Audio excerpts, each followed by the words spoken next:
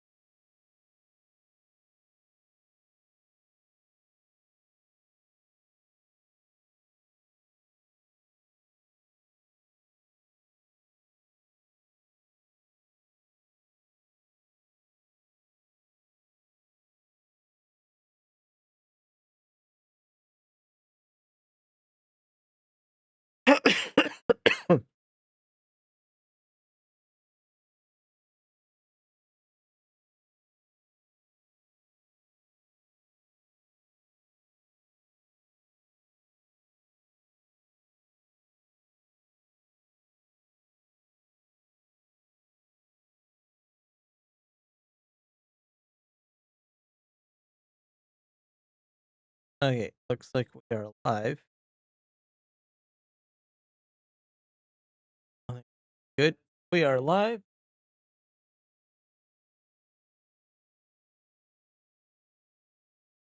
All right. It is May 21st.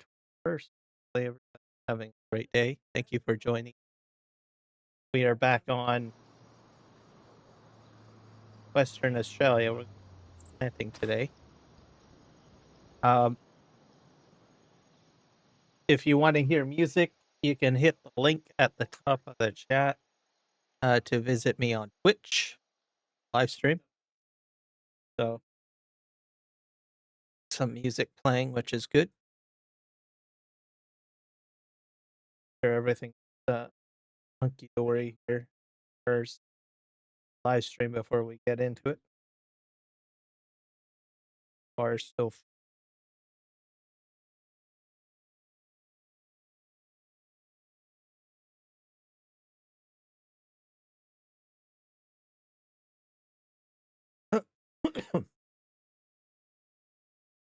this is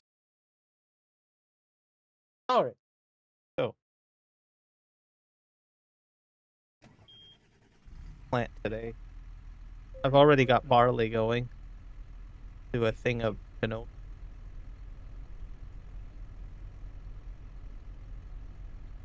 I put my I-beam tracker on. Got it calibrated.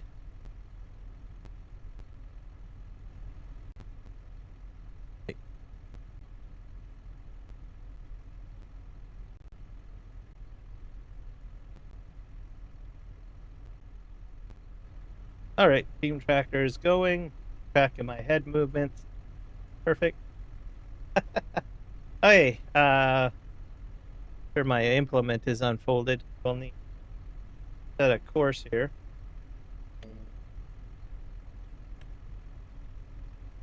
Hearing this, I guess I'm gonna do probably maybe 4,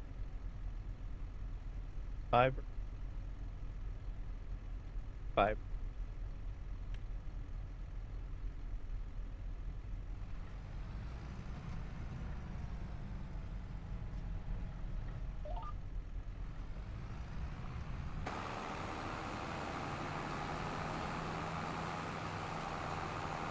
Off we go.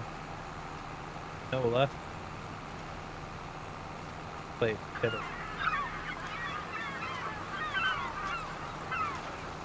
Like it, I think.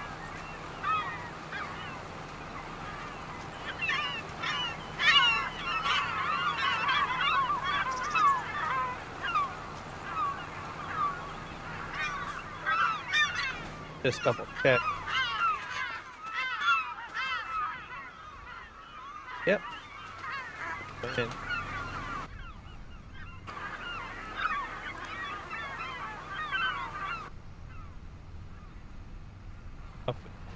All right, fantastic. we're moving. But not chat here. All right. Yeah, so if you are watching me on YouTube and you would like to watch and listen to music, feel free to hit the link at the top of the chat. That'll direct you over to Twitch. Listen to a selection of music that I've got playing. So a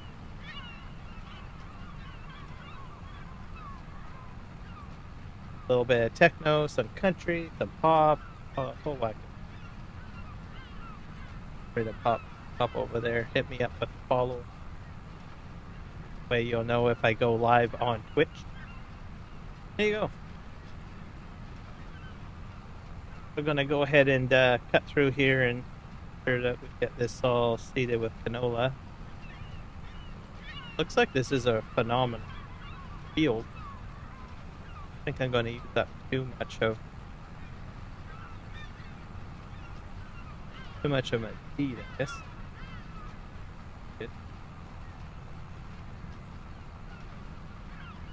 So this is my third episode on Western Australia, which is great. I've already done all of the harvesting the last episode, couple of episodes. Also, I sold the wheat, so it's been sold. One field is already planted with barley, or sorry, yeah, barley, I think. Now I'm planting canola in the field. So we'll see how it goes.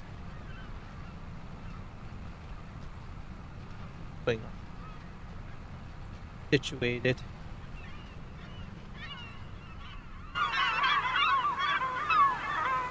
Alright. Pick that up.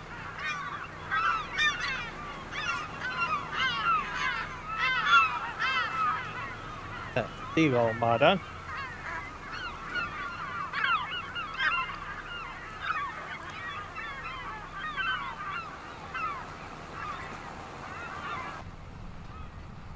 Go.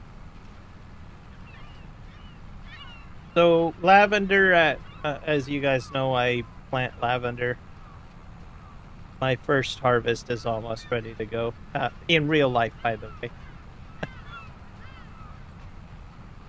They're just so close. They just need at least a couple of more days of heat. That I'll be able to do my first harvest. I'll be able to harvest probably in the next couple of days, I guess.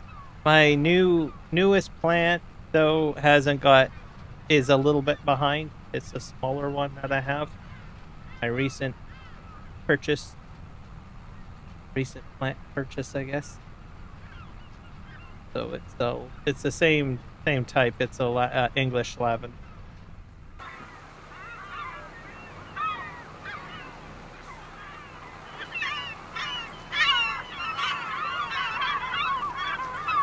Which isn't too bad. I imagine my newest plant will take at least maybe another couple of days or a couple of weeks. I have a feeling I probably won't see lavender on it not till June is my guess. So what I will end up doing is hopefully maybe I'll get a second harvest out of my main plant probably in August. So what I'll do is I'll cut off the flowers and tie them up and let them dry. And then I'll bag them up and store them. I put the lavender into tea, I put it into coffee. You just tuck it inside your coffee filter, a brewer. That's all I really do with coffee. I add other things in there too, so cinnamon, right? Cloves, more natural sweeteners, and less of a focus on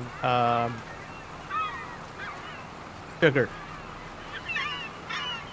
And sometimes, give or take, I'll add cream, depending on my mood. English lavender works best for my climate because it rains and it gets cold. The other type of lavender is Spanish lavender, which is more of a, I don't know, cactus. Right? So it needs to be kept dry, and it needs more sun. So that's why I go with the English lavender over the Spanish. The Spanish lavender, or sorry, the English lavender, at least in my climate, does go all right. Other parts of Canada might not go, probably might die. I suspected I go with English lavender because the UK generally has the same, climate as I do, which is have a lot of rain, and they do get a little bit nippy, right? UK. Not saying that their climate is exactly the same as mine, but it's as close as I can get. Piece of lavender. So, should be fantastic.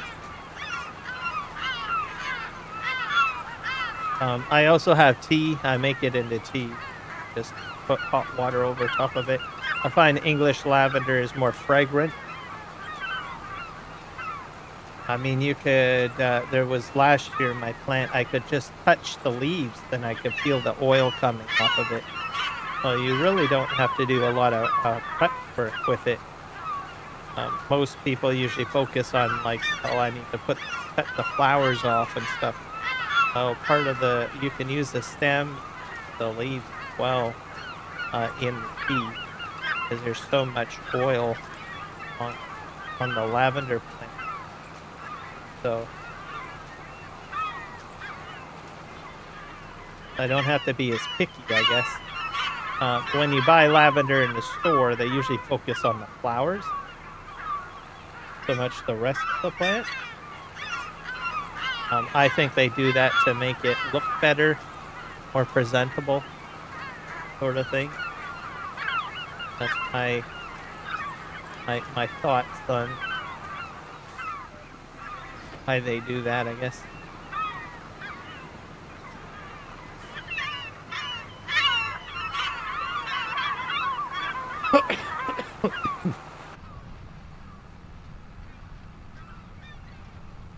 So that's my lavender project. Tomatoes are doing a lot better this year. Well, in a tomato plant growing. We have a mystery tree growing. One of our dad's interesting. So I'm not sure what type of tree it is. Definitely a tree. We'll find out. It produces some sort of fruit.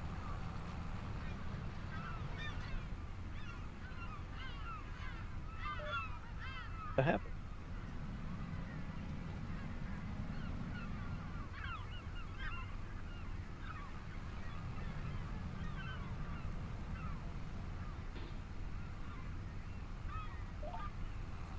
There we go. So yeah, that's our planting going on here. It's good. Come play with that. So I didn't even go through all my lavender from last year. Still have some left, but getting a little low. I've been rationing it a little bit. I can probably start using most of it. It's a great plant to have. I probably wouldn't put you don't have to put too much in there. You can put a little sprig of lavender in your coffee. In the evening, I guess. Lavender has a tendency to make people go to sleep. Aware of that. It's a relaxant, basically.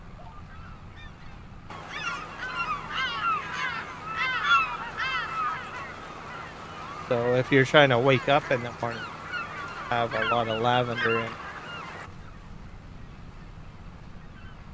And then you can just drink lavender tea as is, or you can mix it with another tea bag.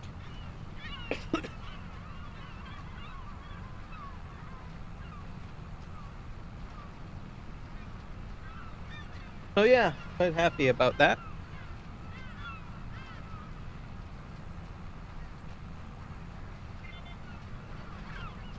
In the world of politics, things keep on becoming more interesting in Canada, as always.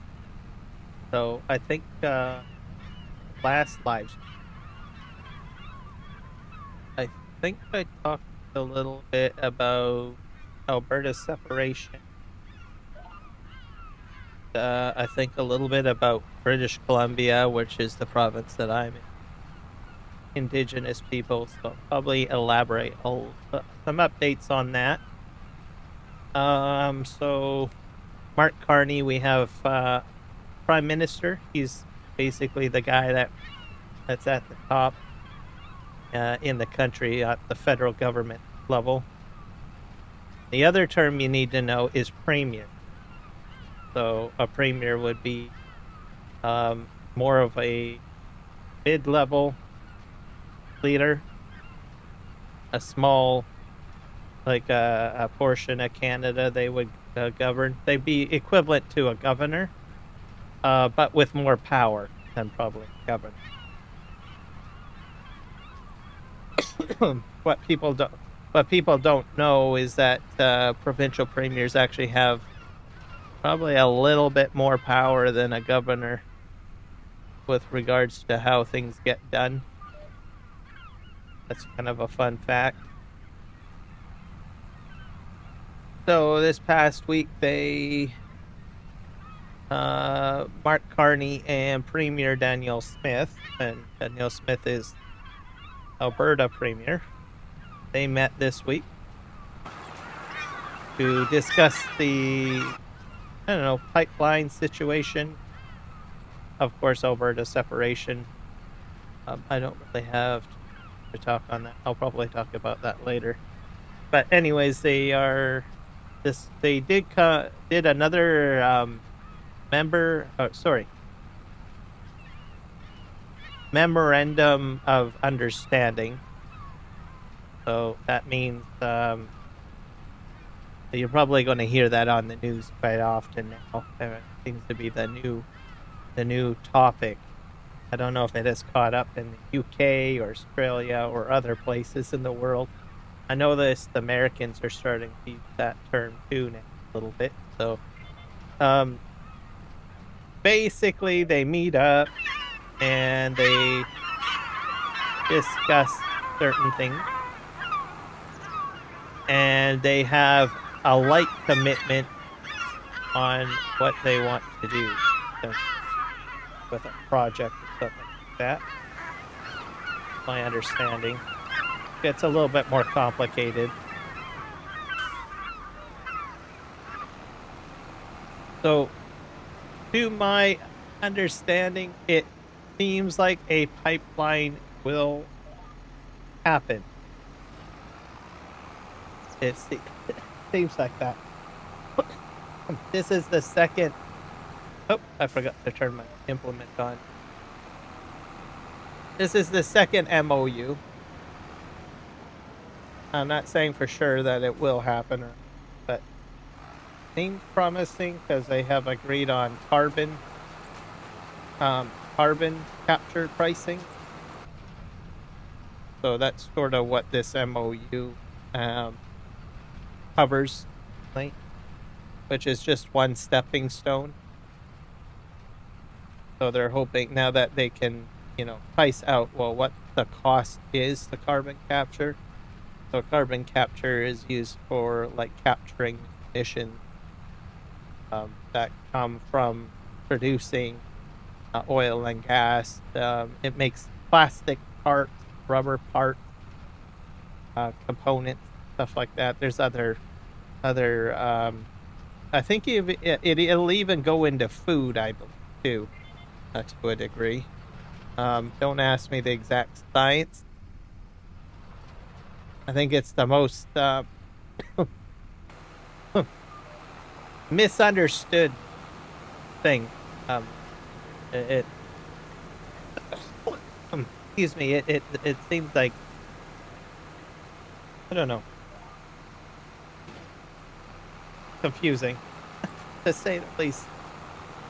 But it is used for making products. So whatever they capture, whether that be in plastics, a little bit in food, I guess, rubber, probably other things. I think it gets reused in chemicals as well. Chemicals. So there is actually a business for it, right?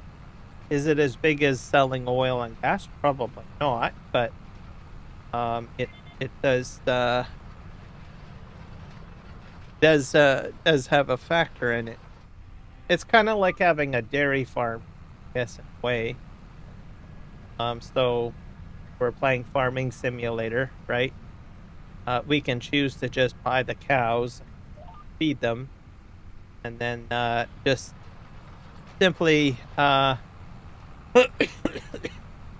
sell the milk for the beef. But there are other byproducts. There's manure, right? And there is also slurry. You can take that to a biogas plant to make fuel. Probably use that as a close analogy, I guess, to carbon capture away. So you're basically optimizing it, right? Capturing the carbon and finding a way to utilize that carbon, right? So sad thing is nobody really widely talks too much about it, so it's so controversial that people just get confused. But why is this good? Seems like most people have the perception, well, it's a complete waste of money, right? So I think the scientists just focused too much on the numbers game and just said, well, how does the regular voter or consumer see it, right? We want to see it as a product, right? So they don't talk too much about the product, but there is some content out there that you can find that will discuss the products that carbon capture goes in. So they price that out. So then what also happened last week is Carney jumped on a jet and flew to Vancouver, to my province, and talked to my premier in British Columbia, which is Premier Eby. And I think there's still a little bit more work to be done in my province. So they bring Eby on board, have a conversation. Probably a little bit of maybe a swift kick in the ass a little bit, right? Because one of the speeches, Carney said, well, I want to hear about what you're willing to do and not so much you're not willing to do, right? So a little bit more stern words. And the other thing he said, well,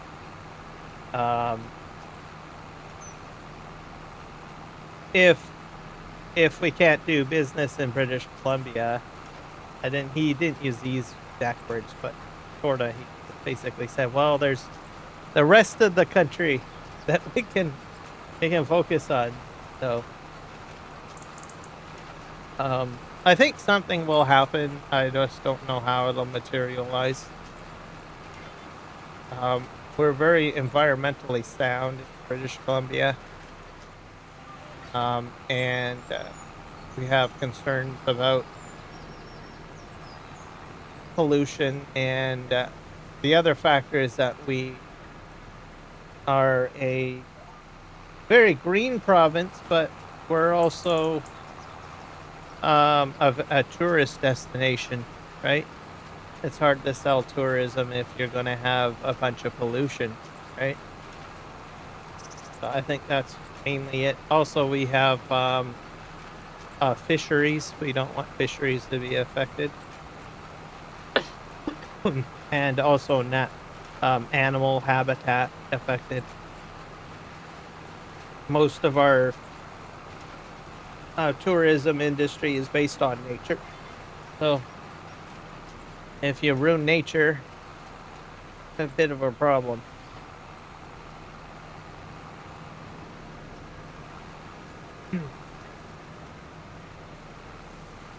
So I think perhaps something will get squeezed in of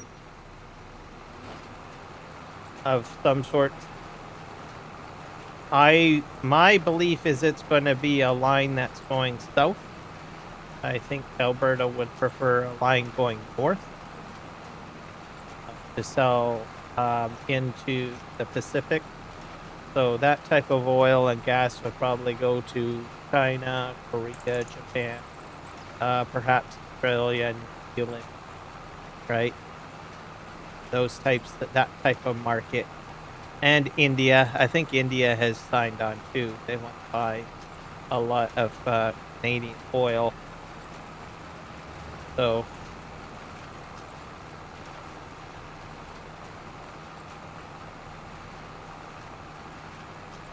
but determining an appropriate route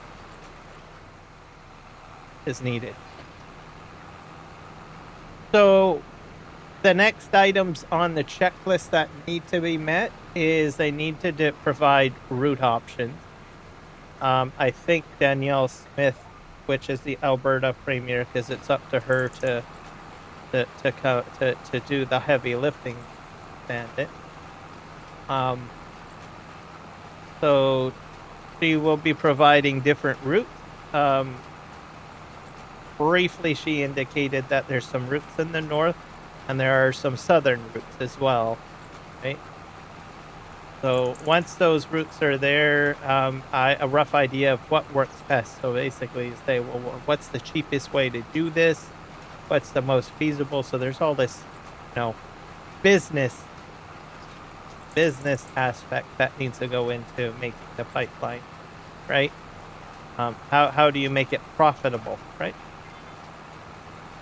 And to lower costs, right? So there's that. And the likelihood of where it might end up going, right? The other thing was in there. So that will have to happen. And you will need someone a company to decide to take on the task to make it. So whether that be Enbridge or BP Oil or someone else, right?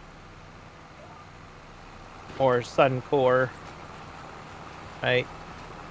Private investor.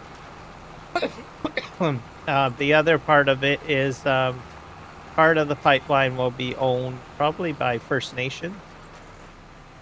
So there'll be a First Nations partnership, probably provincial partnership, maybe some sort of government partnership to be on the board, right? What else? First Nations consultation. So the routes that they determine to be viable, they would find out, well, how does it impact the local communities, right? So whether that's First Nations or, regular folk. It will have to reach out to those folks and see what can be done. Be like land easements and buy-ins from First Nations, part ownership of it, because those communities can make a lot of money too by being part owner or getting some sort of royalty, whatever the setup will be.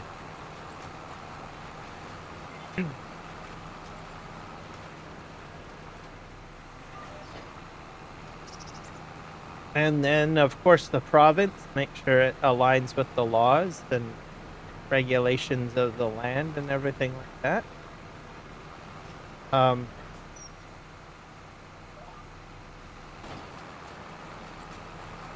So I think that's what's going to happen. I don't think it's going to be a northern route, simply because we have a tanker ban in place.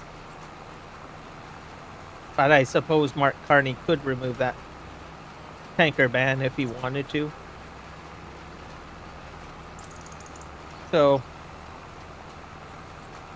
that basically outlines what's needed for this to work. So there's a lot more work that needs to be done. So we will have to see how it goes. It's a little bit more promising compared to what it was. There's a timetable too, right?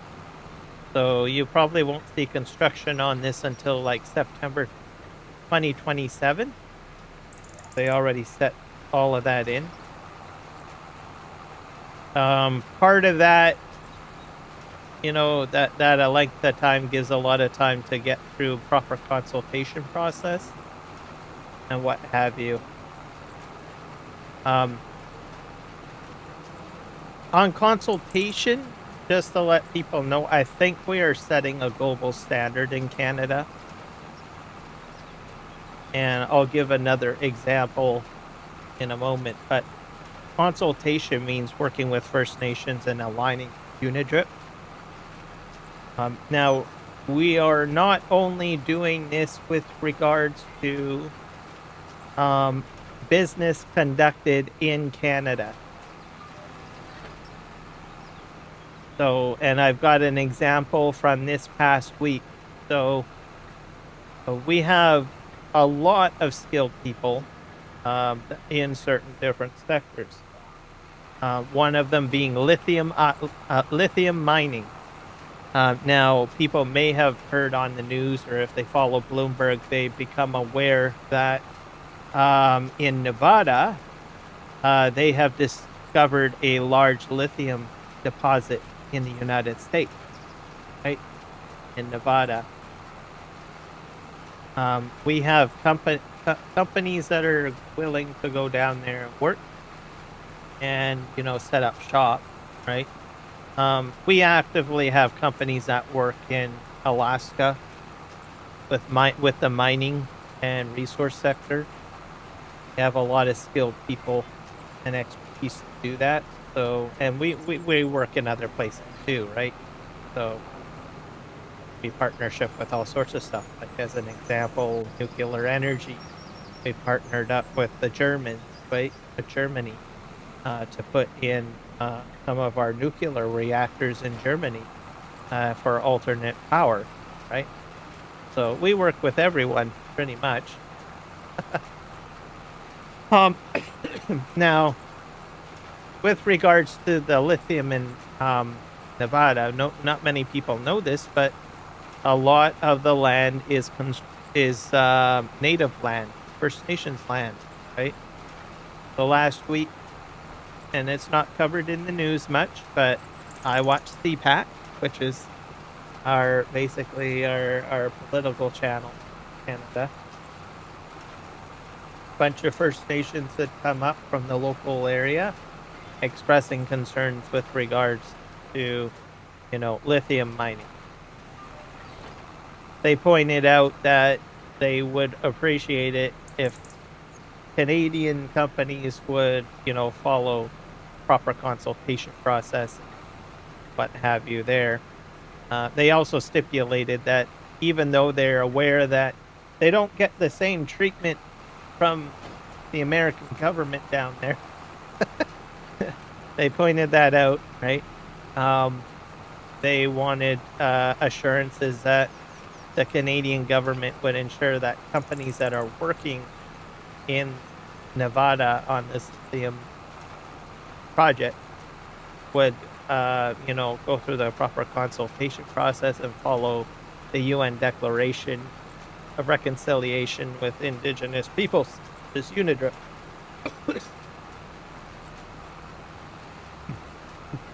So our federal minister had agreed to that. So basically going forward, Canadian companies would be basically follow unit at the federal. So if we go into the United States, or if we go in Germany, wherever, right, we would comply and work with indigenous peoples in those areas, essentially. Sort of what the big plan is.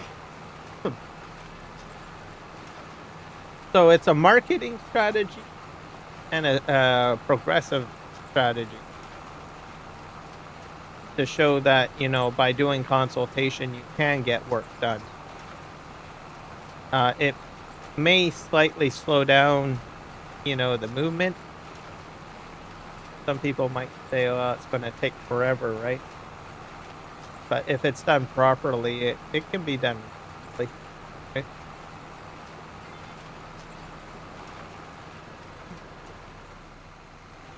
I think when you get something like a project off the ground, right? The first time it just sucks because you're trying to figure out, well, how do you make this work? Right? That's the main thing. But like, well, how the heck are we supposed to make this work?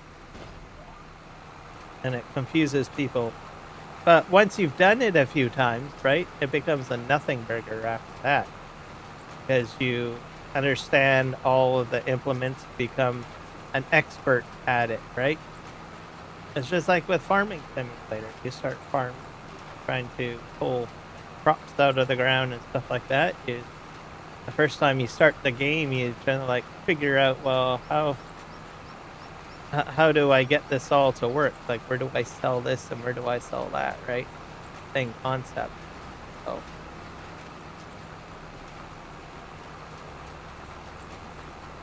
So it's kind of interesting overall. See. What else can I talk about? We've got other projects going on across the country. See here, I think we signed a deal to sell like Airbus. So we partnered with Germany. I think it's Germany. That's Airbus is the German company. This is in Quebec, by the way. So to make, I think, about 150 Airbuses for Airbus. So we'd have the plant here in Canada, in Quebec. The jobs would come here, and then we would have basically German set up shop here. Our steel, our resources gets put into it. And it's going to, I think, a Singapore airline, and they will be buying the jet, basically. So that's good. We're getting a huge boost with the aviation industry because of that. Defense contracting, as well. We're still looking at, the Saab Griffin, right? F-35 jets are still on the table, I guess. Haven't heard of a direct decision on that yet. So we're just kind of weighing in our options at the moment. I think we'll end up with like a split fleet, really. But both of them have jobs in Canada, right? So we'll be welcoming Saab. They'll be partnering up with Bombardier, because I think they want to use some of Bombardier's technology for like surveillance planes. I think they've even sold a couple of them to Saudi Arabia, or Saudi Arabia interested in this, I don't know, Saab Bombardier surveillance plane. So a lot of business will be available there. Colombia buys a lot of Saab jets. There's other countries too, and we have free trade access with Colombia. So we can build the planes and sell them to the Colombians. They also build as well, so we'd probably be partnering with them as well. So there's a bunch of different countries that are all tied into Griffin program. So that'll be interesting.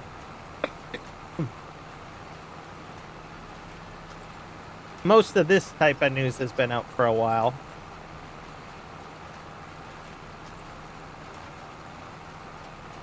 Another province we have, which is Manitoba. Now, this one I think is the most important,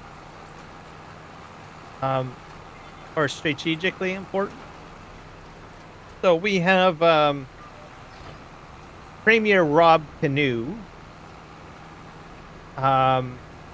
Fantastic guy. Also, he's First Nations as well, and he's the premier of his own province.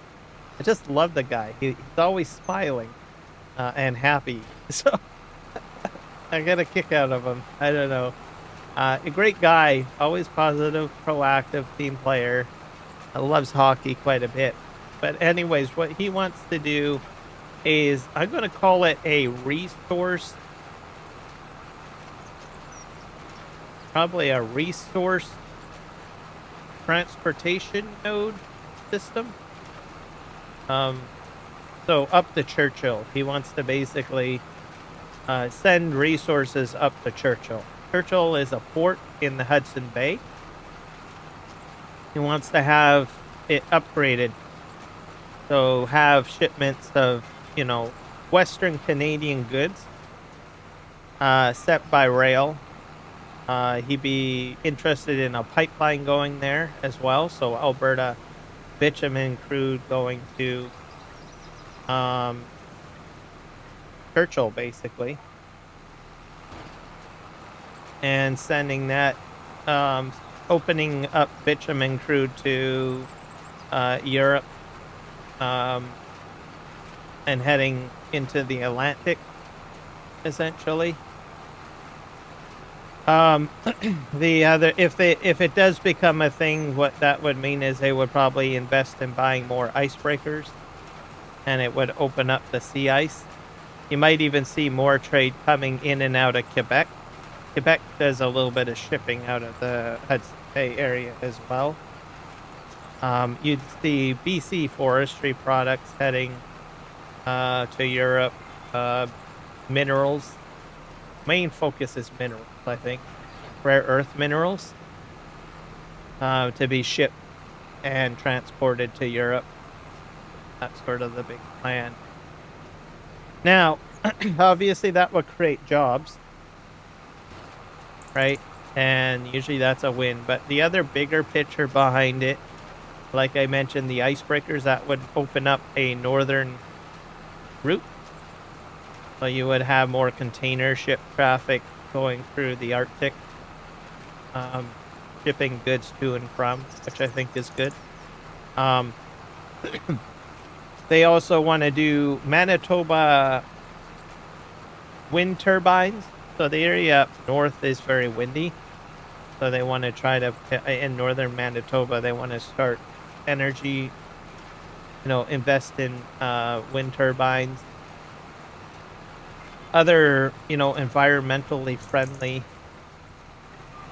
what do you call it? Hydro or power, electricity up north. The other thing that they can do is that our northern communities would get more power, like more electricity. So that would be like in the territories, and Nunavut, Yukon, etc. More roadways would go up there. You could have more trucking, more rail, right? All of that. Most of the time they've got like ice roads, so more road infrastructure up there. More cellular network up there. More communities, more people might want to move up there, right? Cold up there, but they want to move up there. With further upgrades to the grid, and this is where it comes into Greenland, because Greenland is our neighbor, right? They just have to go across the channel and there you go, you got Greenland, right? We could probably provide services, digital services. We can provide electricity to Greenland if they need it. and in other things. We can sell goods to Greenland if they want to buy it by having these corridors set up. The other factor is that if we've got icebreakers constantly going through there, and we've got our own transit system of container vessels going in and out of the Hudson Bay area, Greenland could start their own shipping business too, right? Because we would be plowing through the ice, right? But they can use that corridor as well at the same time, right? So open it up. So I could probably see some Greenlandic improvements, is what I'm trying to say. If we get this northern Churchill port upgrade and resource transportation system going.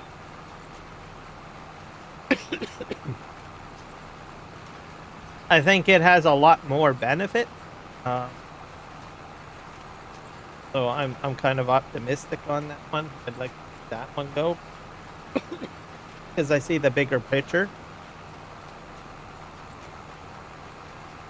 So we'll just have to see if it becomes a thing. I know Rob Canoe's behind it, the current premier. It would be a huge boost to his economy.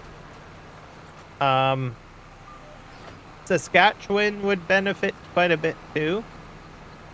They sell a lot of fertilizers. So that would open up the Saskatchewan fertilizer trade quite a bit. If they start shipping out of the port of Churchill. So if there's shortage on, Europe is running low on fertilizer because, well, of course, the current situation with the Strait of Hormuz, right? We're, I think, one of the top 3 fertilizer producers in the world. Ukraine makes quite a bit of fertilizer too. Belarus, and I think the Strait of Hormuz area as well.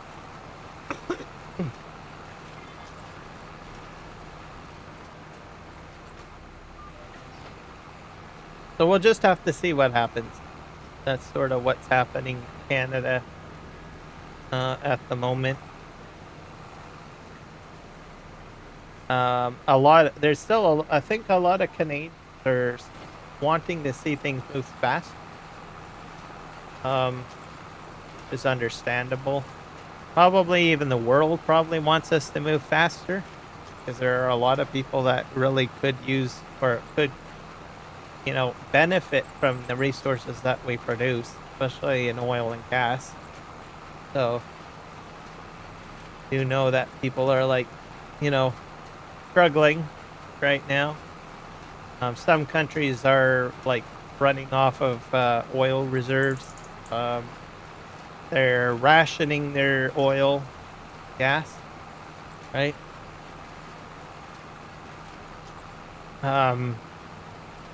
It's difficult, especially if you're not a oil-producing nation, right?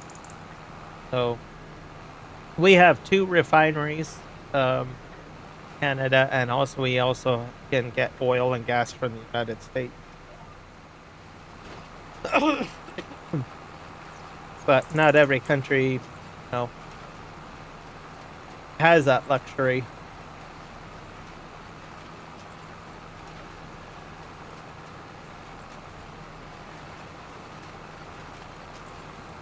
But at least something's on the go. Things are being built. These projects have to get going. I think probably if the pipeline to the West Coast happened, where in my province, they're projecting it'll be up and running by 2030, I think, if everything goes according to plan. If it gets done sooner than that, that would be fantastic. Okay.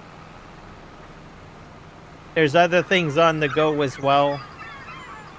So they are trying to expand TMX pipeline. well, increase the output, optimize it a bit more. I think they're talking about dredging,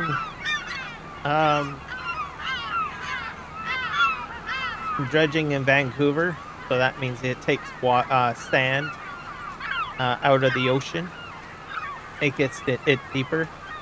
So to my understanding, you can get a tanker into port to fill up, but you can't fill it to full capacity. That's the problem, right? So the more oil you put in a super tanker, the more it sinks, right? That's just how it works, right? Too much weight, right?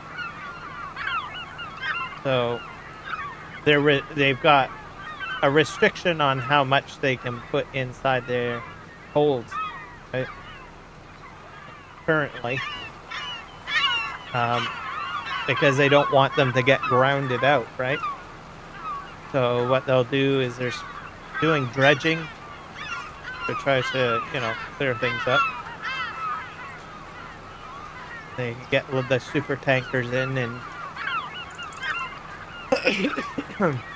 get them filled to full capacity.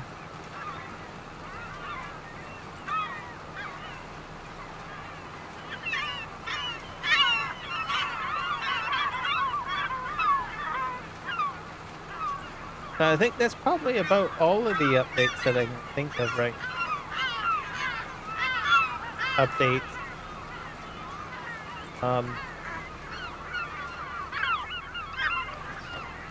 Things still are, hair pulling with, U.S. trade and everything. I don't know how that's going to go or what happen with that. Right now it's like, well, we don't want to talk to each other. Here we go. We'll leave it at that. I think there is some talks happening though. It's just not in the forefront. So what I understand is I think the U.S. and Mexico have had bilateral meetings, and there has been some yammerings with our government, with Mexico, and also with United States. But they're not really talking too much about it. So mainly the idea is, as Prime Minister Carney has mentioned, we don't want to negotiate in public, right? No, people just get upset, right? So they're just doing it behind closed doors.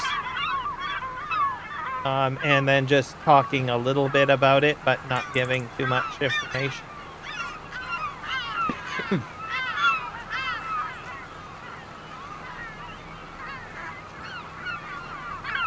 There's plenty of things to get done, so see what happens, I guess.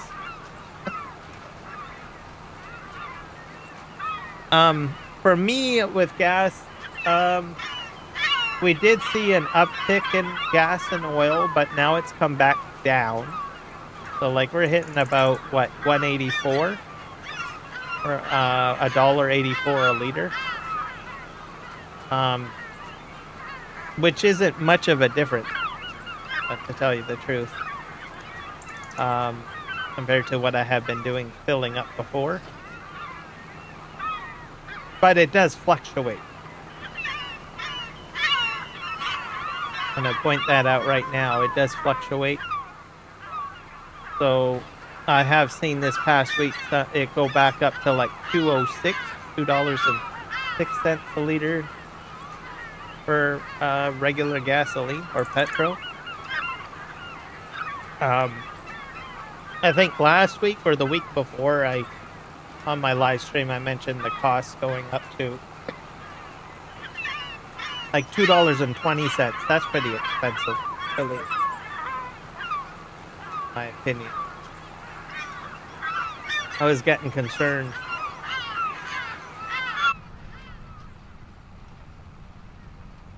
Like, this is getting ridiculous, right? And then it came back down. So companies are trying to figure out ways to make it cheaper. their own way.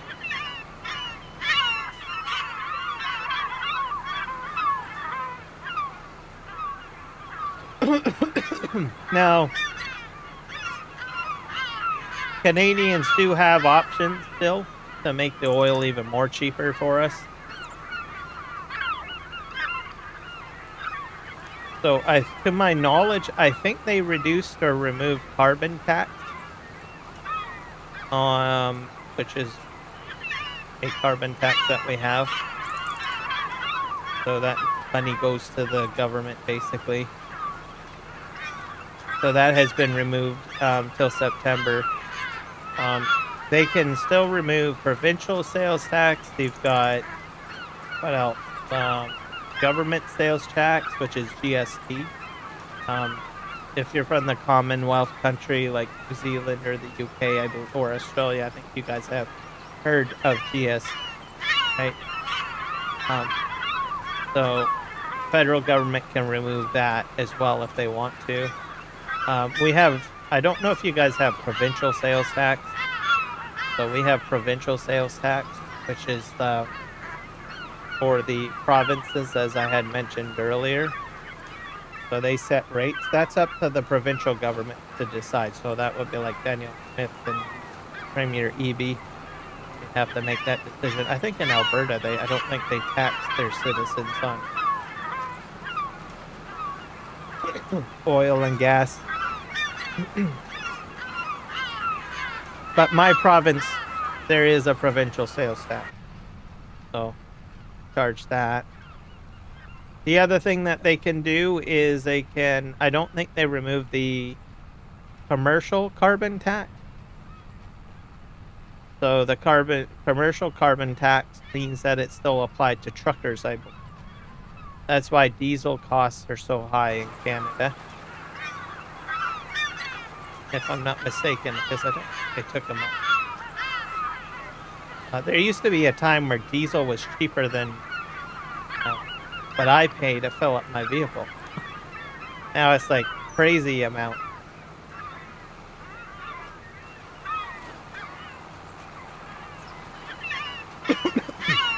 So whether they do that, I don't know. But companies will just offload that on the consumer, right? Some trucking companies have tried to keep it as cheap as possible, but a few private owners have indicated on the news that I've been forgiving for a wee bit, but now I need to go ahead and start charging higher fees for transporting freight around the country, just so I can fill my tank. Some truckers have just decided to just park their truck and do something, which means they got out of the business altogether.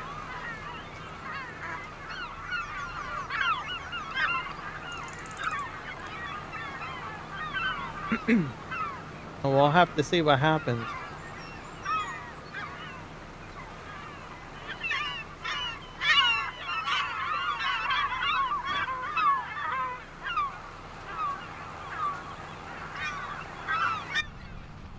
So I think that covers that.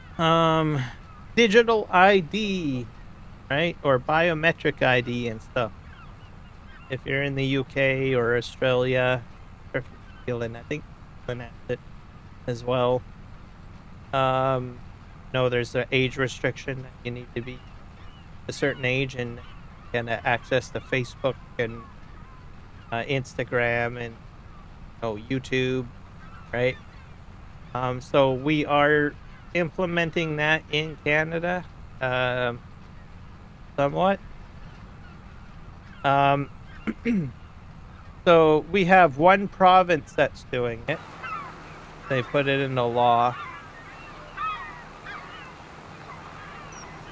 So we'll have to see what happens with that. So in Canada, we like to, because we have such a large population. So we have like 10 provinces and I think 3 territories for Canada. They're all unique and they're all diverse, and they've got their own little niche. We're pretty much like 13 little countries, confederation, pretty much. Right? So the benefit, sometimes a major decision like that, like I think we watched that there was a huge blowback, I think in the UK and other parts of the world, with the implementation of digital ID, and restrictions on doing things a certain way. So how they do it is they say, well, we'll take one province and we'll see if we can get a provincial government to test it out. So we have one province that has this law. I think you have to be 16 or older to access Facebook and YouTube. So they put it in. It is a law now, I believe. Last that I checked. So they put it in place, and then eventually they're going to figure out, well, how do we enforce it? I don't think they have an answer on how to enforce it quite yet.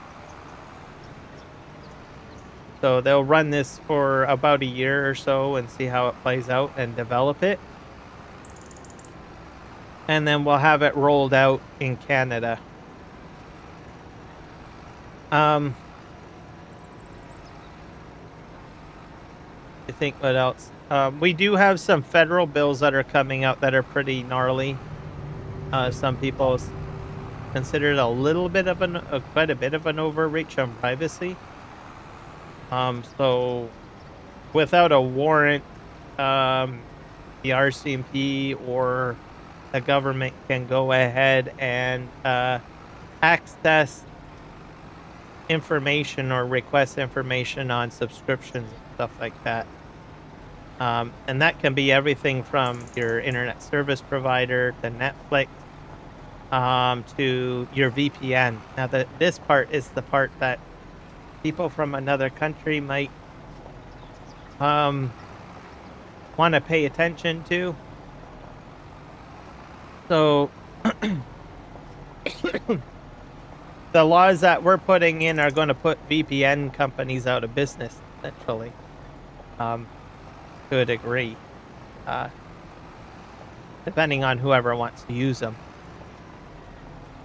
Right? They can ask for IP and DNS information that is sent through the VPN, see everything that you're doing, essentially. This also extends to anything that's a digital document. So if you have something that's digitized, some people have feared that it could mean that, you know, if your lawyer has a digital copy of something, well,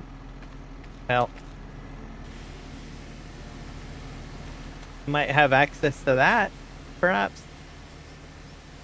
Banking system, everything pretty much. Anything digital service or uses an internet connection or is digitized in a way. That includes ETF accounts, cryptocurrency accounts, so a federal minister can access that information without a warrant, and also federal police forces or even provincial municipal police forces to agree.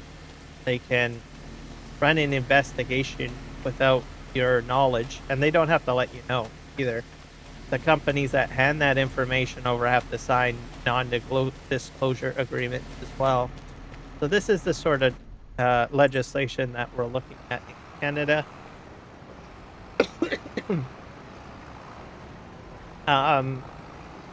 I think it's in committee at the moment. So we have a Senate, and it goes into committee and Senate hearings and stuff like that. And they discuss it. So we'll have to see how it plays out, or they might modify it. This is the second attempt that this legislation went up. There was another version, but it was way too strict. So they reworded it, and now they got the next batch up there. So we'll have to see how that goes. So, folks in other parts of the world may want to pay attention to that a little bit. We only signed on to upping um, our legislation based on what the rest of the world is, right? One of the key things I think our government noticed was, well, people are getting around it with VPNs, right? So we're taking it to the next step, which is to just kick out VPNs as a hindrance, right? So if it becomes successful here, other parliaments or other, governments around the world might say, well, Canada was able to do it. Maybe we can do the same thing, right? So in UK, you see it, you see it in Australia, you see it in New Zealand, that sort of thing. I don't think it'll go to the United States. I can probably safely say if you guys get a Democrat government, you're probably going to get it.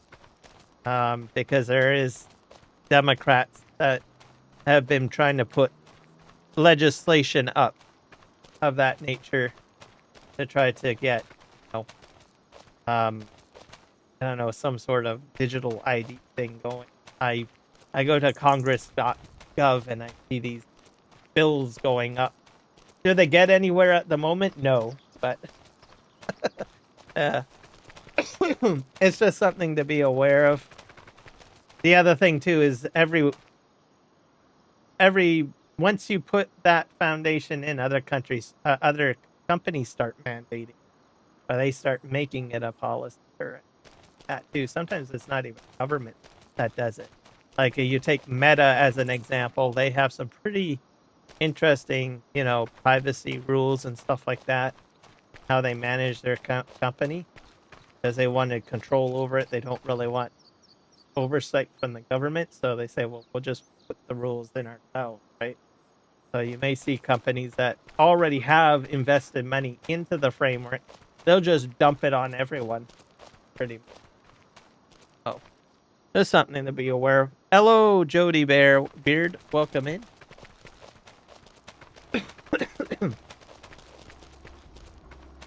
How are you today?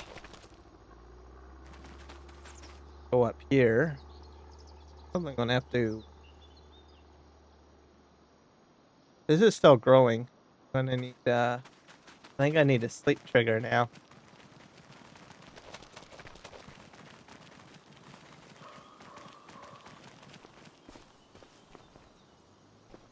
But yeah, the world's changing.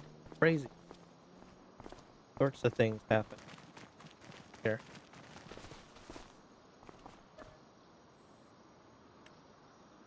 That's like so much, I think, covered. Canadian news. How's your farm going? It is going fantastic. I just got the planting done, so now I need to go with sleep trigger.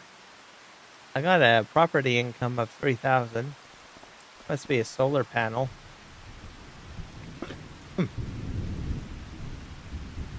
Rain coming in here. Oh, see here. I think this is my canola. I don't think I can harvest right now. It's raining.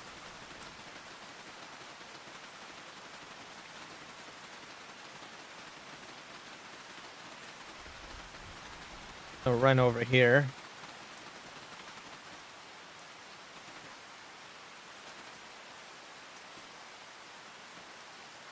I have to check my other field.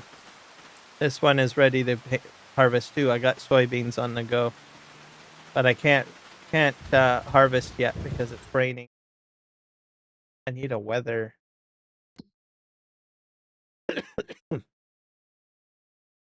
October. It should be sunny right now. It will be sunny at some point. I think probably at about 1800 hours or 10 a.m. I might be able to start harvesting at 10 a.m. Might I might sleep trigger to 10 a.m.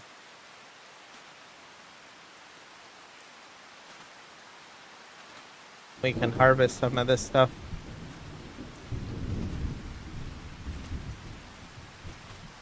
Run all the way back to my, like a kangaroo. Hippity hop, hippity hop, hippity hop.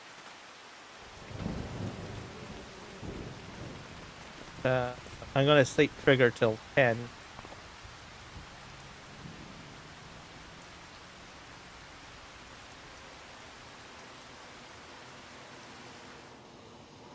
There we go. Sun's coming out. Slightly. Plant. Okay, I need to get a harvester out.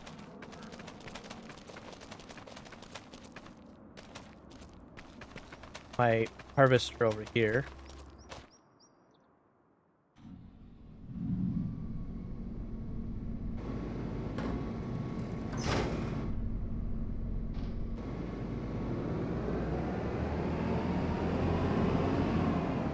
I got 2 fields that I need to harvest.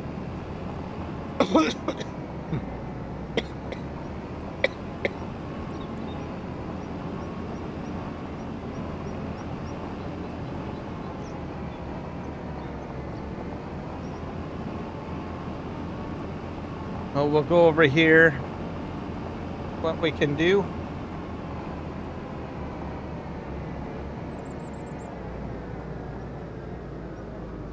I got that growing over there.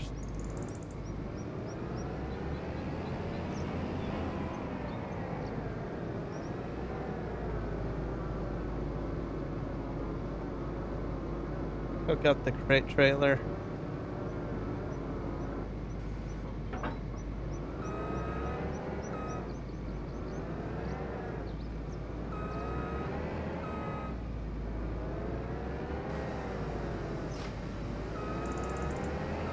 I'm gonna move my other stuff down here. I'm gonna cut open this area.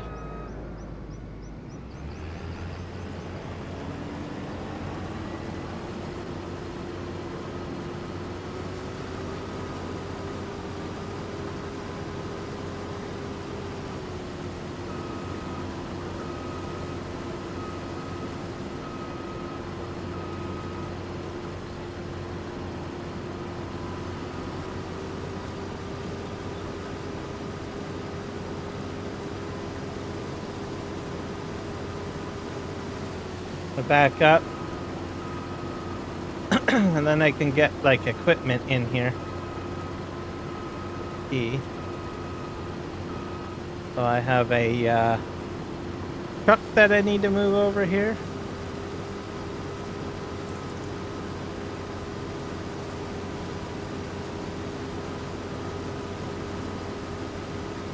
And I have an auger wagon.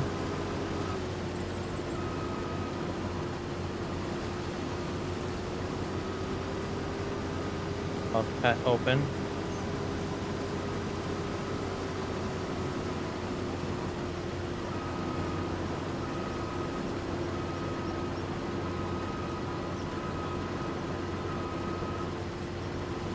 Go this way. So how are things going on your farm, Jody? Any new updates?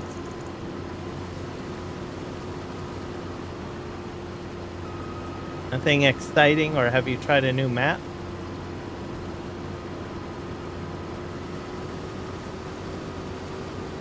Go this way.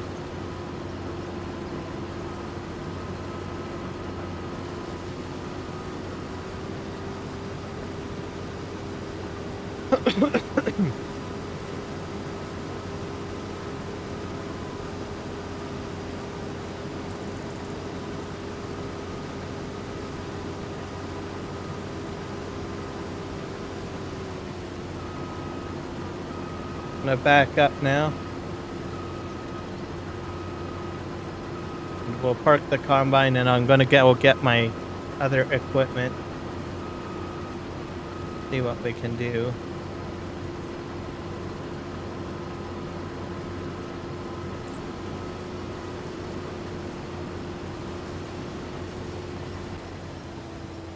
All right, we got a truck to get down here. We've got an auger wagon to bring down.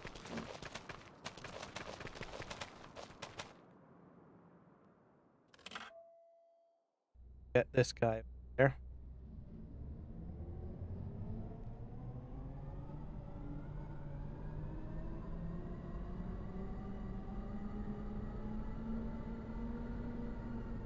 I love the engine on this thing, by the way. Has that interesting sound. Some pigs.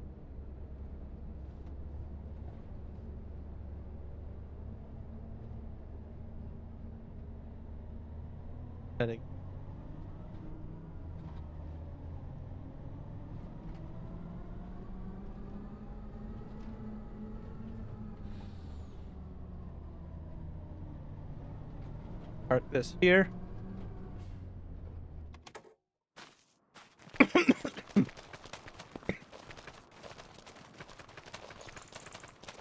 Need to bring... I'm gonna bring this one. Use the Massey Ferguson. I haven't used this yet. Horn.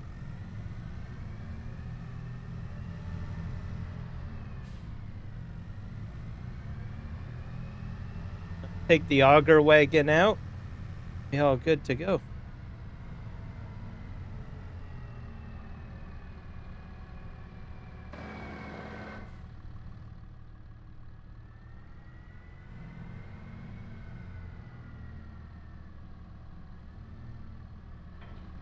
There we go. All hooked up.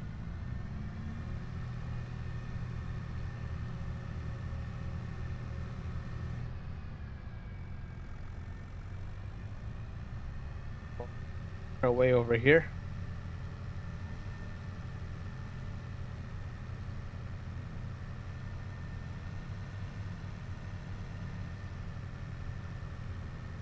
Okay. Without take them back here. All right. Laying behind the combine.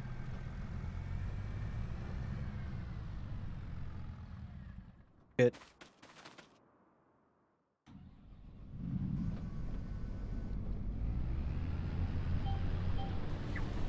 Off we go. So we're doing canola. I also have a field of soybeans that I need to do. This is one of the larger fields that I have.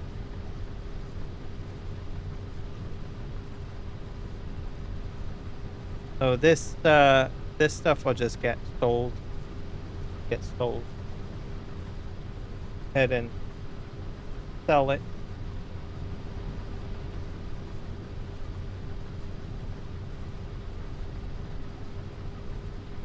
Taken care of.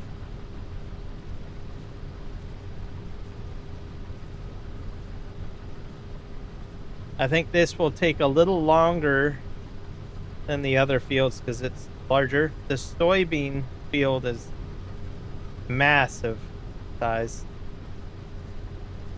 I'm hoping that I can get right to the end because I have a roadway at the end of this strip of fence.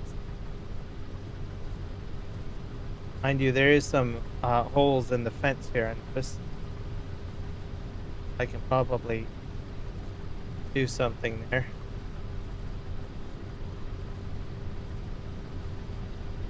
I guess my fuel is a little low, isn't it? Concern. Go through fuel quite a bit, I noticed.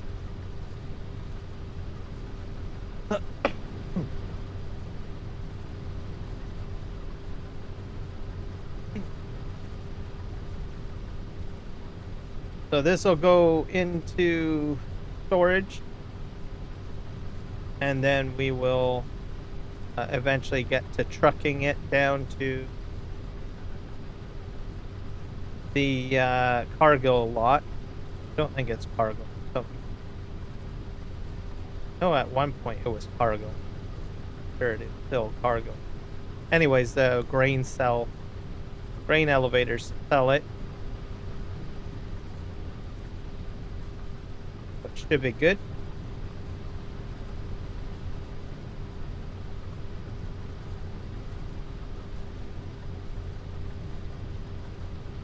And I don't know what I'm going to plan in here, but figure it out.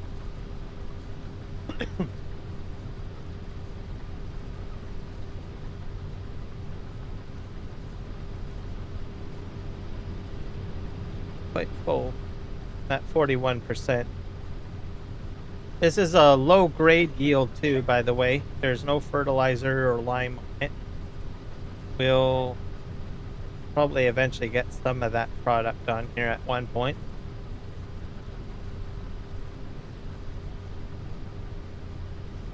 Have to be patient, see what happens.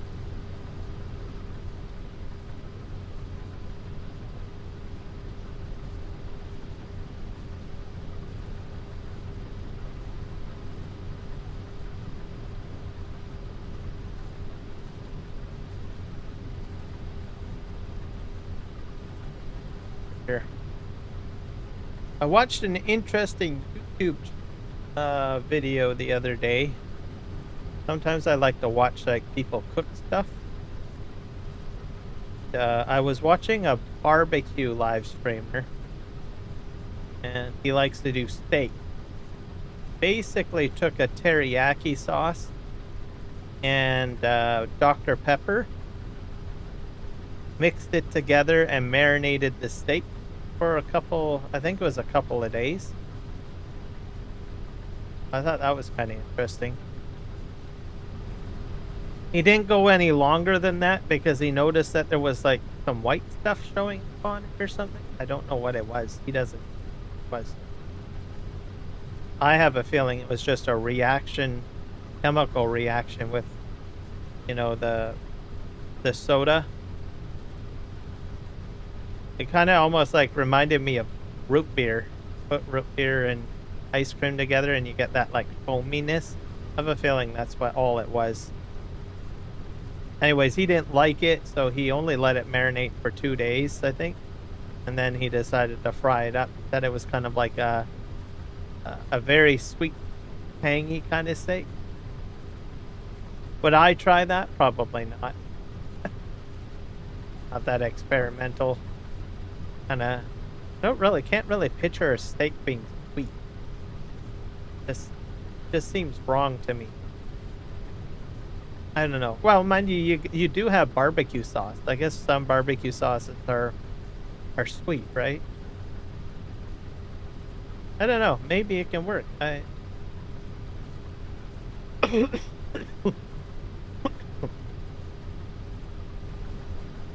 But I don't know. I don't think it's something I would want to touch. But I don't know. If someone gave me a small cube of steak that's that way, then maybe I might try it out. I don't know. Just how it is. So, thought that was interesting. What else did I watch?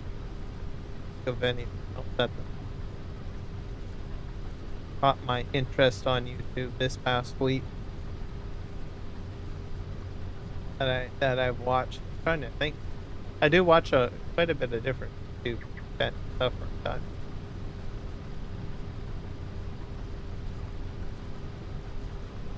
I watched a bit of ASMR this week. For some reason, some of that sort of jumped into my live feed. Watched a bit of that. There's a girl from Korea doing enactment of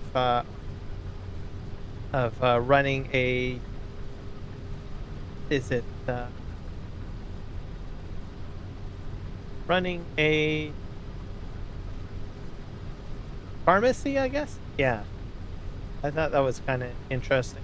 She had like the whole outfit and a lot of props and stuff. So props to her on that for creativity. A lot of them usually just get a speaker. They just do like odd sounds in front of like big shampoo bottle and just start singing it in front of the microphone. Like, okay. That's interesting. Okay, I gotta stop here.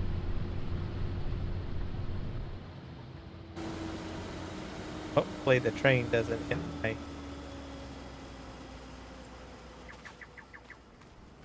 go get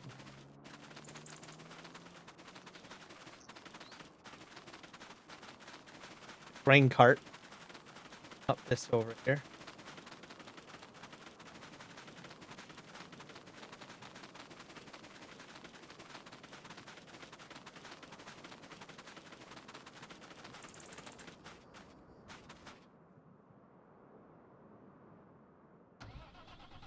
All right, off we go.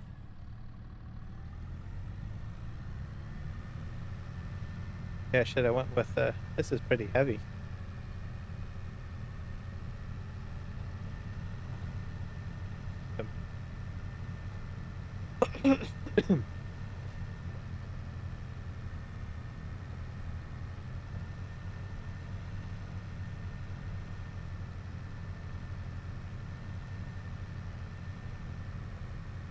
So I watched that. I watched my regular YouTube channels for Farm Sim. Kiwi, I watched this week as well. And Eric the Crazy Viking. He's doing like what do you call it? From scratch kind of. Like it's kind of interesting. Like cutting down trees and doing some mining with terraform and putting down a farm. Landscaping. My combine got hit by that train. Oh, left the arm. Nope, still sitting. Fine. Anyway, so I watched a bit of that this past. Watched it. I forget his name. Watched another content creator doing PV Rivers. He's doing something similar to what I'm doing, Rivers, which I thought was cool. Yeah.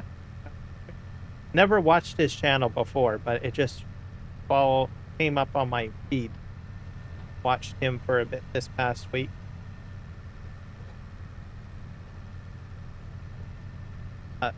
Let's see what you're doing. He's doing it a different way though. He's doing the logging, but he's doing it directly from the sawmill, as opposed to what I'm doing. I went down the mountain slope a little bit. Take that out.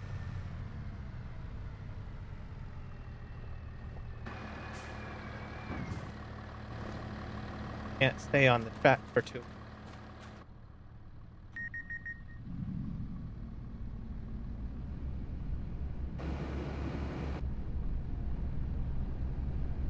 Offload. Hopefully the train doesn't come. Knock my tractor. Just turn on. There's a lot of beeping going on in the combine stuff. Turn the blade on.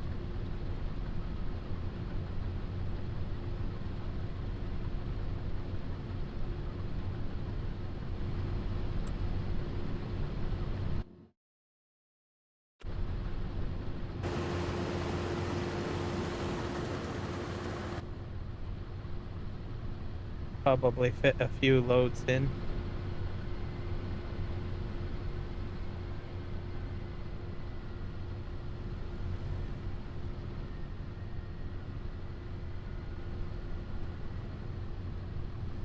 Park it behind this.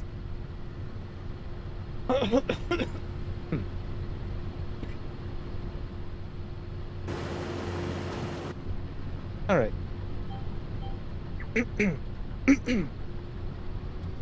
Off I go. More canola.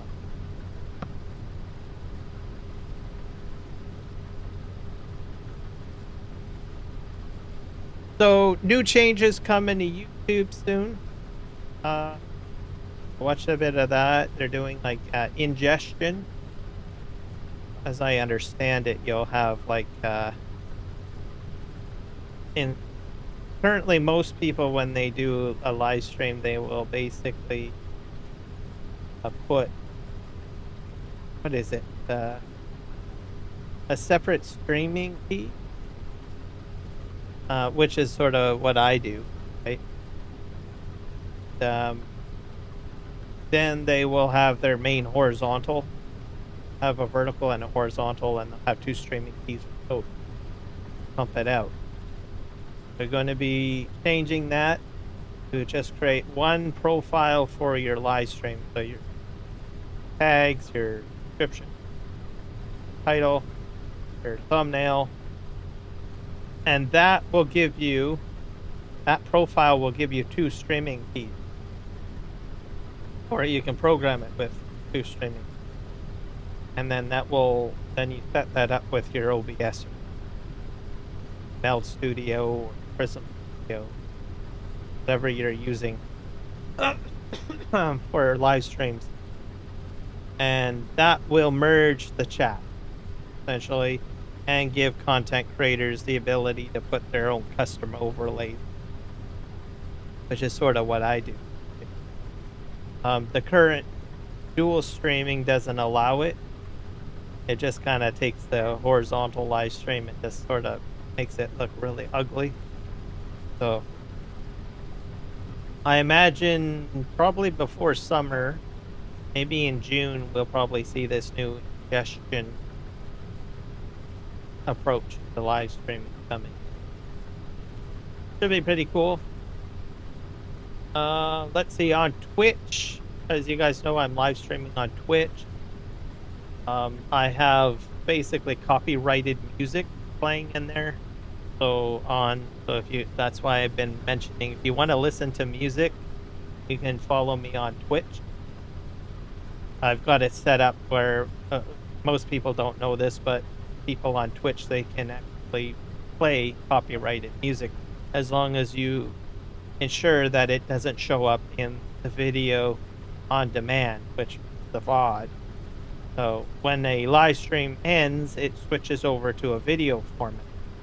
So if you set it up correctly, that music will not show up inside the VOD, essentially, right? So the music is only going to play during the live stream, but anyone that watches the, the replay of that live stream will not have the music show up, essentially. That's sort of how it works, right? So you don't have that ability on other, streaming services because they don't allow users to separate the track. But anyways, if you want to listen to music, you can listen to it on my Twitch stream. I'm putting that pinned at the top. You can hit me up with a follow too, because sometimes I go live on Twitch. I don't always go live on YouTube. I have subscriptions enabled on there, and bit enabled on Twitch. I'm trying to figure all of that out, so that's all available. Somewhat. I just gotta figure it out. I probably will send myself my own Twitch Prime. So I'm a Prime subscriber. So I probably will pay myself, I guess, as a subscriber, I suppose. As a part of figuring out how it all works, yes. So usually I use my Twitch Prime elsewhere. So see what happens. Oh, fun.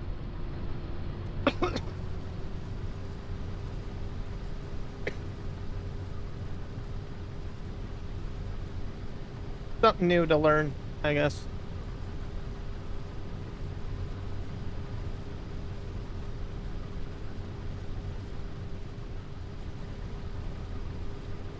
There's a lot more stuff on like Twitch for setting, things like that. So I'm just sort of taking my time figuring it all out. It's different.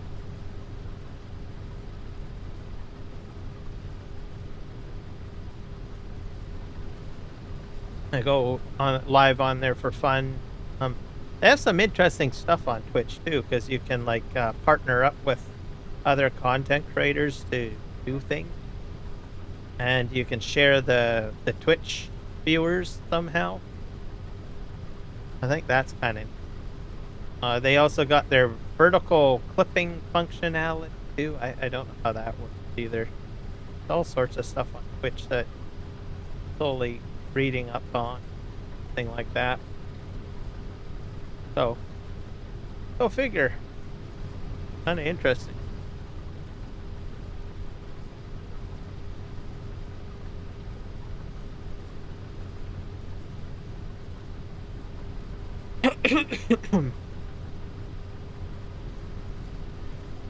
I don't know what Kick does though. I haven't been on Kick in a have to relook at that too during the summer, I guess.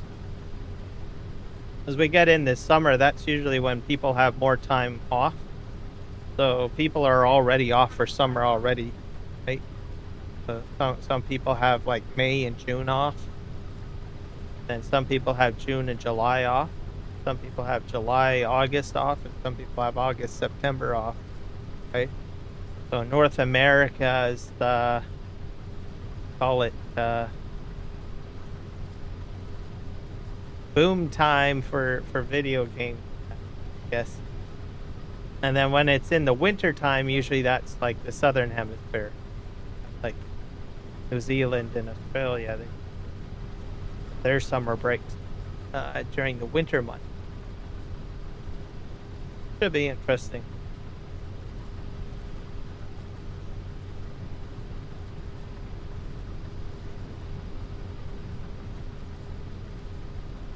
Get all sorts of interesting people come out. Trolls.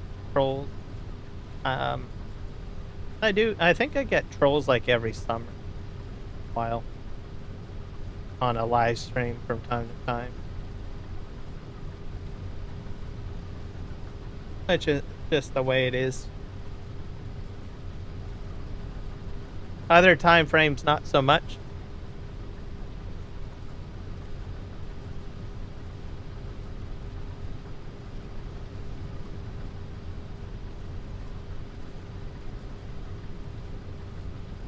Anything real groundbreaking for live streaming?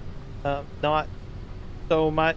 I mean, there is still Spark, I mentioned, but I'll be honest with you, I haven't really played with it too much. I mean, other than the overlays that I have, like that.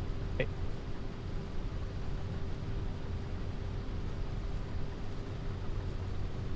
The thing is when you live stream, got a lot of, you've only got so much real estate. Not a big fan of like putting too much stuff on live stream. Yep. But I do have it installed in my OBS. So OBS does have Spark AI available. A lot of people thought, well, it's just going to be only for Meld Studio, but nope. Like Meld Studio said, well, we better release it on OBS. Which is probably the smart thing to do. And I'll tell you why. Oh, crap. Yep.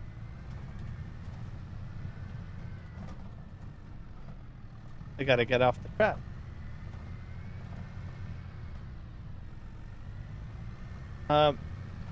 My point of what I was saying is if they didn't build a plugin for OBS, someone else is just going to do it and make it free.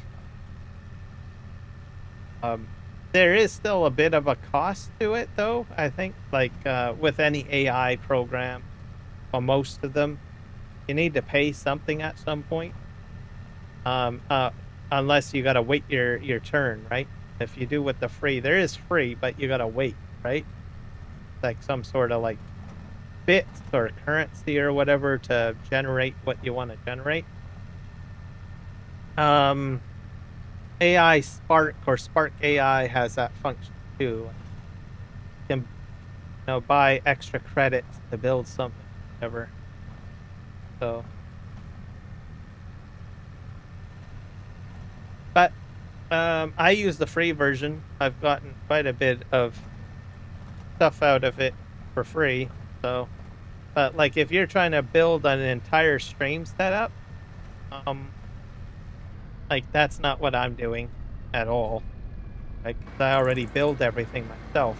So, but I would say you probably want to use your traditional methods. Don't go too crazy, I guess.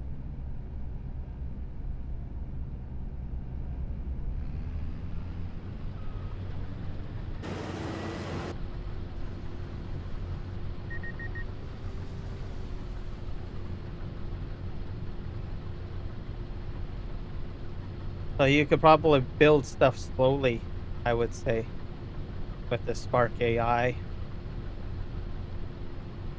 One thing that I did notice is that if you build something for one scene, you can't really copy it over. I haven't been able to see that.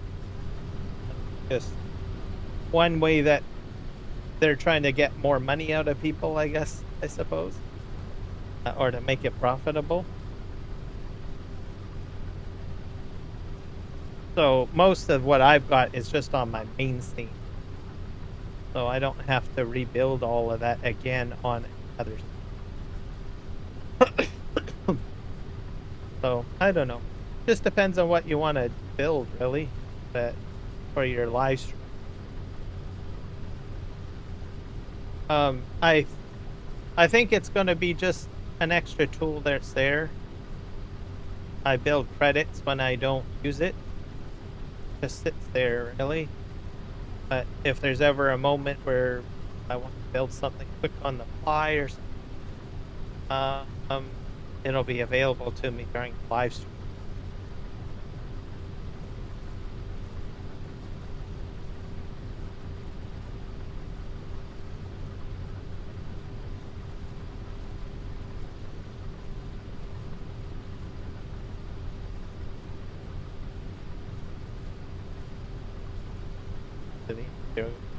Cut out the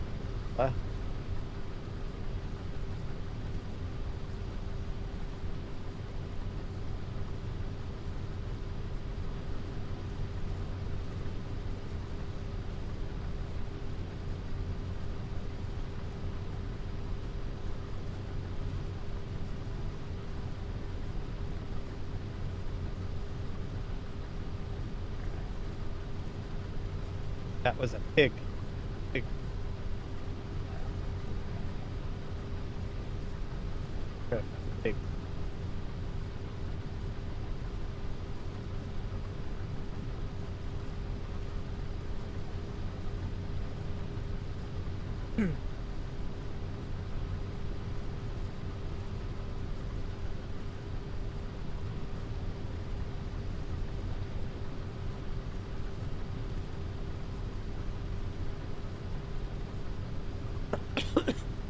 Hopefully I can make it around the field.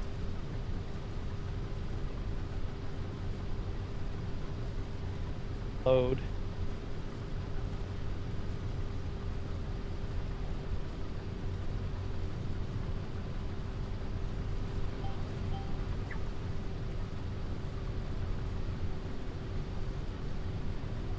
Uniform up a little bit.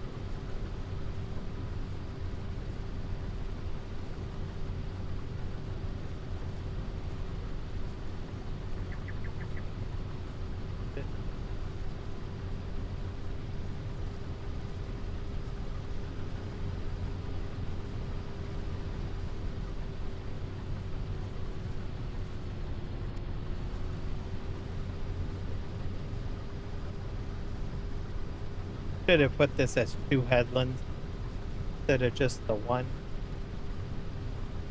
Oh well,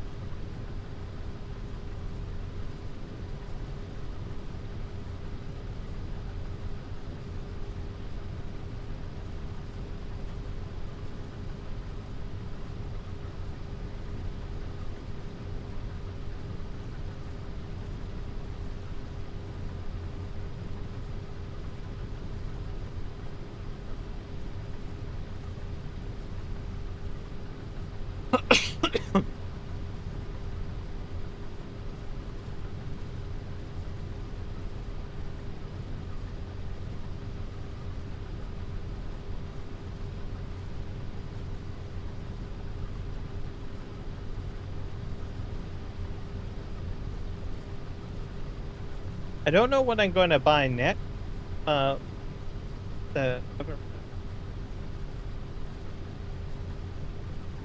been trying to be conservative purchase. So, but I know that I'm going to have quite a bit of extra cash available.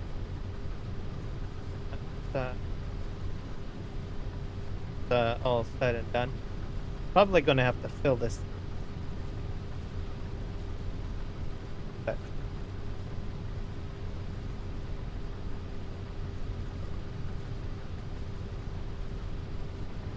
See what happens. Yes.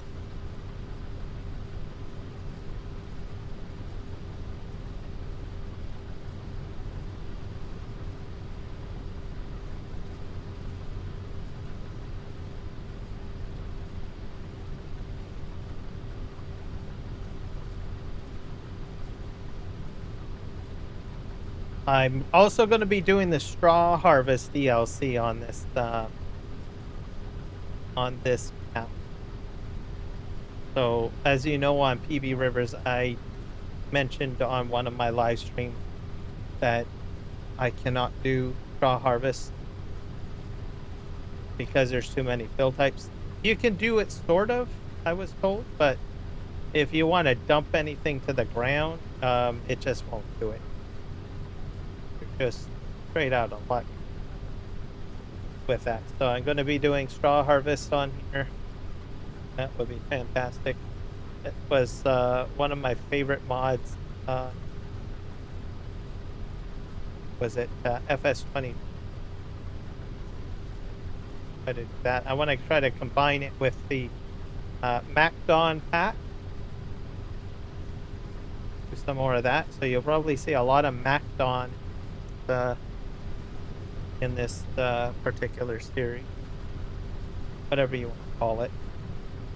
I'm going to be doing course play in auto drive, a lot more course play in auto drive on this map as well,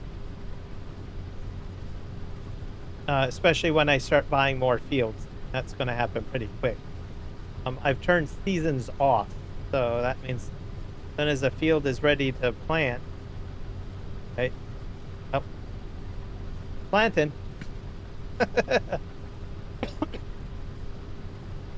So it's going to be constant harvesting, constant work of that nature. There's no trees on this map. Well, there is trees, but there's no forest. It's not going to be a really huge. It's not going to be focused on forest. So.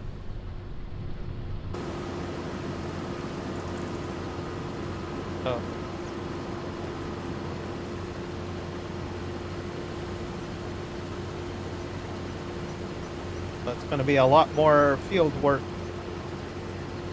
Just going to dump that in.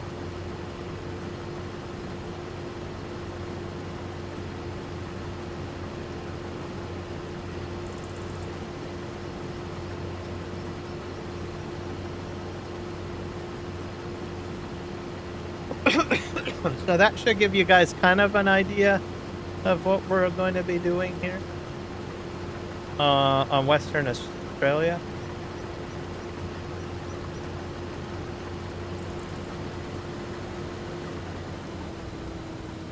I'm going to fill this up with gas.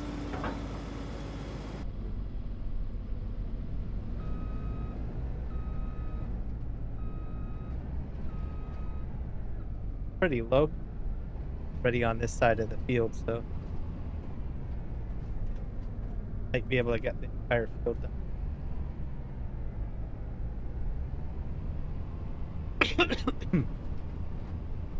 done. I do have some of the productions from PB Rivers on this map too, so I'm going to try that out.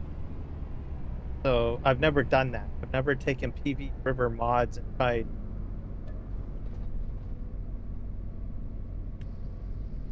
Interesting.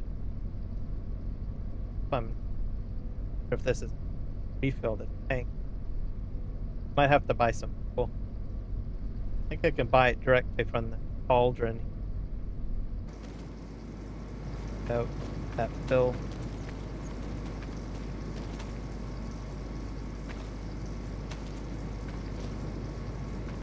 Right.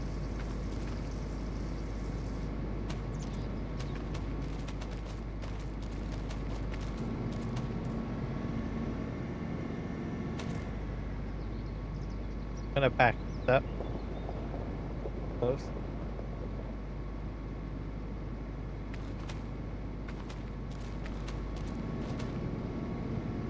By 10,000 liters.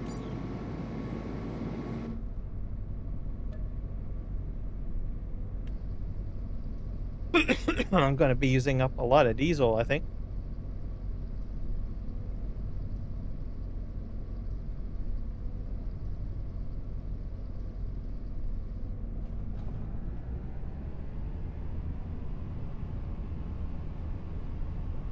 So yeah, that'll be the plan. Well, what happened?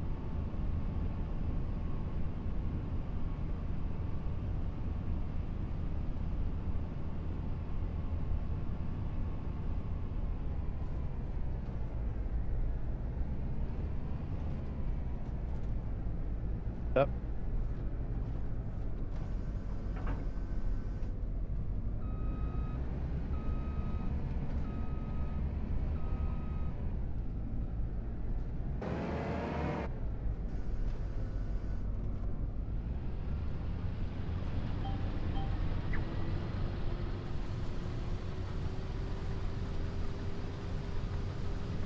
Off we go.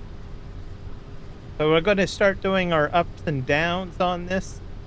I've got 2 headlands. I should be okay.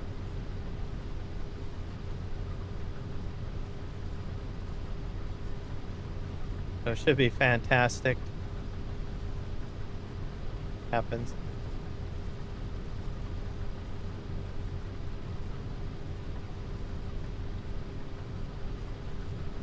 Yeah, I'm excited to be on Western Australia again. If a 4X version comes out, I'll probably move up to the 4X version if one gets released. So for now, I will stay on the standard size for now, I guess. See what happens, I guess. What else? As you know, I'm trying to hit 1,000 subs, so I will be doing a community event live stream. I think I might even do it on Western Australia. I think. Because I want to do a harvest. I'll just set all of the fields to corn. Just do a massive corn harvest. Perhaps on map. We'll see. Happens, I guess. It's gonna be interesting. The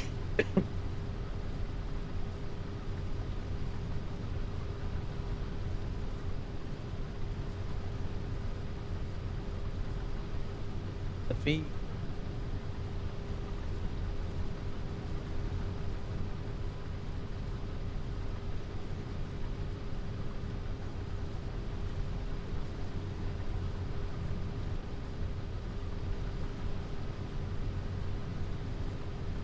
Also, I'm going to be using a lot of Plains and Prairie pack, I think, too. I haven't really used a lot of that yet. I've used the versatile tractors, as you know, on TV Rivers. But I haven't really gotten into really big fields on that map. So, but this one has a fairly large size field, so I'm optimistic. I think we'll be some of the larger planters. Yeah, so I'm excited about that.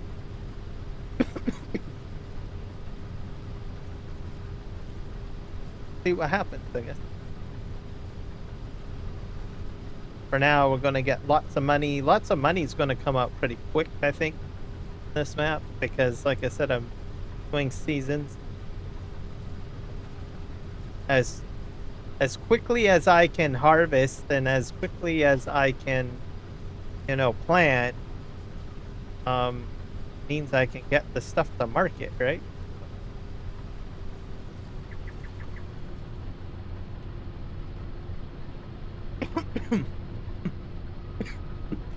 Looks like that property's fenced in quite, isn't it? The other property that I have to.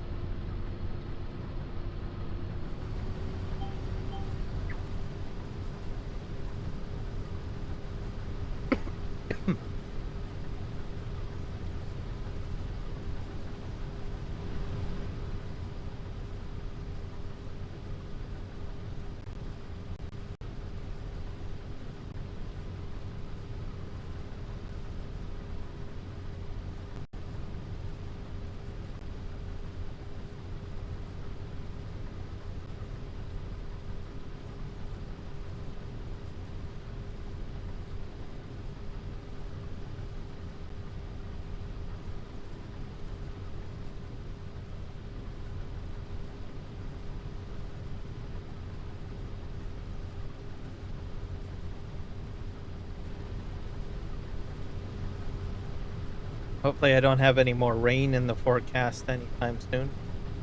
I think I do. I still got one more field to do, so. The other field is even larger than this one, so that will be interesting. Hey, there's pigs over there. Field's okay with that.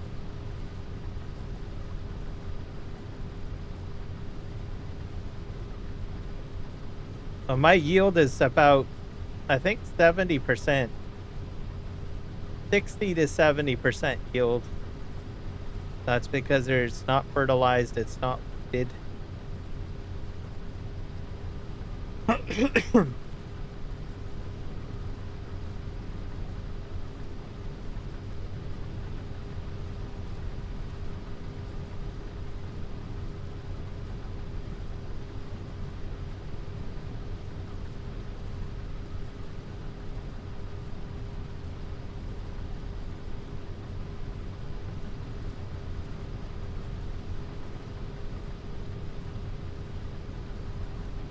To the end.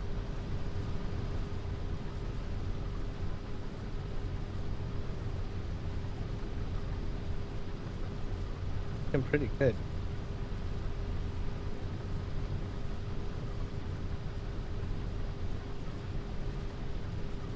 The main yard, I'm going to probably sell the large barn. A big white barn. Sell that. Just so that I have more space. I'm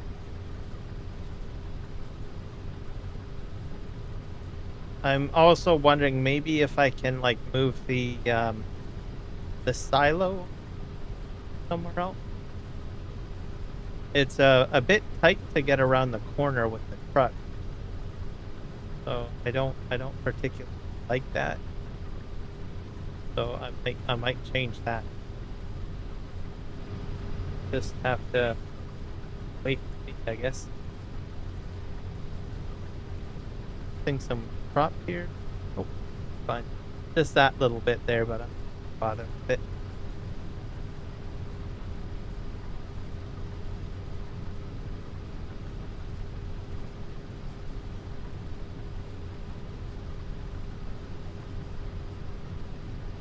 I'm gonna get a larger combine as well. So my combine fleet on here can get upgraded. Hopefully. 10,000 fills up too much. Hit that tree. Skip a row here.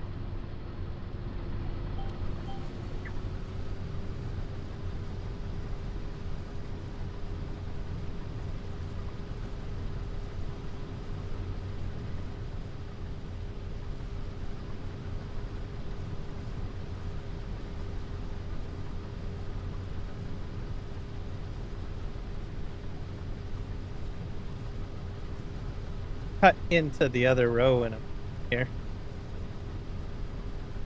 5. Out of 5.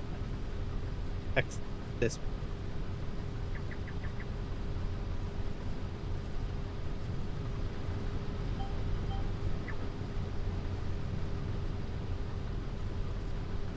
And then when I'm on the way back, I'll just simply do a switch.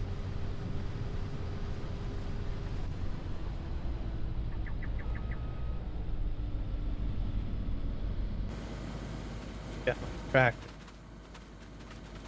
It's over there.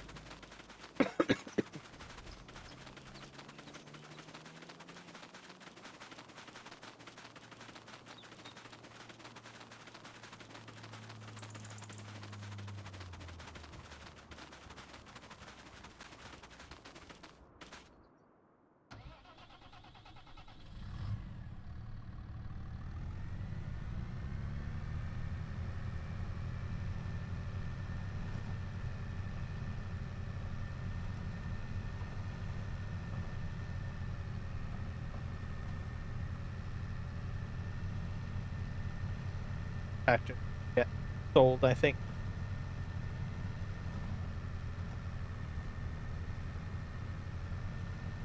Walking out with some.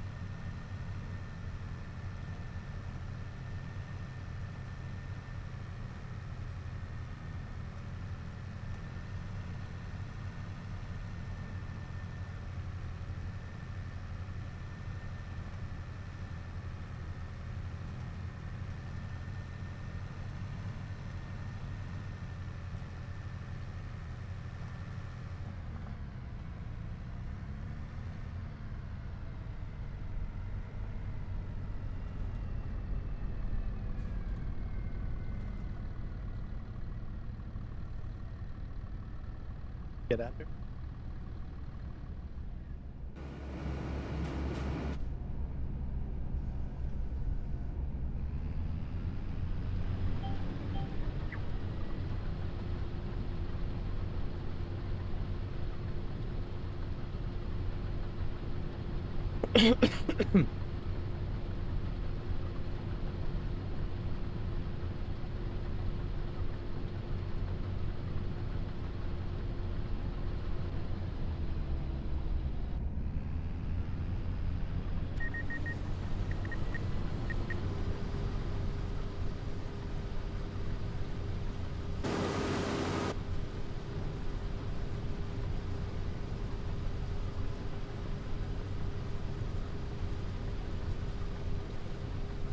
All right, all the way to the end we go.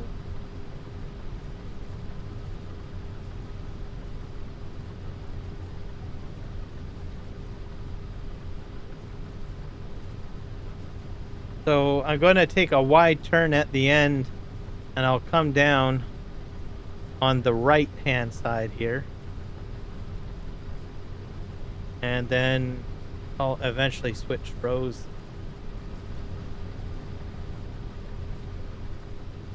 Near the end, when on the way back, of course.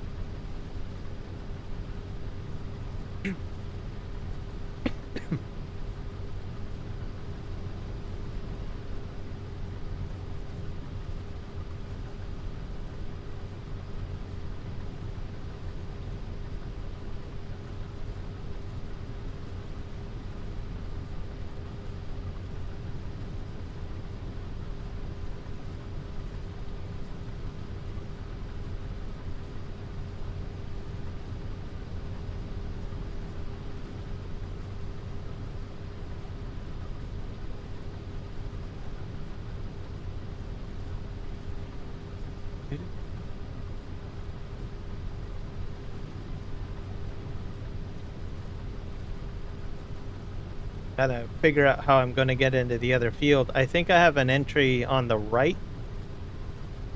I just have to come in on this field and sort of turn it. But I sort of hard to say.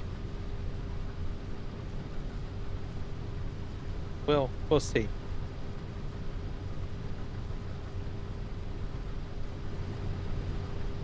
take a look at our map. I will probably want to put industry on here. So my plan will be to use field 1, I think. Or 4. Probably. One of the two. So put it like a grain mill down. Like that. Cow barn.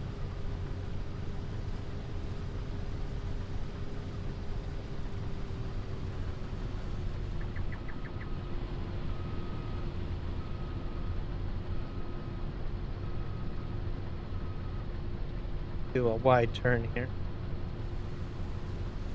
Why I missed that little bit there. So that's fence. Short fence though.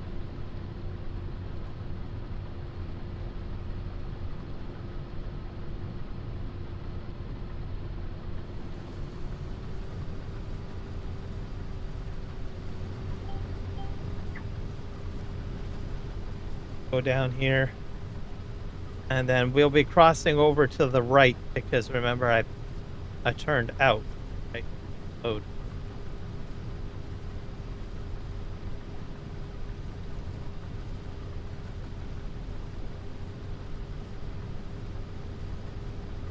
Get to that segment.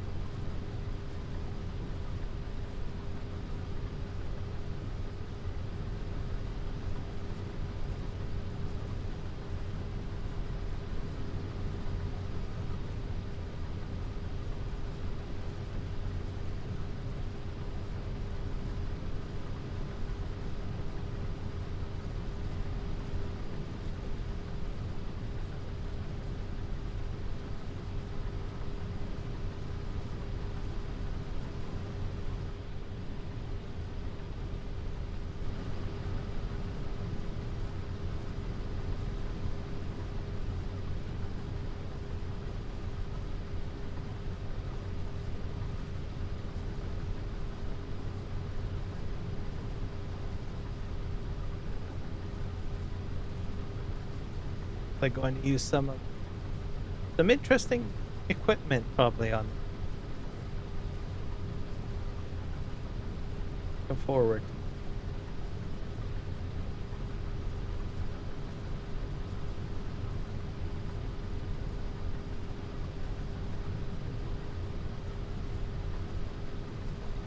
I'm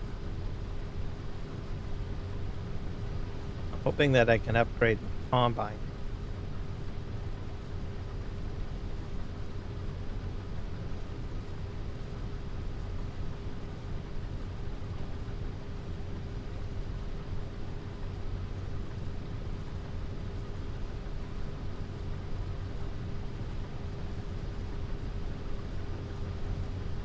New combine in.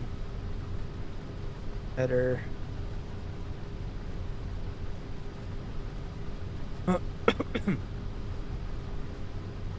Have to turn. I'm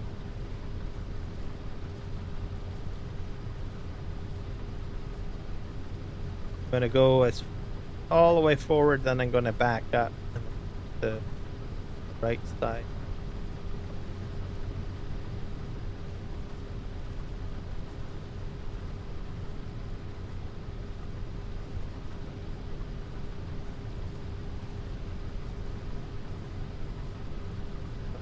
Out here.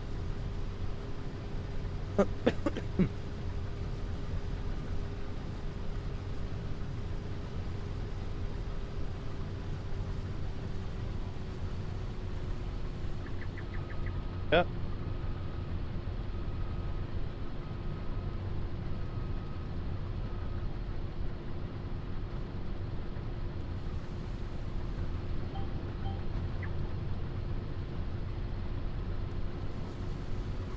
Go, and I'll be able to do a much wider turn.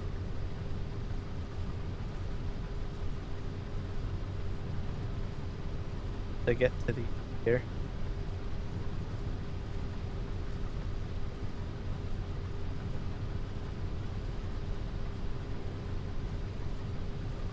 Which isn't too shabby.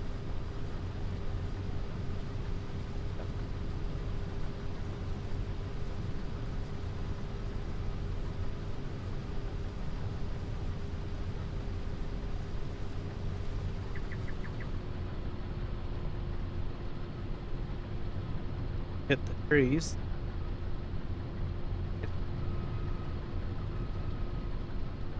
Oh.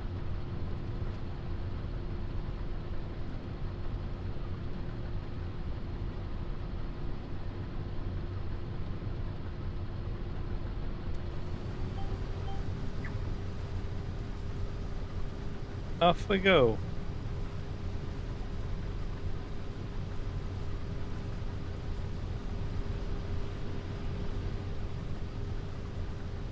Oot.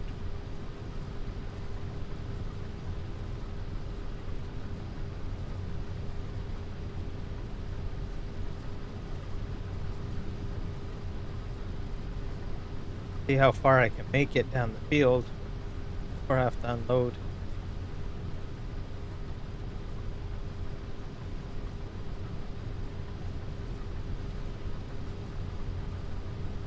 I might have wanted to do maybe 3 headlands or 4. See what I should have.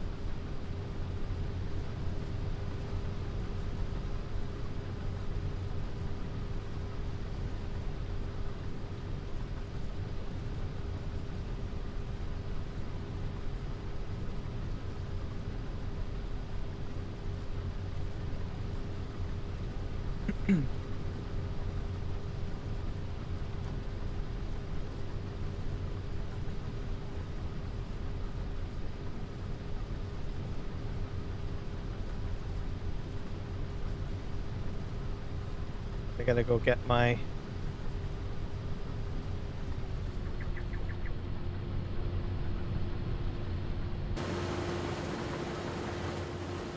tractor. I think I'm gonna have to unload this and sell it.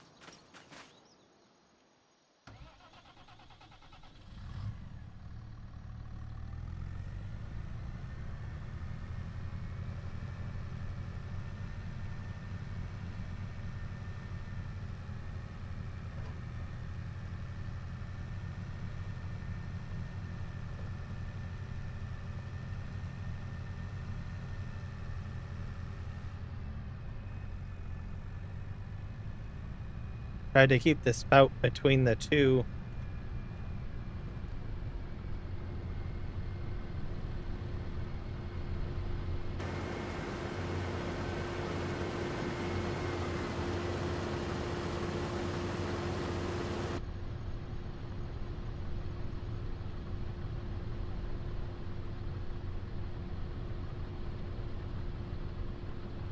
To center. I might be able to get one more load in here.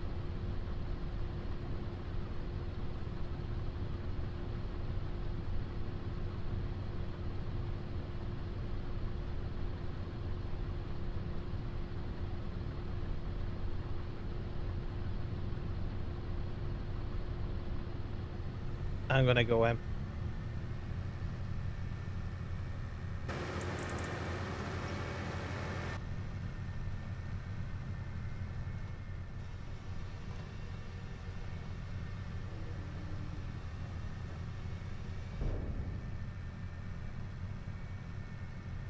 That go.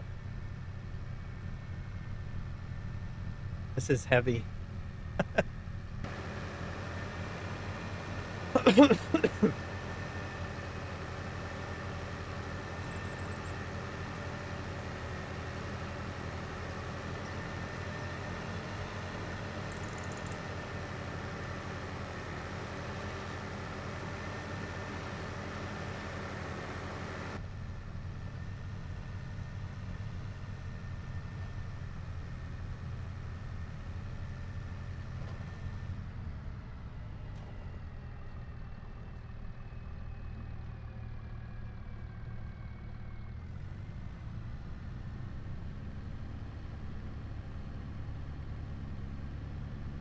%.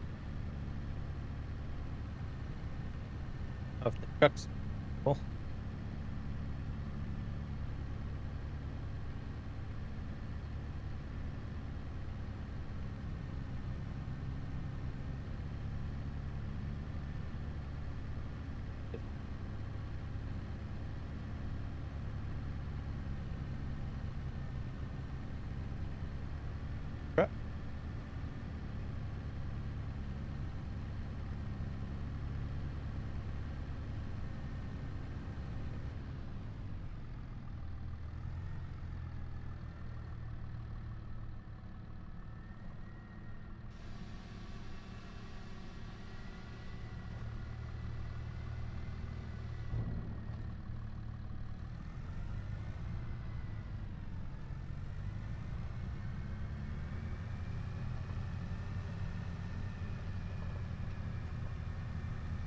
I'm gonna go empty the truck.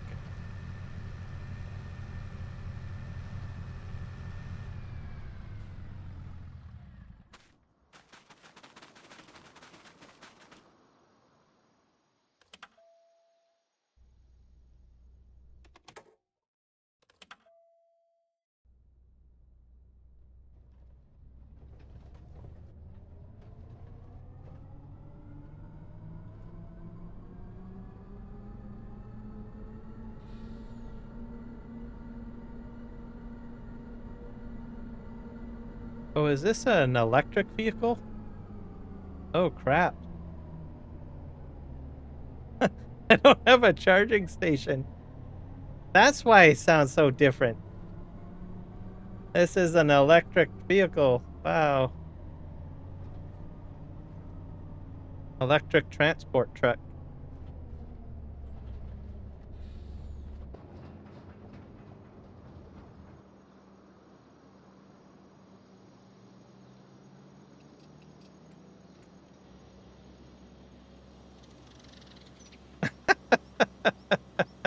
I'm gonna need a charging station for this. Oh boy. That's crazy. Like, this sounds different.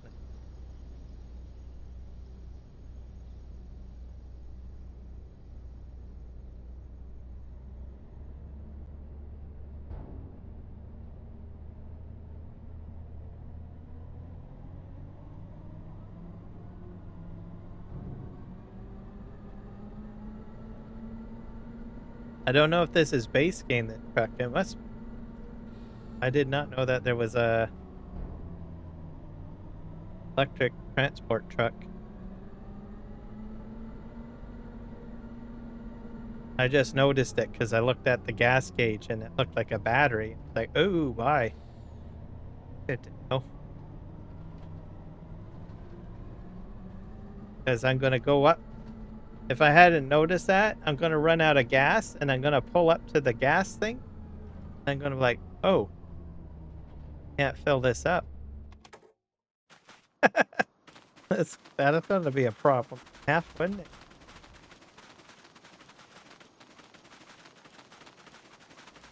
Interesting engine, anyways. All right.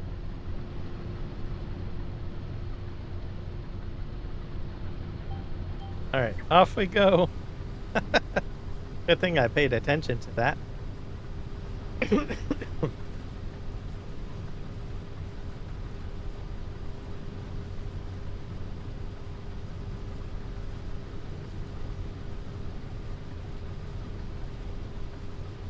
So I'm gonna have to put a charging station down on my farm, or else I'm not gonna be able to recharge my battery.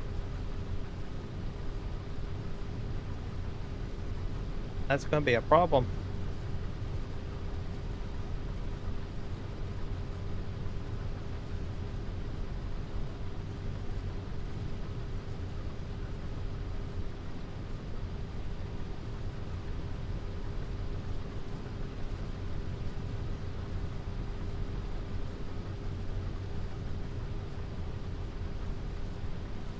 I'm going to skip a row again. Get to the end here.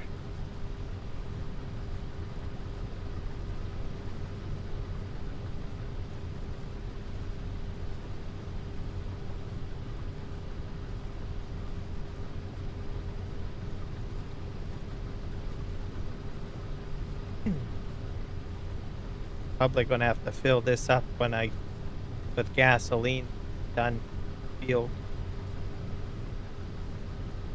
Yes.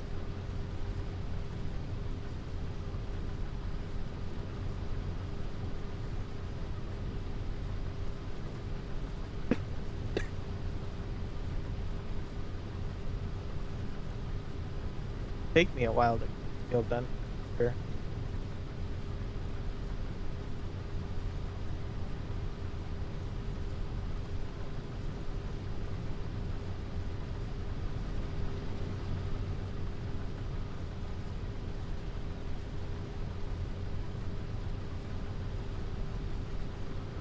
All right. and pivot.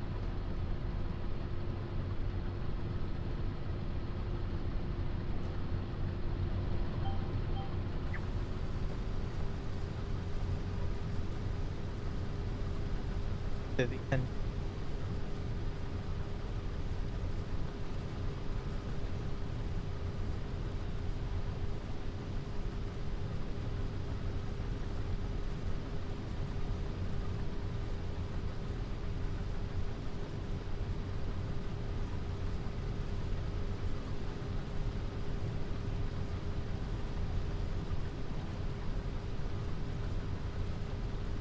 Maybe it won't be so bad. I'm on the longer stretch.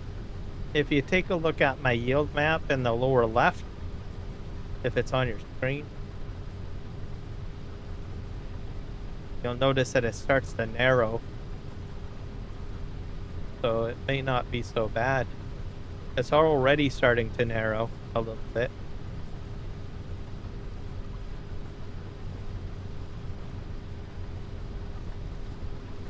There is oh, there.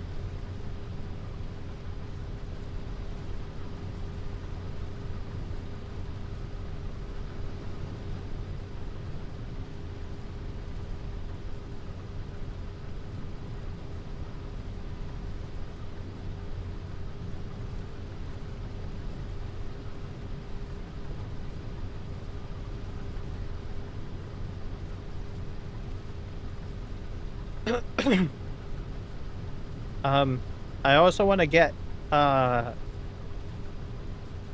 equipment for hay. Do that as well. And for that.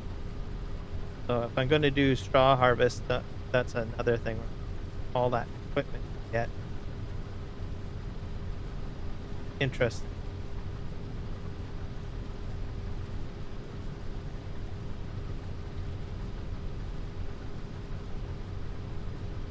And I map it all out in my brain. So we're coasting along here, this field of canola.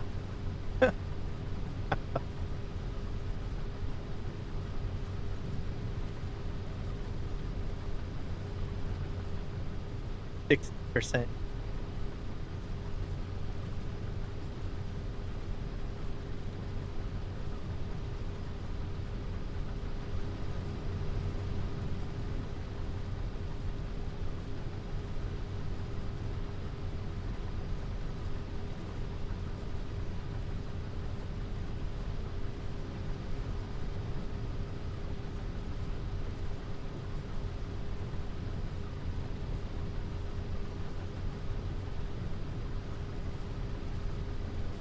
To the end. I'll be optimizing yield at some point too, so I've got all sorts of equipment that I gotta upgrade and buy. Just gonna take some.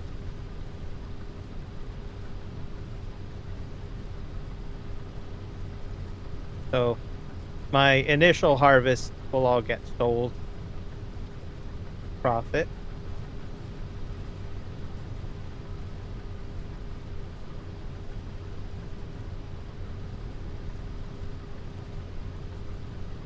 Want to do at least one more headland.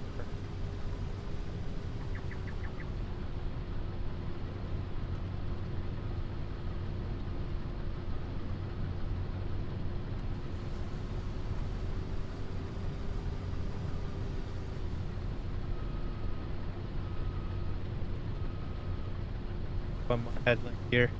I don't like bumping into the tree.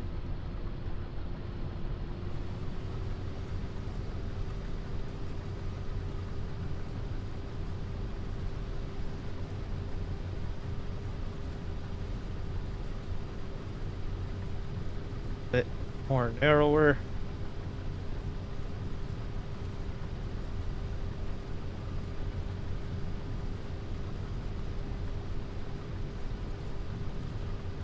So last weekend I saw, what was it? A Mortal Kombat 2 theater. I think they did a reasonably good job, actually. It felt more balanced compared to the first movie. So I'm going to give them like, let's say like a 8 out of 10. The Cole Young character, he does die, but he may come back.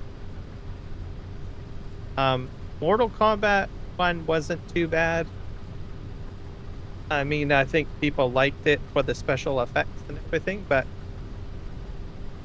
there was some grievances with it. People were like, well, who the heck is this Cole Young guy, right? Create a brand new superhero out of the whole thing. So I think they were smart and changed up and brought in Johnny Cage again. I don't know. I think they're becoming balanced, I guess. Cole Young's character, I guess that's a spoiler. They could bring him back, by the way.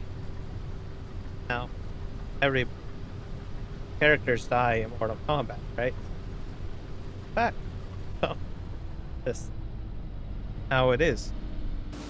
Also, they're going into the Nether realm. I'm saying probably spoiled here. Sorry. But yeah, they did a really good job overall. Better than Mortal Kombat 1. They improved on it. Good. Watch Devils Wear Prada as well. That was a good movie. I mean, it's not an action flick or anything like that, but it's pretty funny. I watched the first one and enjoyed the first one. Second one was good.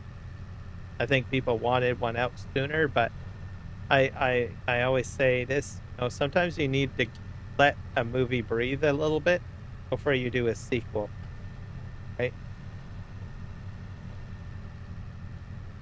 In that particular movie, I think it went well because it's about fashion.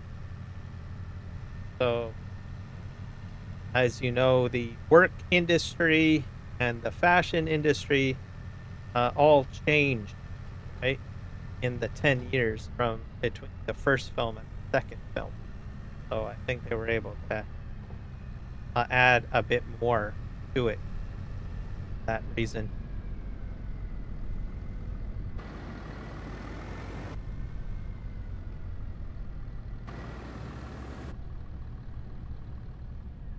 So, just a thought that I have on it, but Mario Brothers, I wanted to go see that. I don't know. I might go. They've already got it available on Prime. So that's pretty amazing. The first Mario Brothers movie was good. I went to see it in theaters. I haven't seen the second one. I might. No, I noticed that it costs more to rent it on Amazon Prime than to go into a theater to watch it. So yeah, I probably should go to the theater to watch it. Right?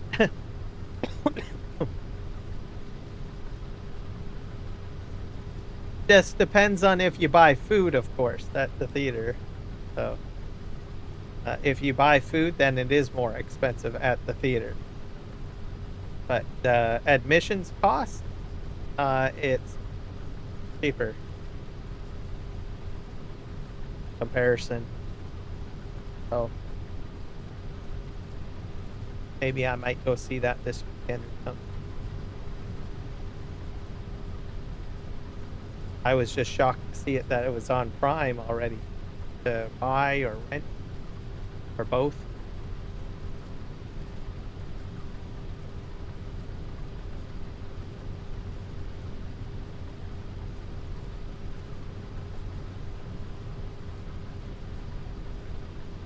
And for shows, I am rewatching Battlestar Galactica. So I'm on the fourth, getting to the end of that soon. That's good. I am watching, what is it? Montana, I think it is. It's like the Yellowstone series. They're in U.S. Marshals. I've watched that. I've watched the Madison. Well, wide selection. And then I am also watching, is it Commandment? I don't know what the show is. It's based on, it's the sequel to, I have to look at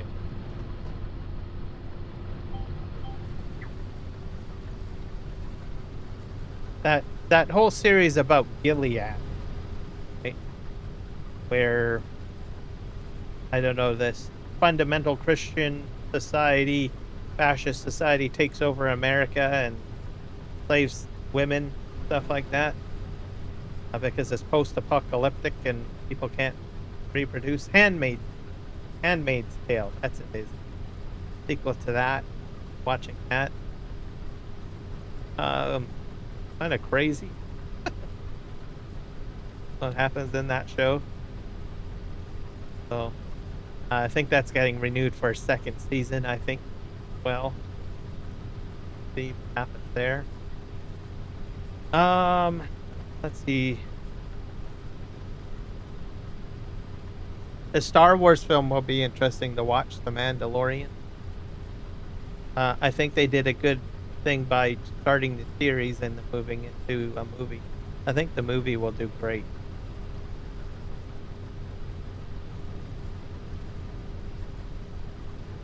And I don't know what they're doing with Marvel. So hasn't been, I think they want to do Marvel Doomsday, bring back Robert Downey Jr. So how that's all going to play out, I don't know. I think the writer's strike kind of slowed things down a little bit. What was that, last year? And I think movies have been just a slow recovery is the best way of describing it, I guess. So we'll just have to see what happens, I guess.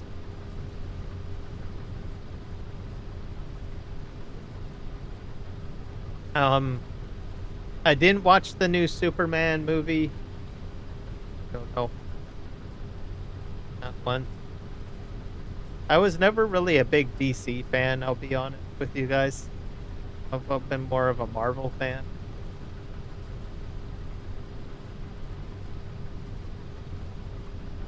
So, sorry. You're a DC fan. What else? Game of Thrones is coming back. I got some more. What is it? The Knight's Tale version of Game of Thrones. Missing a few episodes of that. Catch up on that. And then House of Dragons is coming for the third season or fourth? Watching that.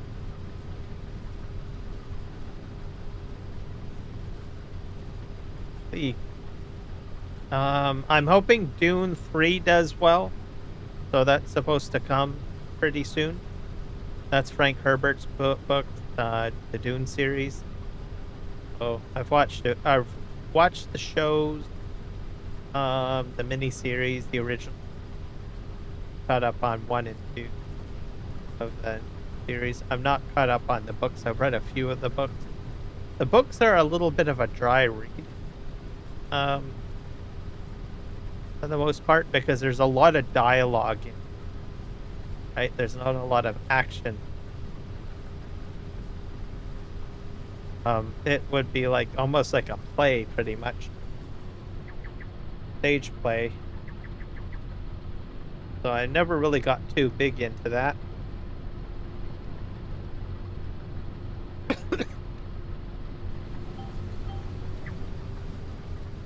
But I've been watching the cinematic and film and TV show adaptation.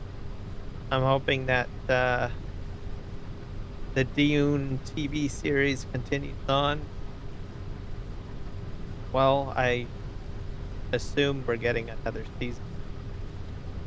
Probably in the fall, I'm guessing. Yeah, I guess.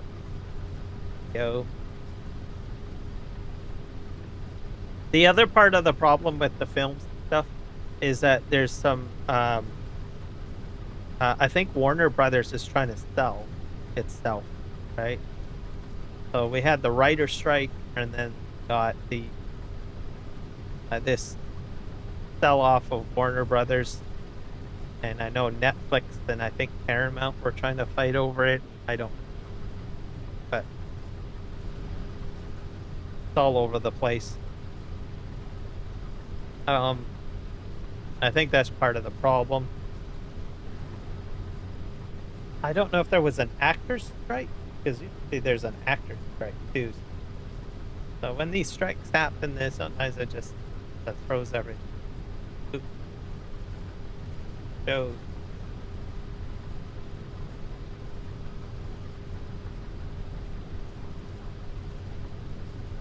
And I'm not a big reality TV person. I don't watch, like, I don't know, Survivor or Kardashians or that. I don't watch my forte. Too soap opera-ish, I guess. I usually like sci-fi or political thrillers, action, that sort of thing. Stay in there. Sometimes I watch comedies and maybe some light dramas, I guess. Or like Devil's Wear Prada, right? That's like a drama comedy, right? That. But usually I stay in the more politics or science fiction, Star Trek, Babylon 5 sort of thing.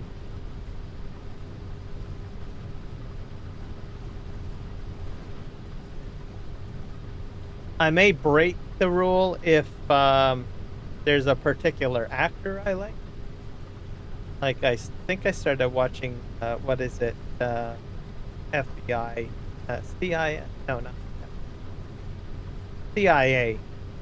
Is the guy who plays Lucifer or whatnot. The main CIA show.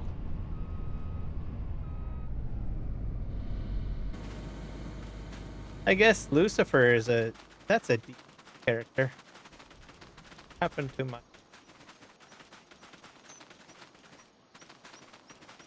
tractor go? Oh, it's way over here.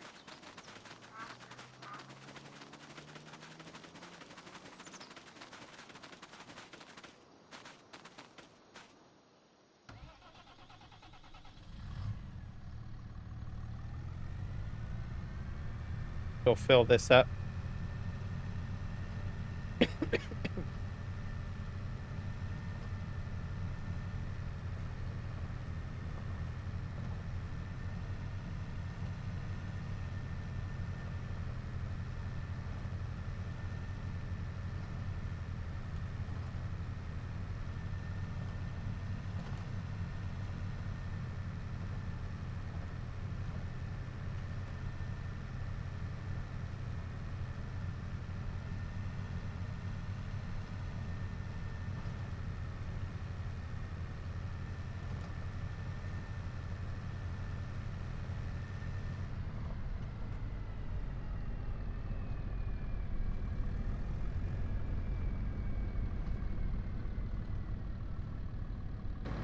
Yeah.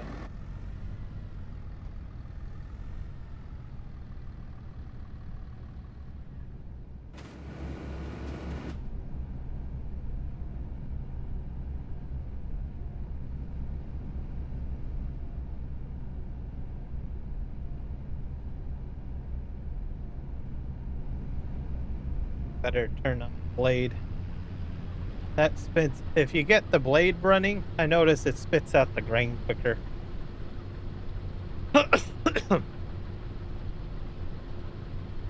Why it does that, I don't know. I don't know if it does that even in real life, too. It probably does. Oh, look at that. Little headers there.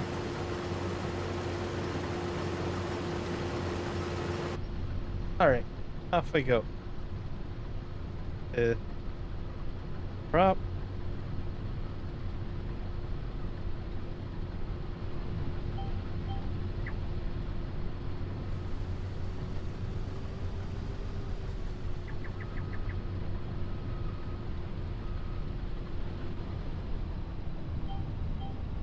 No!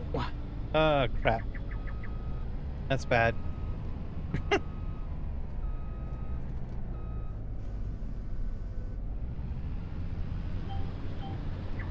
Prop destruction.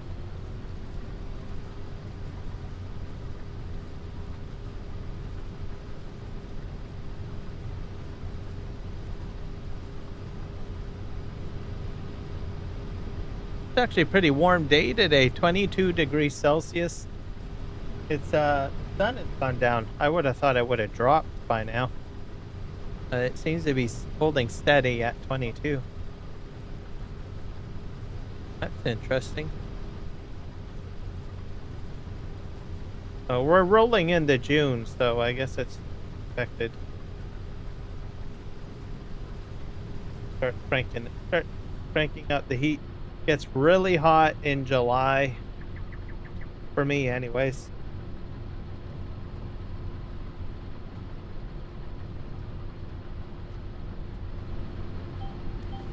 Does it get as hot as Texas temperatures? No. And so, but it's hot for me. That way. I have a viewer named Michael who's from Texas. He keeps informed on the temperature down there. We don't get anywhere near his temperatures, which is kind of crazy.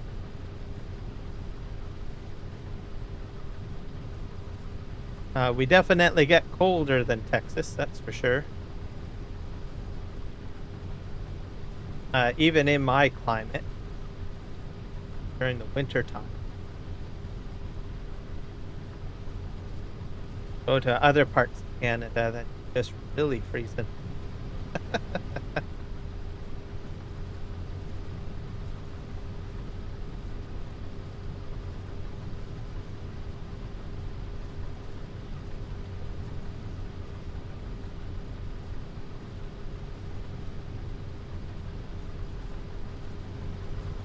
So I tried some Medieval Dynasty the other day. I Twitch streamed it.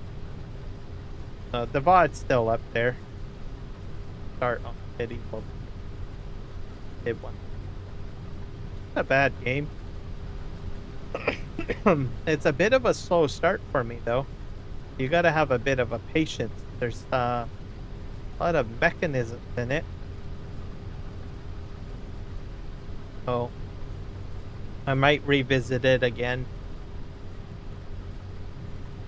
Live stream. So far I've got a house built, and I think I've got a storage built as well. So it took a lot of chopping down wood. Now I built a stone house as well, so it took me a while to get that going. Welcome in, Kiwi. Thank you for joining the live stream, sir. Guys should be able to hit him up with a follow or a sub. He does some great work on his live stream. And he does, he's actually pretty, I'd have to say, very multiplayer friendly too. And what I mean by that is that he does his live stream. And he has that when he does a multiplayer live stream, pretty much everyone can be included for the most part, which is cool. So if you're like a console system or something like that, right? You'll be able to get. He'll set up a map or a multiplayer session with console-friendly mods. Makes it really easy for you, stuff like that. So, great community over there with Kiwi.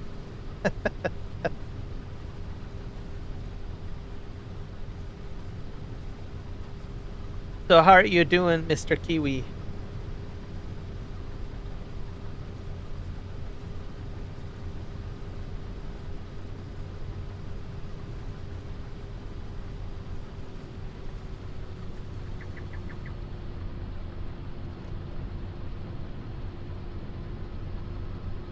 Yeah.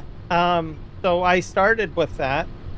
So I could have went with the wood.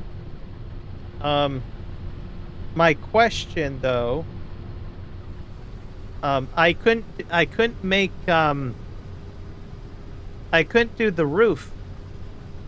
So what I did was I took the base stone design and I couldn't do planks. So I edited the design to put a thatch roof over the stone. So I was kind of wondering, can you change the house? You know? Do you know if you can change the house? So like I was just forced to put a thatch roof on my stone house because I couldn't do planks because I guess the schematic said planks. So I edited just the roof to do thatch so I could put that on. And then I was sitting there wondering, well, I wonder if I can just upgrade the roof later on. Do you know if you're allowed to upgrade the roof in the construction menu or change it after it's built? So I started thinking about that. I was like, yeah, you can upgrade. Okay, good. Okay. That'll be handy because I was getting a little nervous. I was like, well, I don't really want to have 2 or 3 houses put down, right? Well, I guess he supposedly would have 2 or 3 houses per villager. But it's good to know that I can go ahead and upgrade it. So that's what I did. And I need to flirt with someone. Nobody in town wants to flirt with me, so I guess I'll have to be careful or mindful whenever that comes available. Either I'm too old or I'm too young or they're not interested or something like that. So I'm trying to do that quest. Next time I go on, I'll have to figure that out.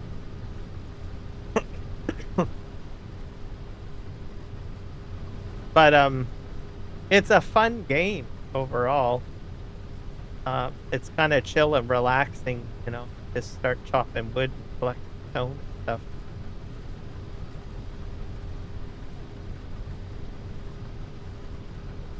Build a village makes life easier. Okay. And that's what I will focus on when I get on there again. Oh, I got another question. So there was some rock, and I eventually figured out where I can pick the rock.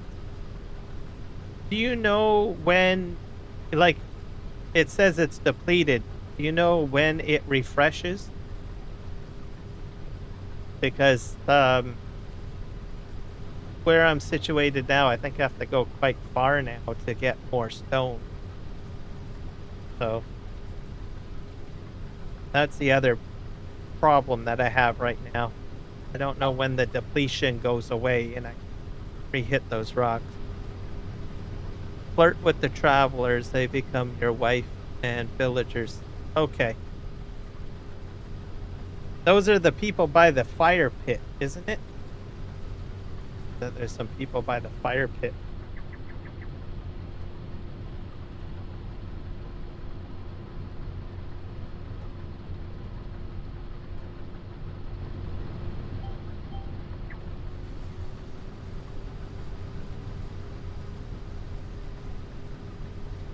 Have to try that again.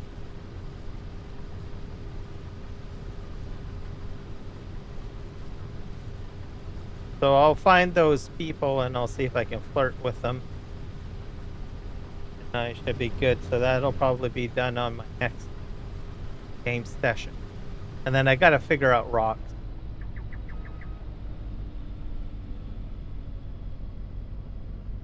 Oh. I don't know where the mines are. I guess I'll have to find those. At the fire pit? Okay. So I'll go to the fire pit the next time I play. I'll try flirting, get my villagers, my wife. Then I'll have to go look for a mine. Okay. See you when you get back.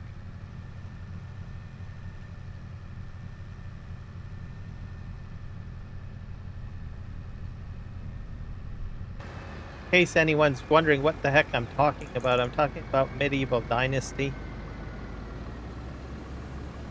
It's another game that I started playing, so I am such a... oh, my dog's over here. Where are you over here, puppy?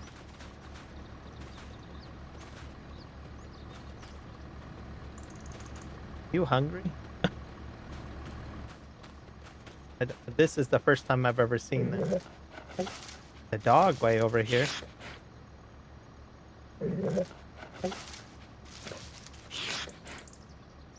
Maybe because I cut the crop down, it's going into other parts. This full. Off.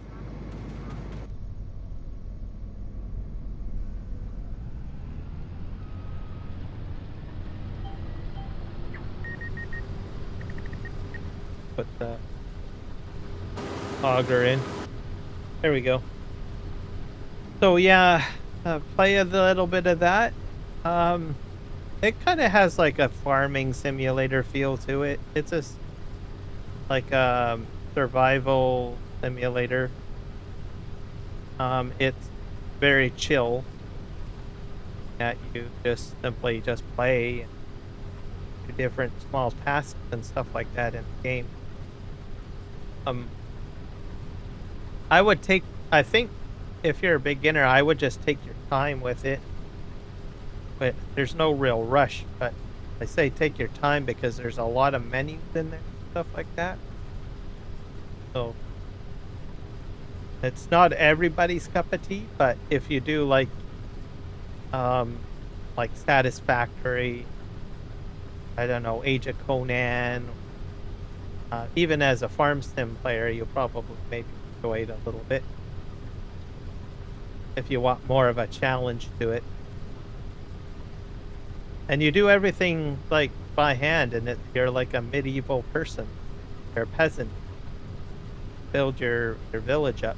So I see it. And make your own clothing, make your own house, sorts of things. So I'm not an expert at it. That's just the basic understanding that I have of it. So I'm learning it. A little bit easier than Stars. What is it? Starfield?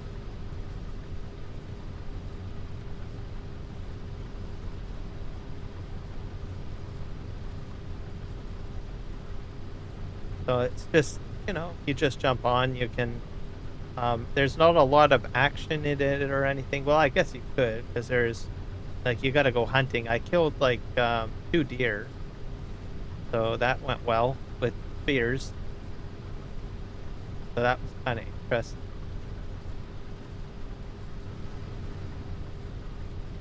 But yeah.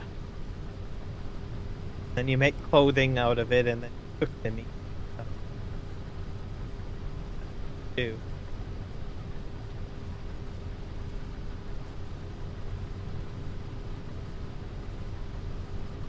I'll have to revisit that. I'm gonna try to get some more stone, find these mines that Kiwi was talking about. either that or wait until the season is over and I can re-hack up the stones that are near my house. So, and there's farming in it too. Like you can plant like a row of wheat if you want. You can buy cows and chicken stuff.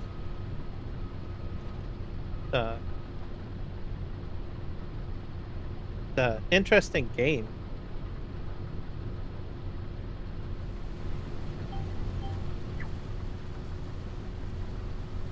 Neat.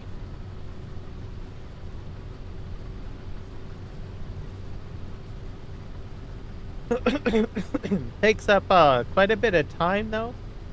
I can see, so but don't think too much about that.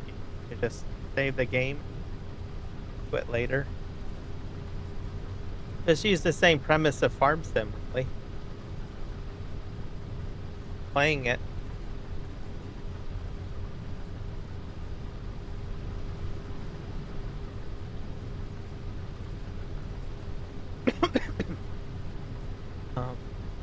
What else? I've watched a bit of the Subnautica 2 live streams too. That seems like an interesting.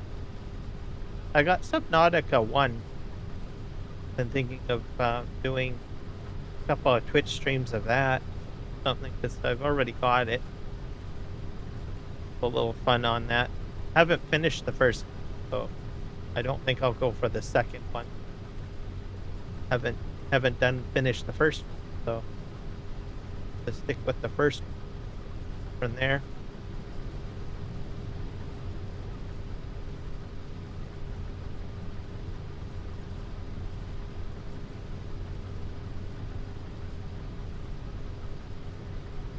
So I think for Twitch, I'm going to probably do like different games and stuff like that. Because I do have a lot of games in my library that I have that I haven't even touched or played. So a lot of them are free that I've gotten for the years and stuff like that. So I thought, well, I might as well just play them.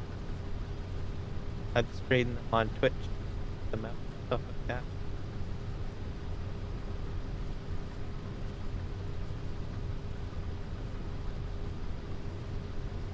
Something else to do, I guess.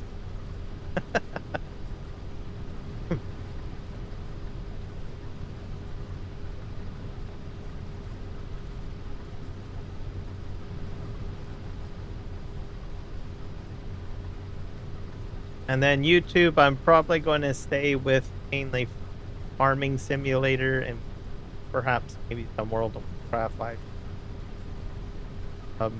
I think I diluted my channel because I was doing really great in February, and then all of a sudden something fell apart.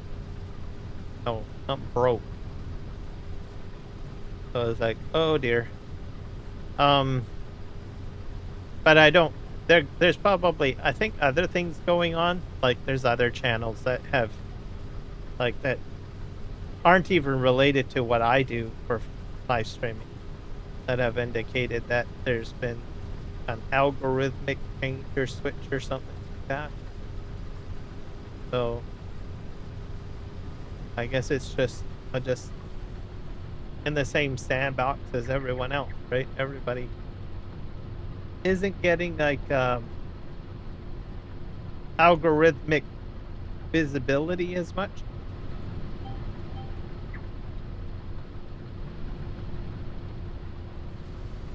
So, like I said, I watch all sorts of topics, right? I just don't watch like gaming videos. I watch political channels.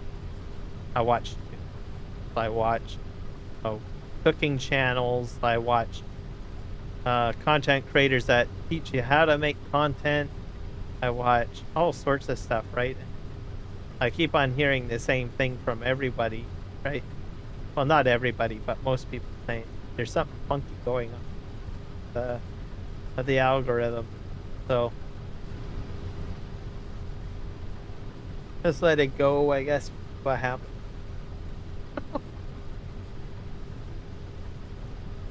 some people have given advice on it, but I honestly, like, even the experts are like scratching their heads on it, right? Some of them say, well, it's this or it's that, right? But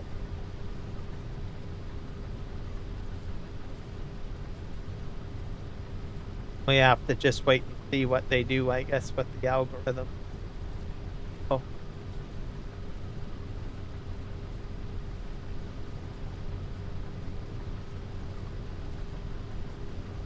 Some people have said that, you know, their income is affected for it. So my channel's more like a hobby channel, right? So I don't, not like a bread and butter kind of, but there's people that, you know, do YouTube and content creation for a living, right? And some of them have indicated, well, it's affecting my paycheck, right?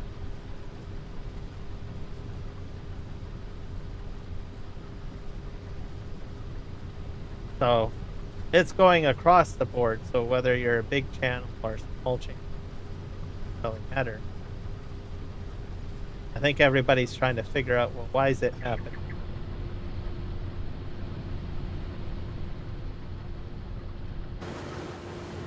Got the auger out.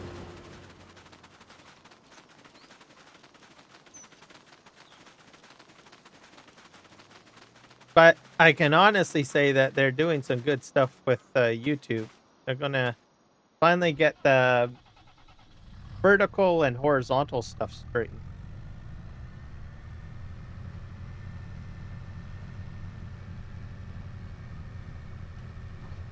I'm going to guess we'll probably see it available next month, I think. Because there's a short video that came out last week. So they probably want to get it together before June or during June, because that's usually when a lot of people start watching YouTube and Twitch and all of that. That's when more people start live streaming, I think, like that. So I think they're going to try to get it out before, at the beginning of summer, basically, in the northern hemisphere. Just have to wait and see, I guess.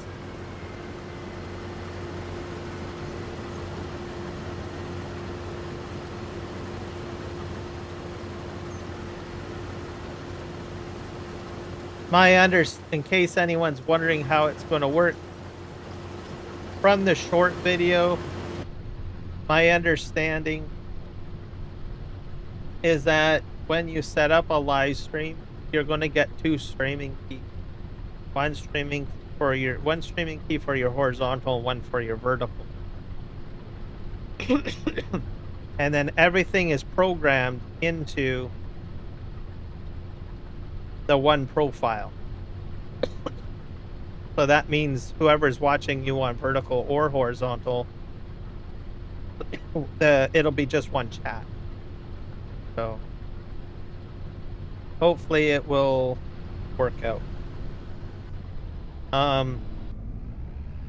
It will save me a ton of time. So because what it means is I can set up one stream. That means one title, one thumbnail, one description, one set of tags, and one set of everything, all in one profile. And then that information is sent out to two streaming keys. So I think it'll be great. And then at the same time, I can, you know, keep everyone in one chat. But nobody sees the whole multi-chat overlay anyway, so it doesn't matter, because I don't know, I just don't put a chat up on my live stream. I just find that I don't know, I want to use my screen real estate for other things. So when they get this whole thing off and going, it'll be a good thing.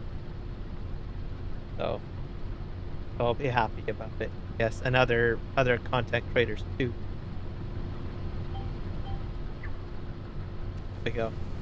New Zealand won't see the new YouTube stuff until December. Okay. So, well, I didn't get a definitive date, but because I saw the short video, I'm going to guess they're going to try to push it out before North America and Northern Hemisphere summer start, right? So I guess we'll have to see if we get it. So I'm guessing we'll get it before you guys. And then December is your guys' summer start, right? And I think in their brain they think, oh well, these Kiwis and Australians, well, let's do it for their summer as well, right? And I was like, come on, YouTube, get with the plan here. These guys also have North American and Northern Hemisphere viewers too, right? They can benefit from our Northern Hemisphere summer time frame. So I don't know. I think that they've got a bucket on their head or something on that. That's if that's their logic of thinking, right? I think, oh well, this will be great to sell this during December, during Southern Hemisphere time frame, whatever, summer.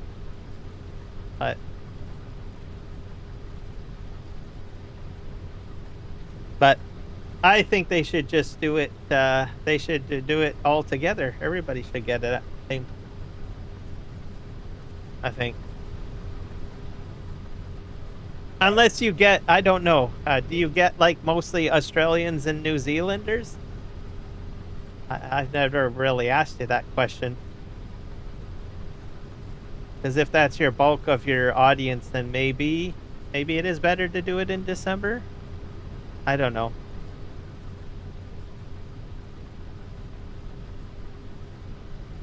I get mostly a lot of North American audience for myself. But it does fluctuate though. Like I've had sometimes, one year I had like India. India was number one. That was a shocker. I had India as number one. Even beat the United States. And it's like, where did they come from?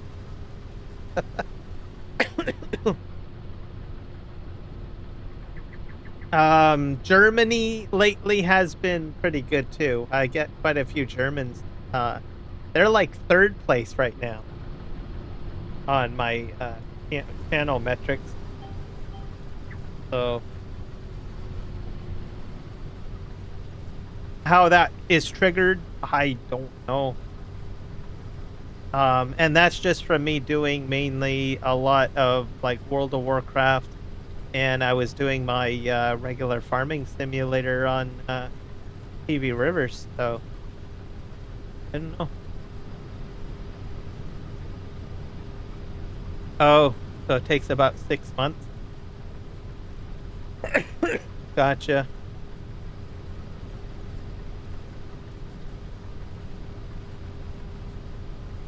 Well, I'll keep you informed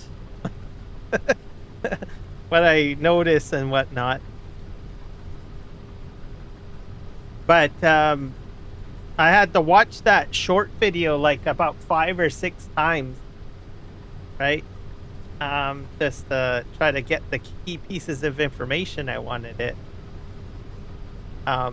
So for sure, my understanding is it'll be you set up your profile, like I said, and then it's going to offer you 2 streaming keys where you can just plug that into OBS, just like what we've been doing now with our horizontal vertical live stream.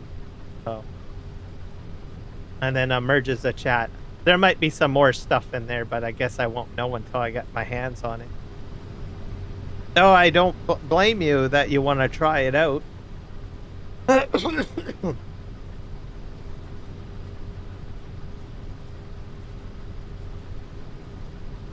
makes everything so much easier.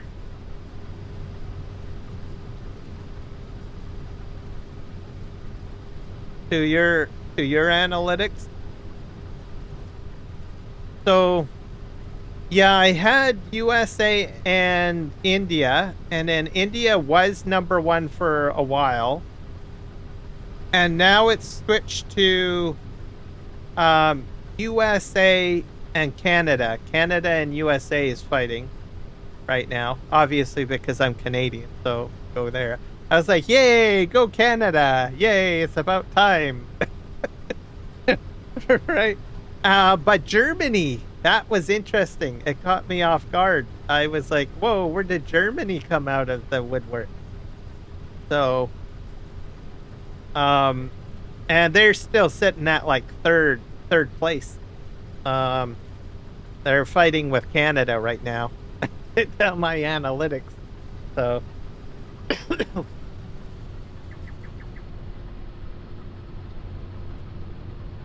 India, I think, is down the list a bit, so I don't get very many Indian viewers anymore. So not sure.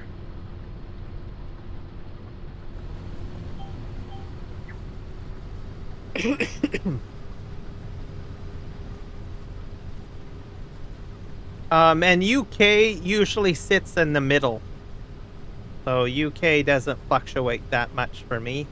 So I'll get like UK viewers that are usually right in the middle of the pack kind of thing.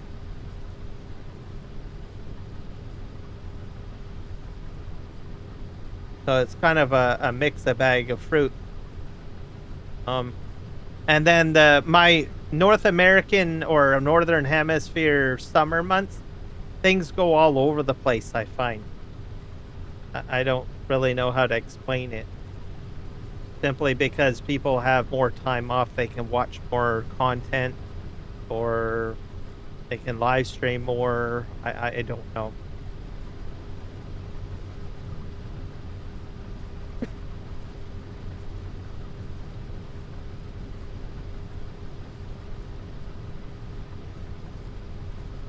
And then I just simply check I think I usually check every month usually what my country demographics are.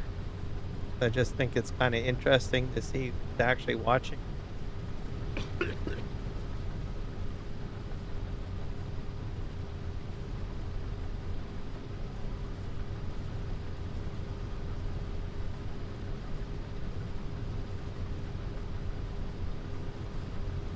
Did you get to try the Spark AI? I'm not sure if you got around to trying that at all. Go back up here.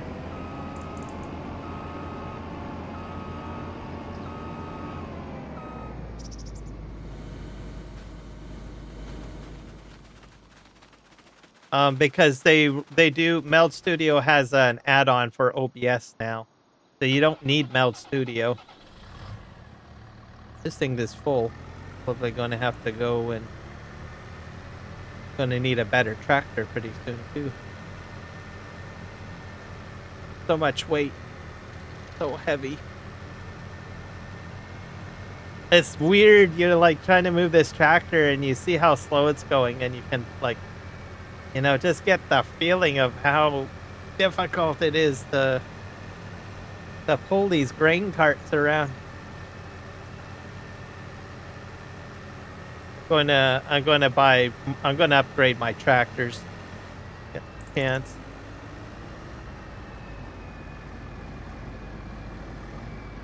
Okay, my machine's still on. This is already full. 43,000 liters. Yeah, gotta go to the truck.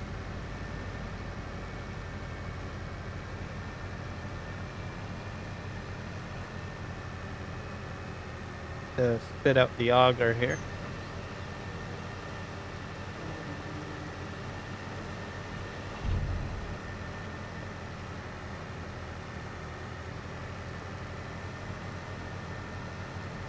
But there's that dog again. Hello, doggy.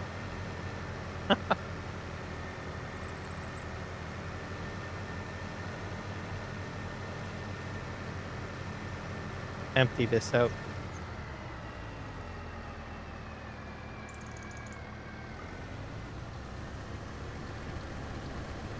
I might need a bigger trailer. Truck trailer.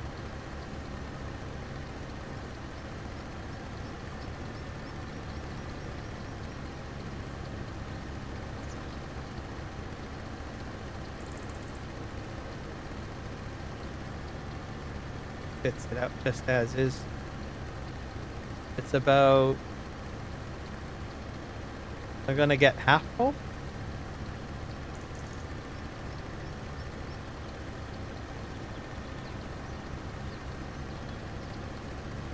Almost full. 65% so far. 69%. Oh boy. Spin around here. Yeah, I'm gonna have to do a kit upgrade at some point again.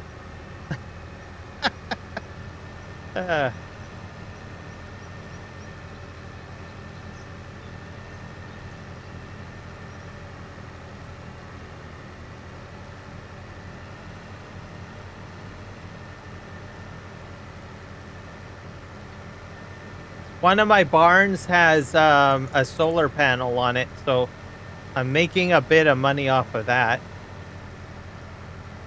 which is a nice addition. I think it's the main barn back there.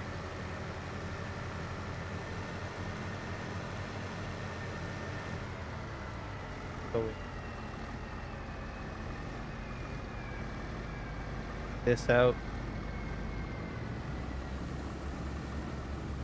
Pull this as far ahead as I can.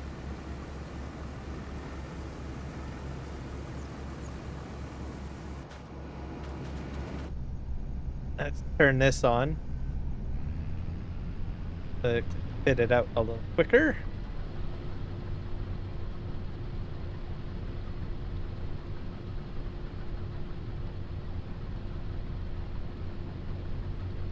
Empty. Let's pipe in. We go.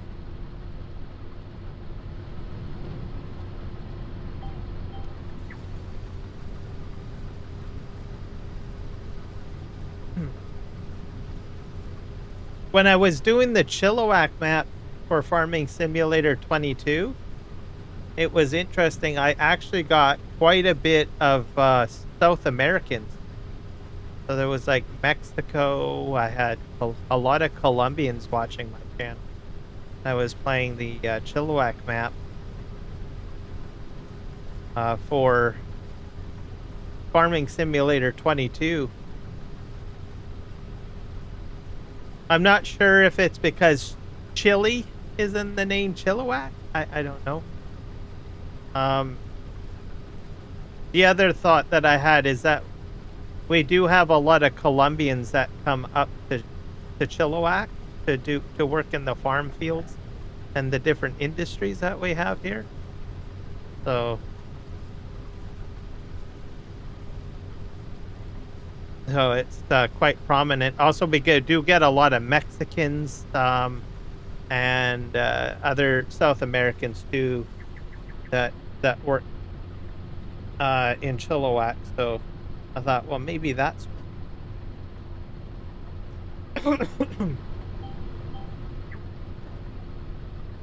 but I haven't seen the Chilliwack map released for 25. I don't think it is going to get released for 25.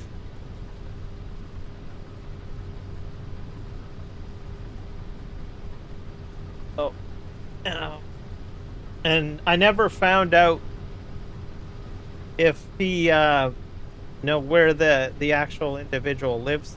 I did find out as much that he actually lives in the Fraser Valley, the map developer for that.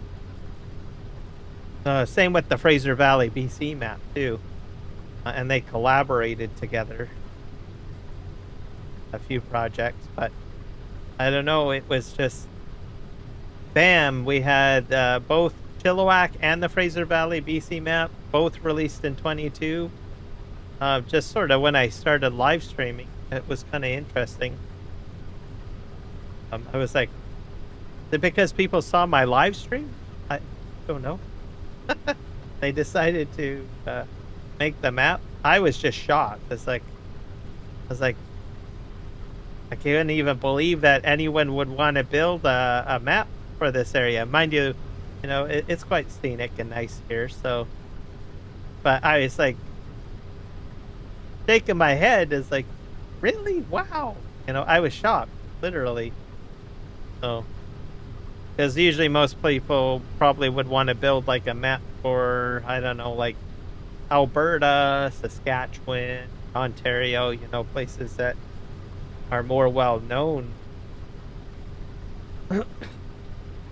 But nope, I started streaming, and then all of a sudden the Chilliwack map came out.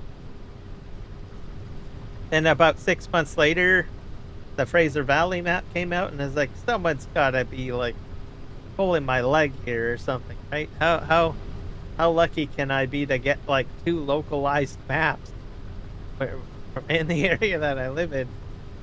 So I had a lot of people from South America watching the live stream. That map, the Chilliwack map, the Fraser Valley map, oddly didn't take off as much. It was a really good map too. He put a lot of effort into building it.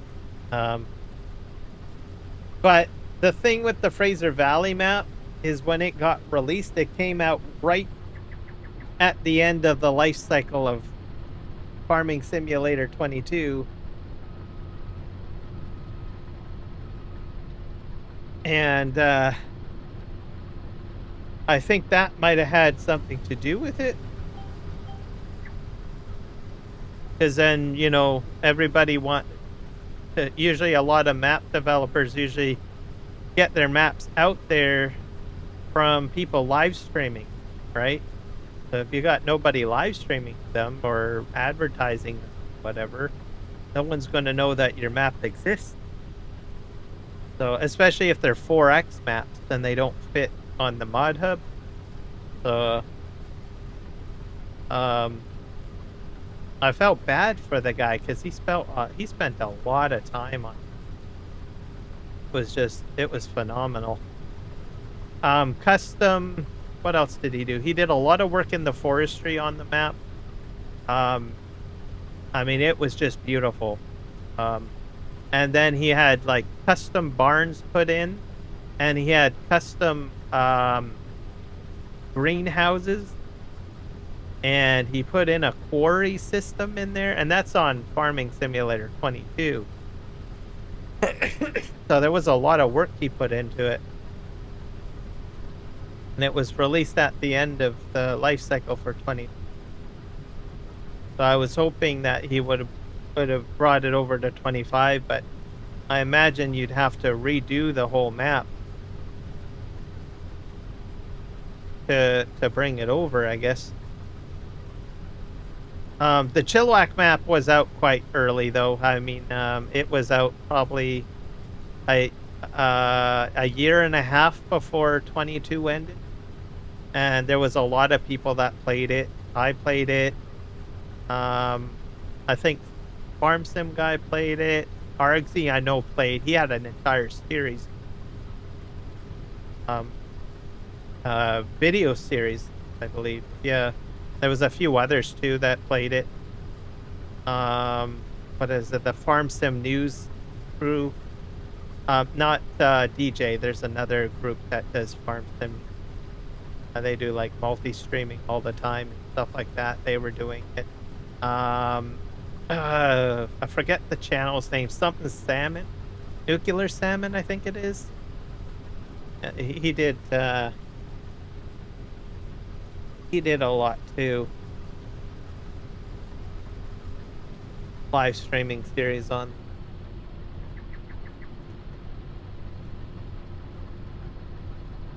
the Chilliwack map, that is.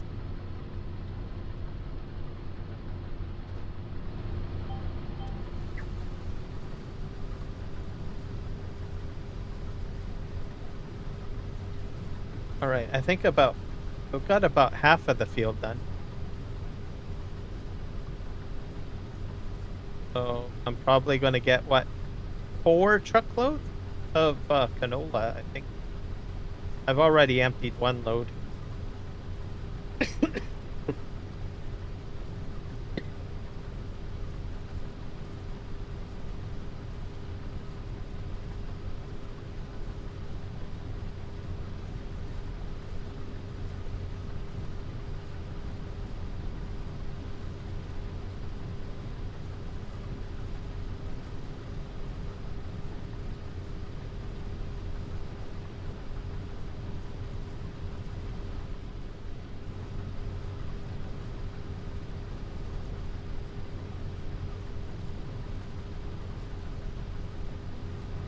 Almost full again.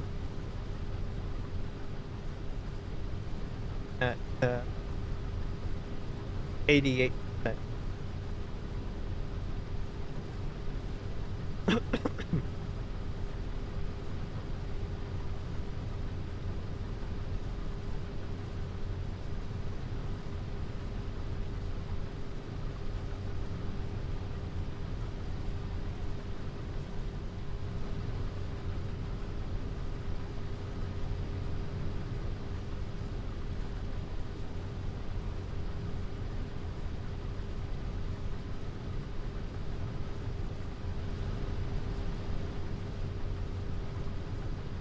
I don't think I'm gonna make it to the end of the row. Auger out.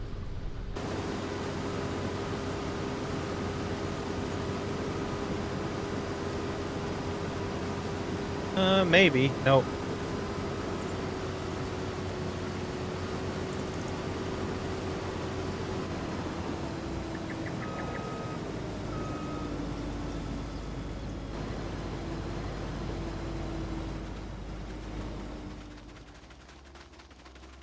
Let's go get this filled.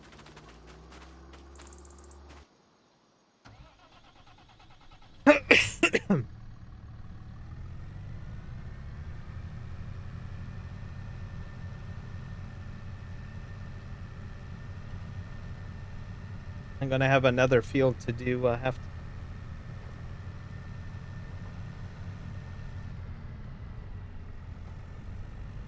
My sorghum field, I think.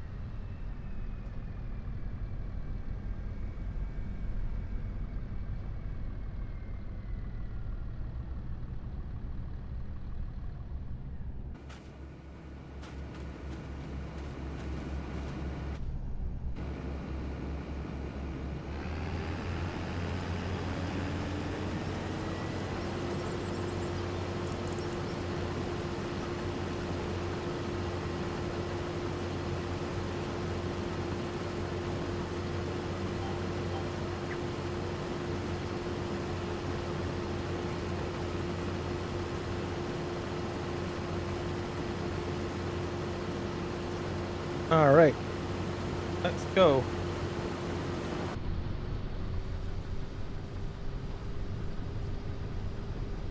We're getting there.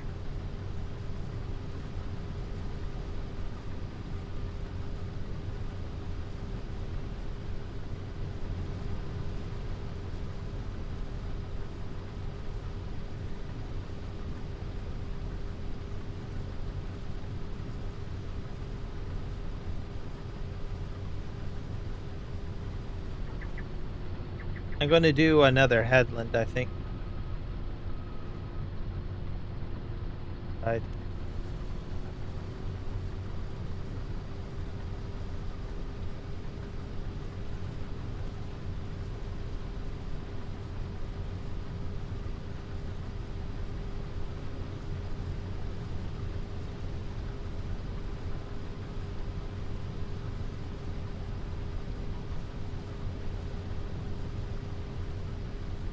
Way back.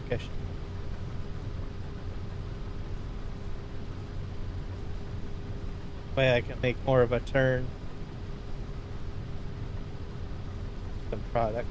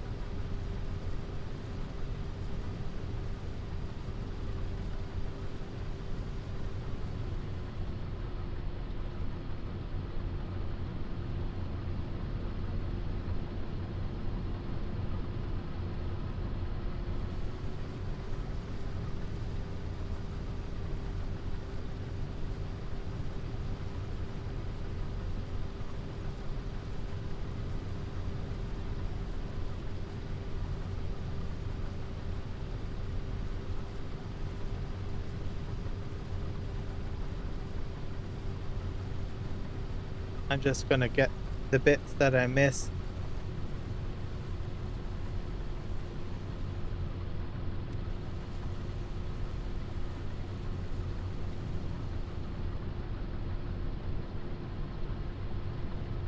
I might cut in a little bit.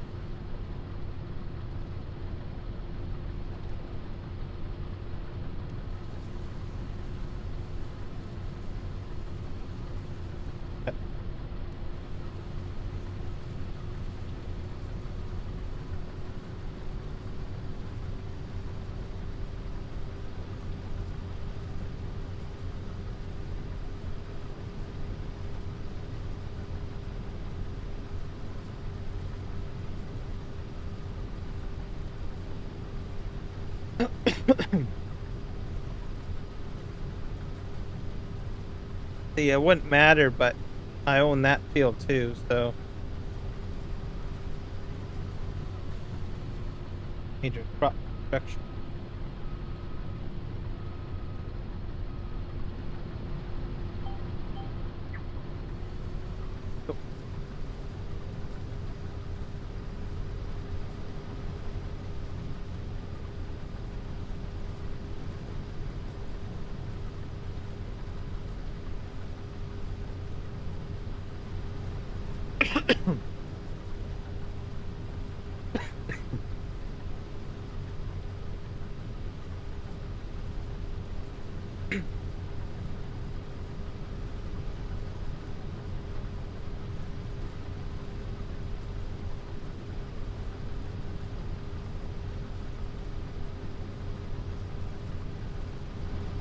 See, so probably next stream I'll do the soybean field. Do my best to finish this one. Hola.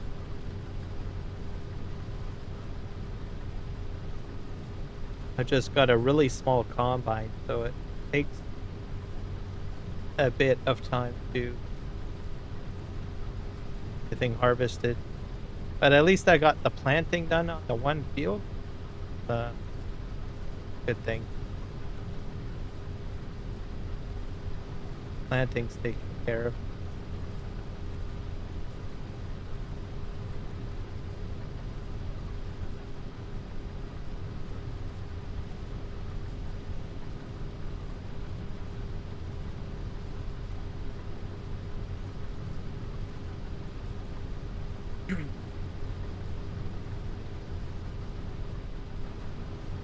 As more money comes in, I'll probably acquire more combines.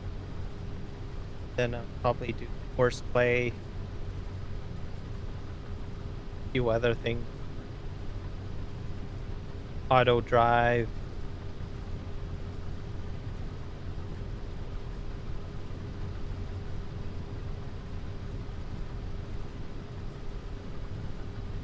Interesting.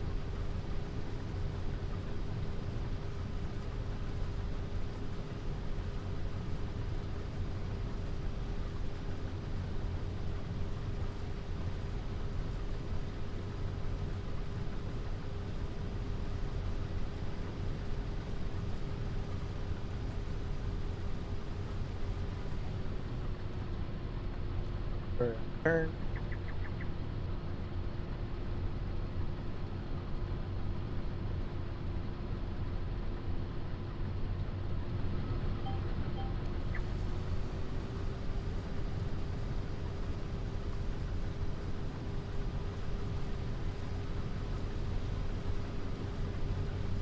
The fertilizer profile's like all over the place. It's like someone took like a paintbrush and went dab, dab, dab, dab, dab, dab, dab, as opposed to even stroke, because you got little yellow marks here and there.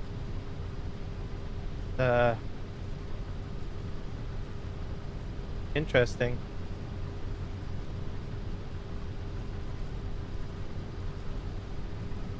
Don't know if I can buy the or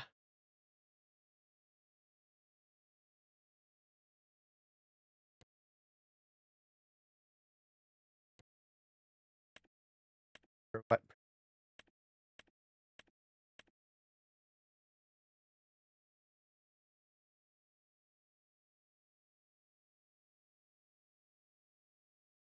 Want to buy the purchase soil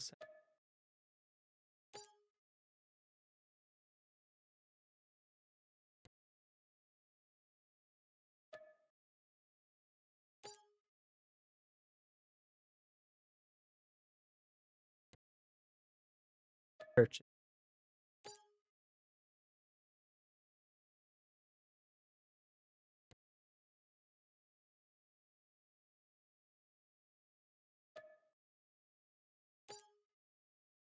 That one went up to 54. That's interesting. Some of my numbers went up and some of them went down.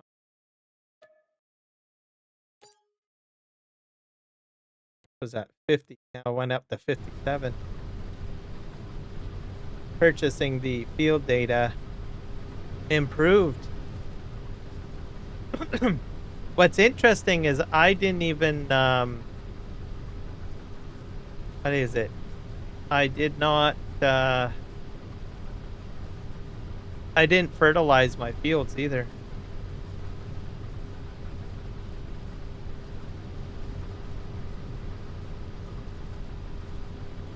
Very weird. Interesting.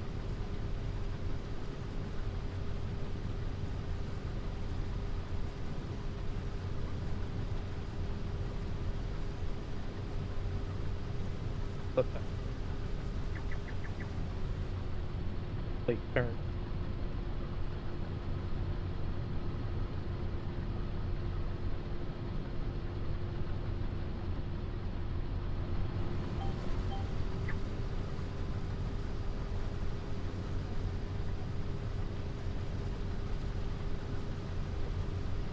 Full.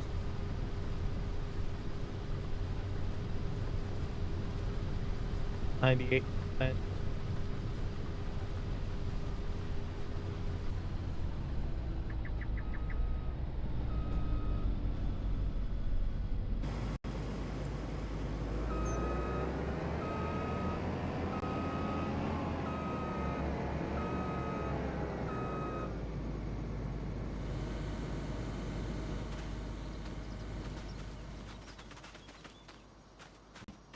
Nitrogen and pH levels are all bad. All right. 47. Cool.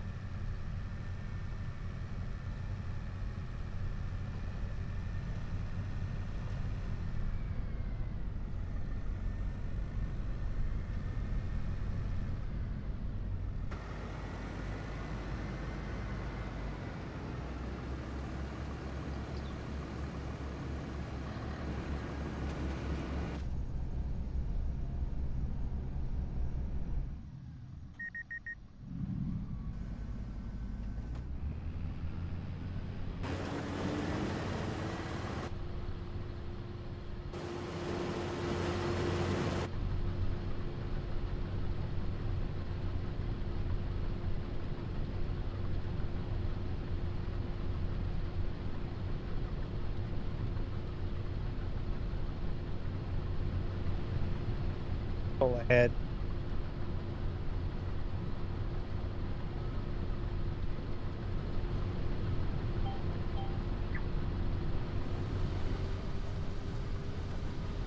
We go.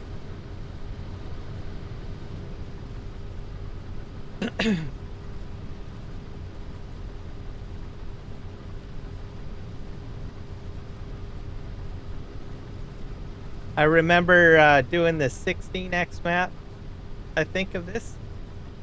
And I had the, what is it, the 4-meter header? That was insane.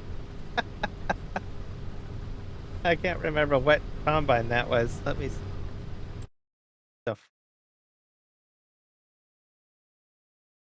That was insane. Yeah, let's go take a look. Fine.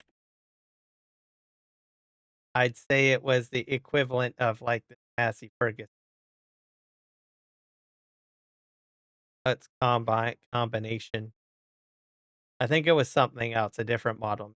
The Boss, I think. Boss. This is like, oh, 6-meter header. That was insane. Mind you, I ended up having auto drive going because the field is probably equivalent to about, like,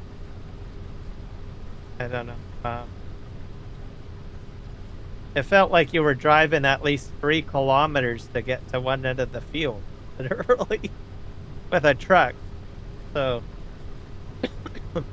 I ended up having more than one cart on the one combine. What was the capacity on these things? These things are 8,000. It doesn't take very long to fill that up.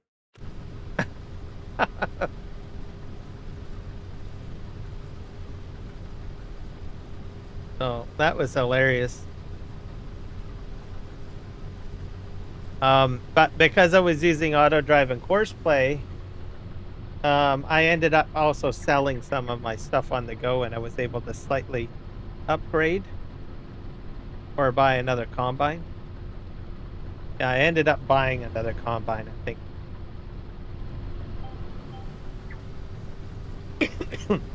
And then I think I also upgraded the header. Or say, no, I don't know. Either that or the combine I had the same size of header, but the capacity was larger. So I don't know. It was a goofy setup. That's all I can say. Eventually, I got through it. I think it took me about like 2 or 3 live streams just to do one field. And then for sure, I ended up buying like the largest. I had enough revenue off of the one field to buy at least about, I think I bought 5 Case IH combine with the 23-foot long headers. I think it was 23 foot. What's the largest size? Fine. Or 25 foot. The 25? Or the largest headers? 12. 13. 45 foot. Yeah, I probably got a 5 foot. Anyways, the largest headers I could get. Able to get to the field a lot quicker. So 4 combines with 4 carts going to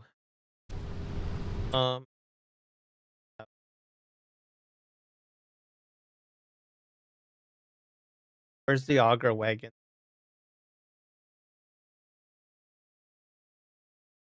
Or spreader. Auger wagon. Add them to one of these that holds about 141 metric cube product. Then I had a truck pull up to it.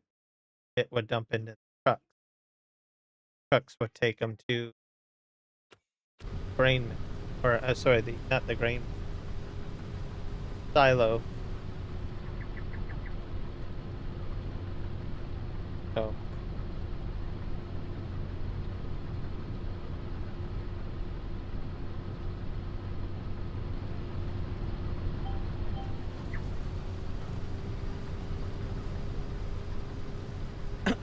it was good fun. Then after that, I ended up having to buy a fleet of trucks. So I'd have trucks going from the grain silo to the sell point at Cargill on the map, selling all of the grain. And then after all of that was sold, I had enough money to buy like 3 large seeders with the carts, the air cart seeders. Yeah, I had enough money to buy 3 air cart seeders, and I ended up planting crazy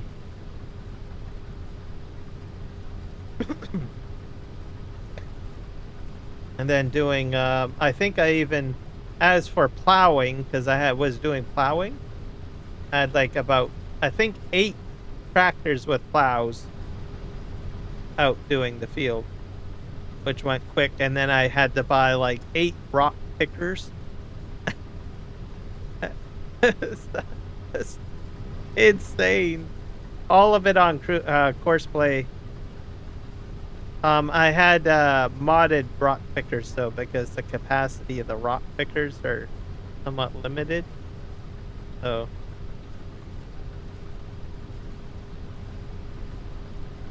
yeah, kind of interesting.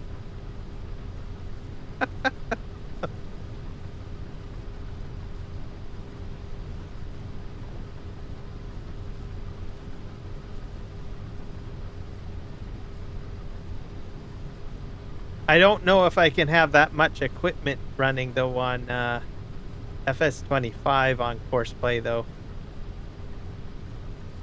I think I saw in Discord or someone's Discord inquiring about whether or not you can have how many pieces of equipment you can run on auto drive and Courseplay.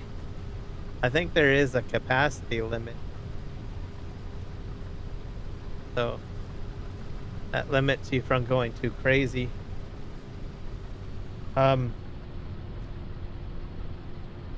It I think affects also the performance of the map.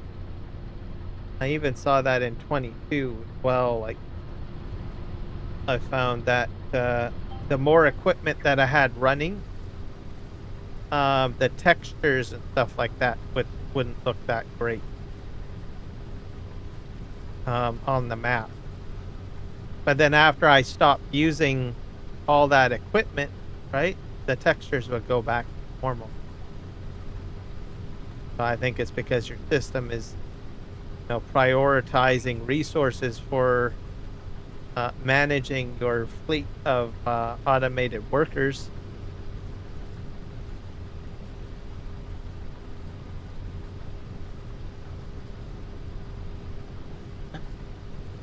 I bottleneck a lot of stuff on some of my tutorial videos because I did a few different tutorial videos during FS22 for Courseplay and auto drive. I had a lot of equipment, especially when I was doing grass work, because would have a fleet of mowers, then I'd have a fleet of windrowers, then I'd have a fleet of pickup wagons. Then I'd have a few other pieces of equipment operating.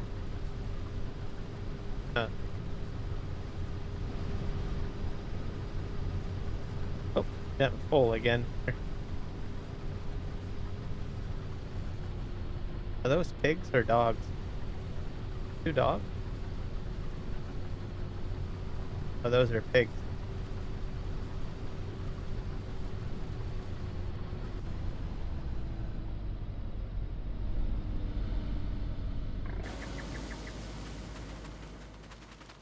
Run, piggy, run.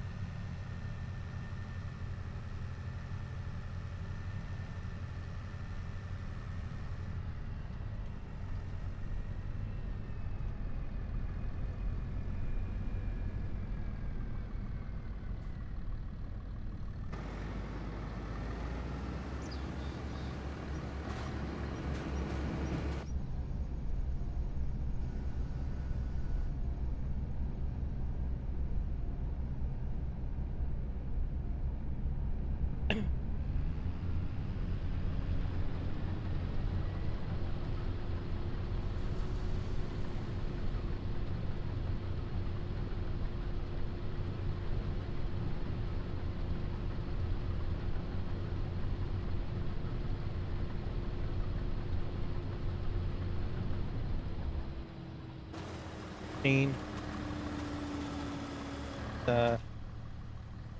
Full.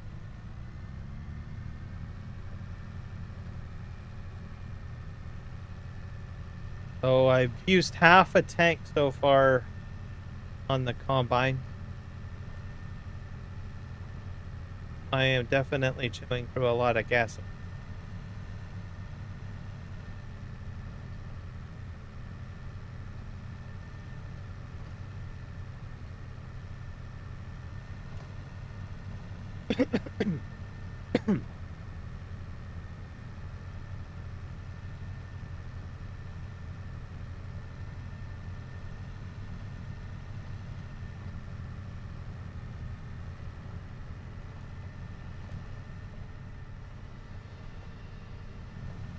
That out.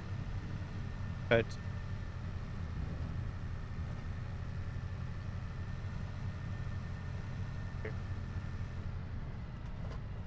I'm gonna have to empty the truck, so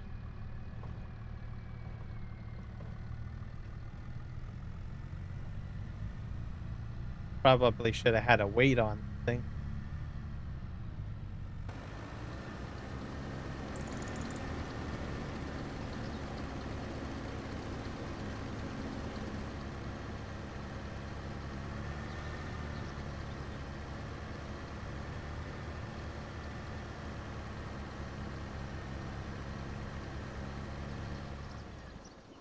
So pump that out. Nope, gotta have the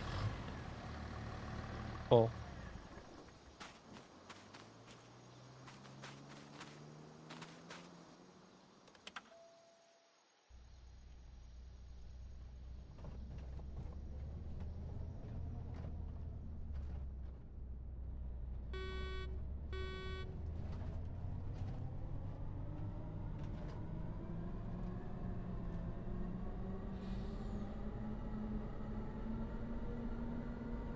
Yep, electric truck has an interesting sound for sure.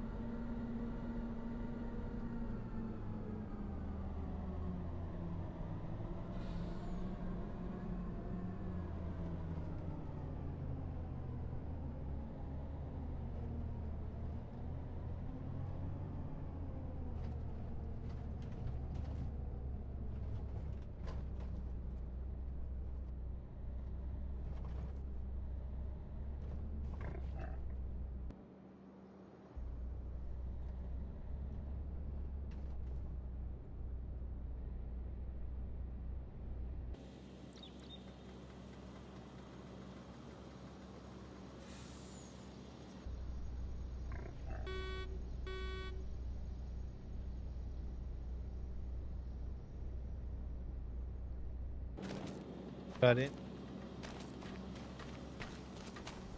It's got 12,000 in it. What's that? 113.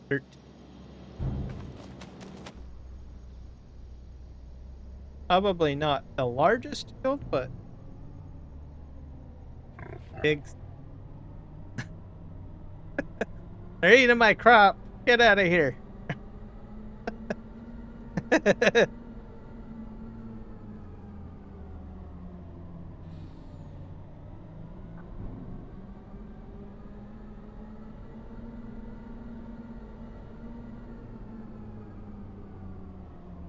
I thought they only ate grass. I guess they destroy other crops too, eh? They were just a grass winter.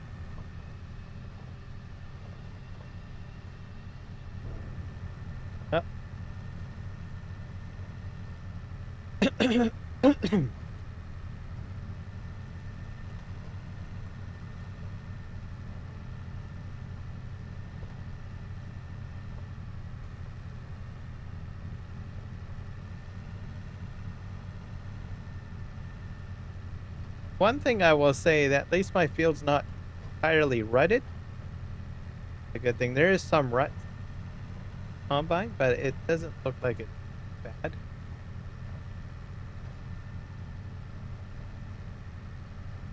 Would be really bumpy and a bit challenging trying to get out here and load. And it's good that it's raining. Not that I can really harvest it. I think my field is almost done.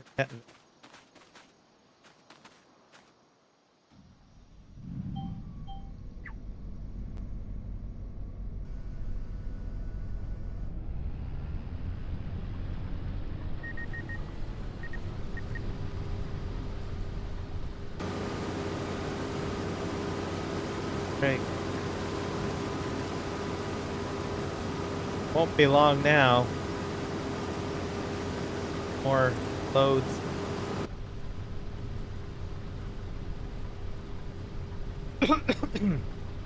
I think I could probably get about like a full yield, 700,000. At the very least, for field size. Paul Erlington, welcome in. Elkington, sorry. Welcome in.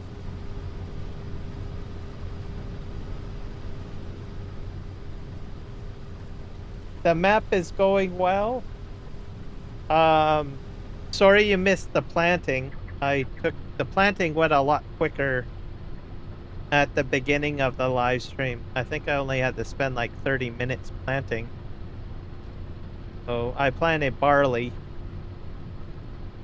Then I moved on to harvesting now. So we're doing canola at the moment. And then I've also got a field of sorghum that I still have to harvest as well. But it's going well. I'm hopefully going to be able to sell all of it. Everything is getting sold because I need to upgrade my equipment, stuff like that. So that is the plan. I do have the profiles for my fields now. I did figure out how to do that. So I have the soil samples for all my fields. So then I can properly optimize things. I'm probably going to still have some fairly low yields because I don't have... I'm going to be prioritizing upgrading my equipment. And then I'll probably start buying like fertilizers and stuff like that. So I'm just doing straight seeding pretty much. What the plan is. Direct drilling. Which is okay. I'm alright with that. But eventually I will get situated where I can go ahead and do seeding and fertilizing. And then I can also do, what else? I guess I got to do herbicide too. So, quite a few things.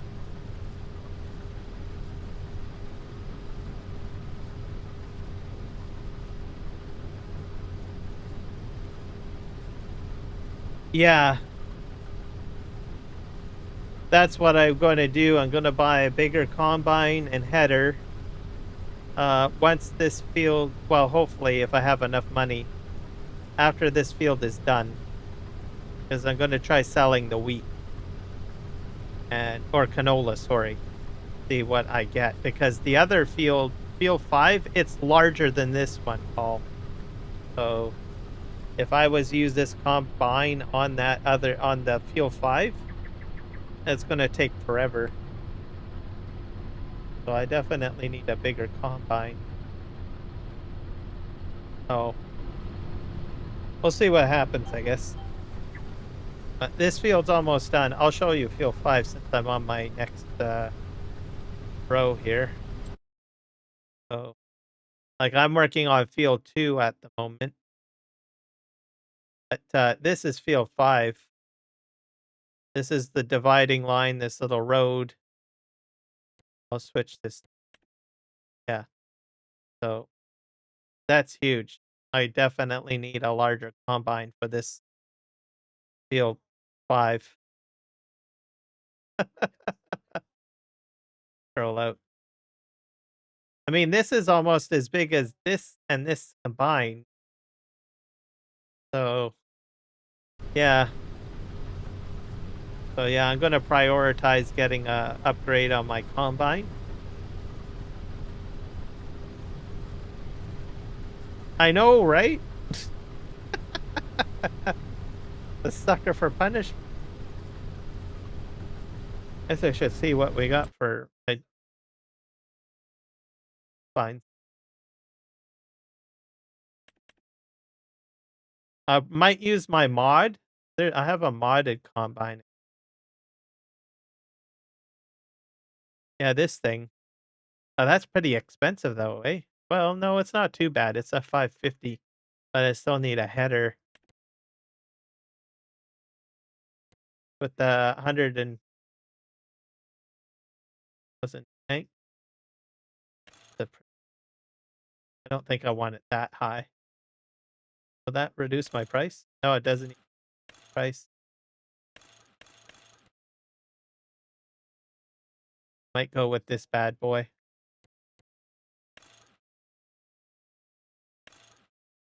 Heels. Can I do tracks?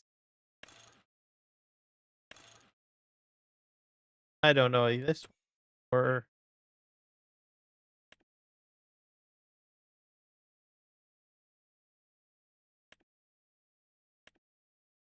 maybe one of the ideals might be a little cheaper. This holds about 17K.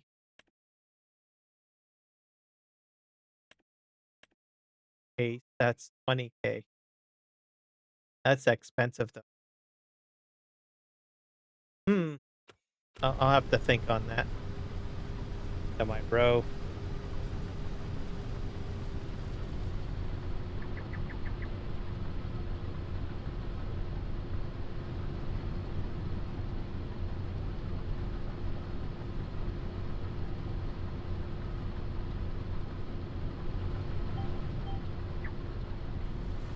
We'll see.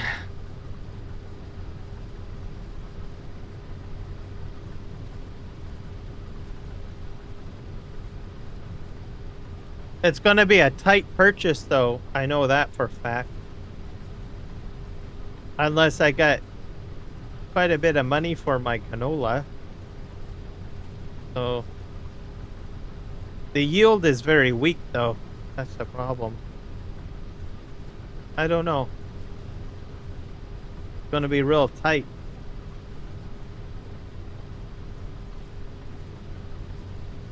But if everything works out great with financing, like I get enough money,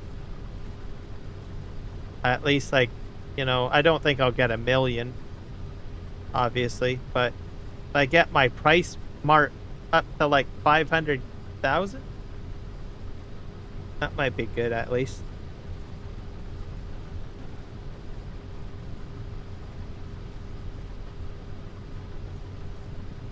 We'll see. We'll see. The final tally later, I guess. My other fields that I harvested last episode already have growth stage on them. So I might be able to squeeze in a little bit of harvesting with that. Have to see. This field, I'm probably going to try to use the planter instead of the seeder because the planter is larger.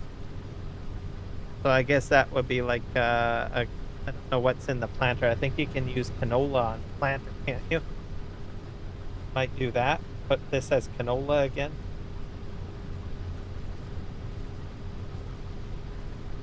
Because the planter's, like I said, much wider. Be able to plant this a lot.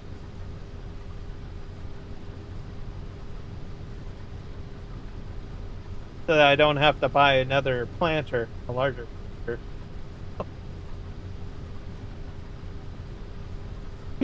I haven't taken out a loan, so.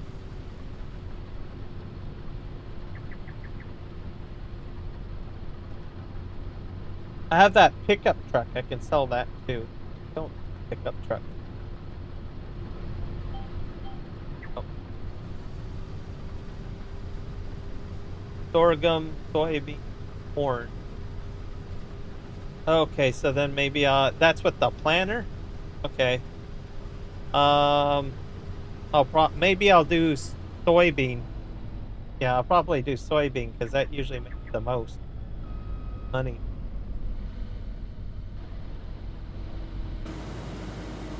Yeah, that's what we'll do that.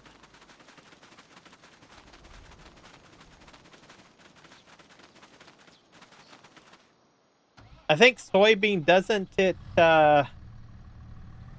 think it affects the nitrogen too in the soil, doesn't it? Mistake? So I might get a nitrogen benefit from it. Like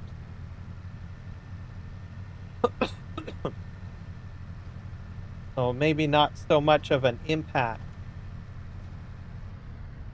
because I'm not fertilizing at all at this stage in the. So I'm going like super cheap.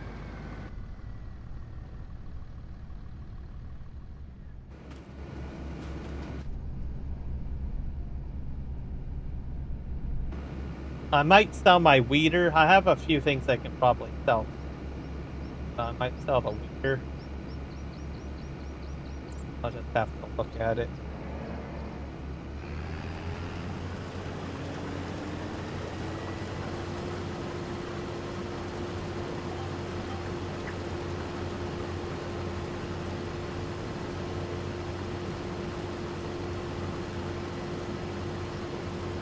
Okay, we're empty.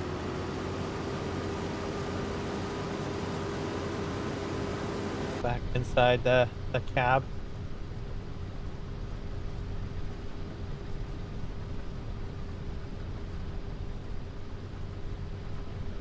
So I'm gonna try to not take out a loan.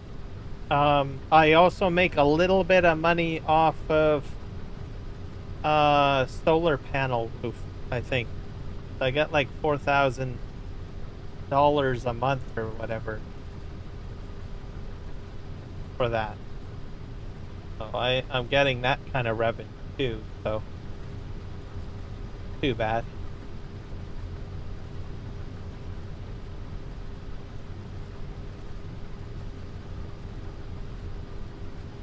And I have no clue what the material worth of this combine and the header is. So I'll probably get a little bit of money for that.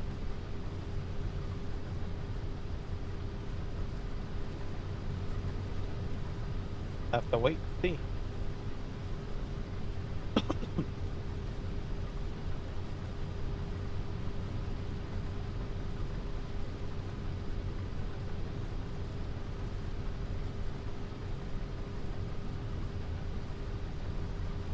Worst case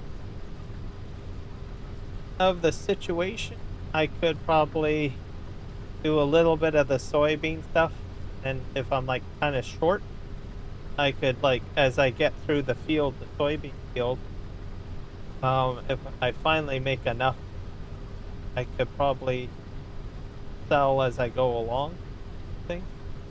So as I get a truckload, I'll just ship it down to the Cargill, sell it. That might. Yeah, it's all a juggling. The 60-foot. Yeah, that's the. Yeah, you're right on that. Because the headers are expensive too. I do have a corn header sitting around too for this combine. So if I stick to grain headers, I could probably sell that too, I guess. Didn't think about that. So, but still, the smaller headers aren't as aren't worth as much. So, oh, it's going to be tight and juggling. Said. I still have that transport truck auger wagon trailer thing. Might sell that. Because I only see myself using that if I'm going to fill like a seeder. Like one of the air cart seeders, and I'm not doing air carts. Yeah. Not going to happen for a while yet. I'm too poor. That like $2 million for a whole air cart that's set up, probably. Huge expensive.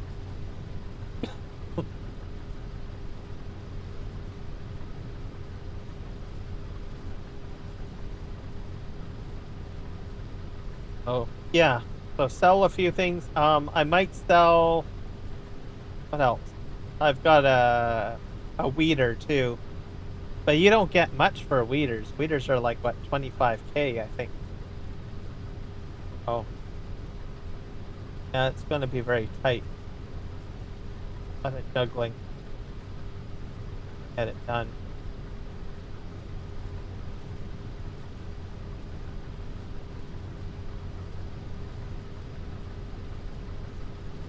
I might sell the John Deere tractor. I could do that. I was going to sell that anyways, but I wanted to buy another tractor, so you know, just be patient. See what the final tally is from this endeavor here.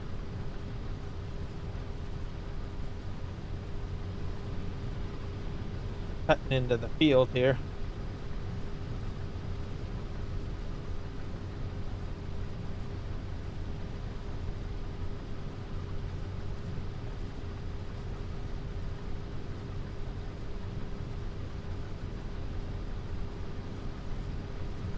But it'll be all worth it, though.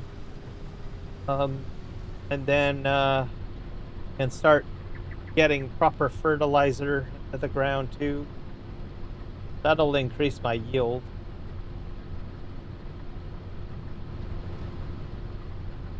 Start everything on the super cheap.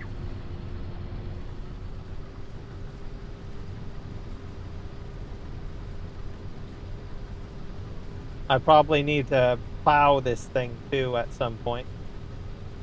I'll hold off on planning for now, or plowing for a bit.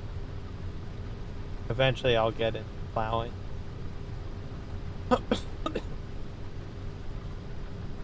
Much stuff.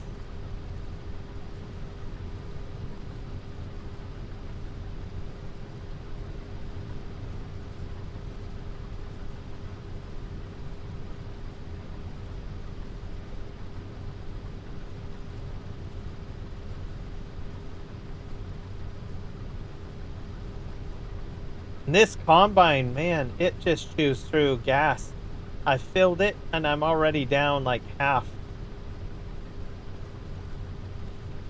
That's a lot of gas gone.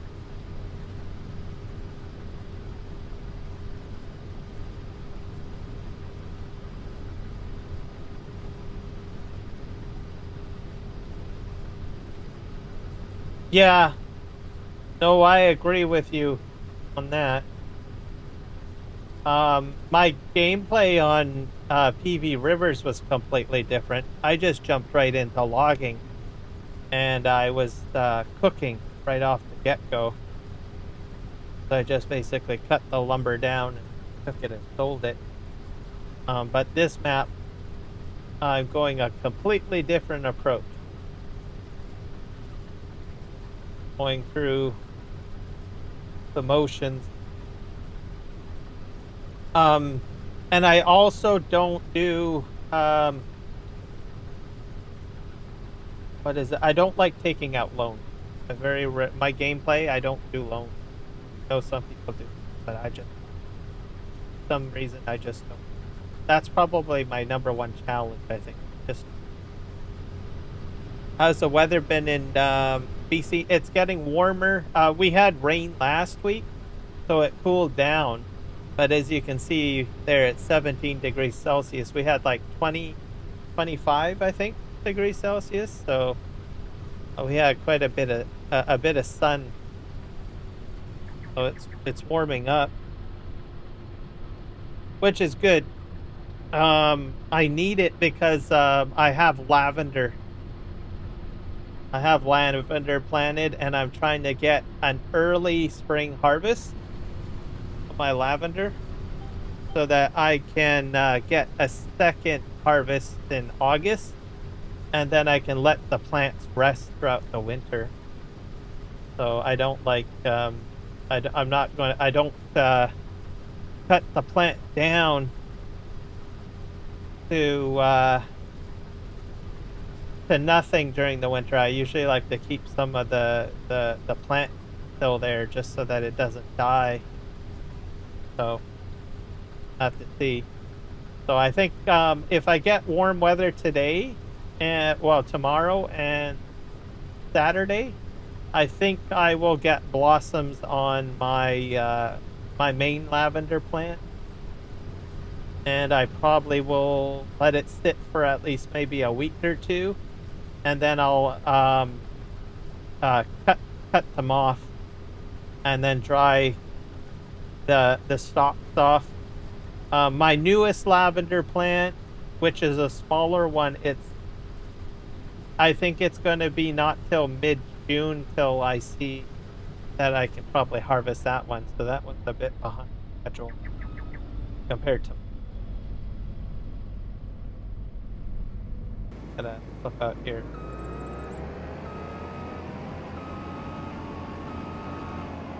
So, and I got English lavender. I do English lavender because it's a plant that's a little bit more susceptible to rain and cooler weather. Because the UK gets more rain, quite a bit of rain, whatever you call it, coldness. Kind of have the almost a little bit the same time. Okay. So the other alternative is like a Spanish lavender, and that's more like a cactus. And we just BC's just not. It's not cactus country. Sorry to say. Not my part of BC, anyways. Maybe it might survive like up in the Kamloops, maybe. To say.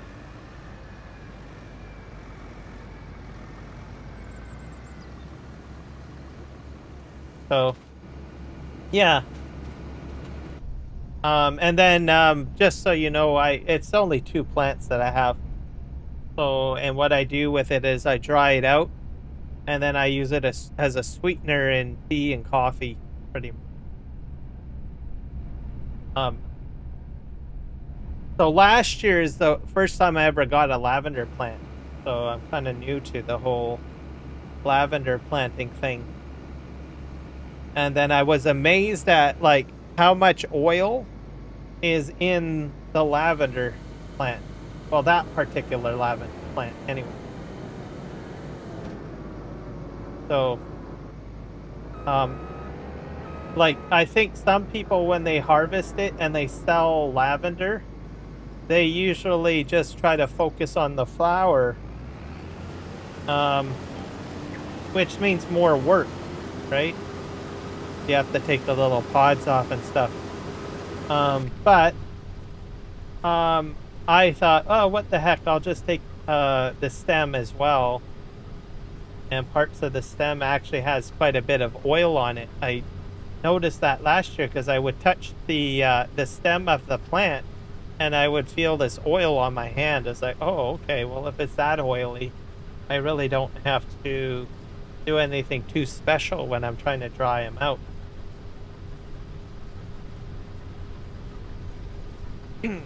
So I dry it out, and then, you know, sometimes I just have it as a tea on its own. So if I have a hard time sleeping or something like that, usually lavender is pretty knocked out. So I'll just pour water on the lavender flower, If I have a tea and I'm not interested in having, like, if I want some sort of sweetener in it, I'll add like a sprig of lavender in that.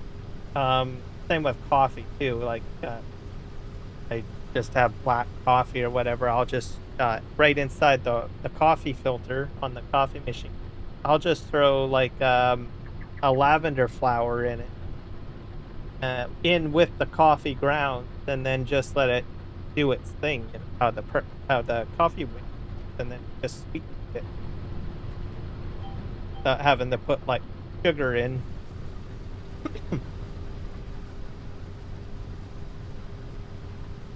Just have to be careful though, because like I said, it um, on the caffeine side of things, because usually most people drink coffee to wake up in the morning.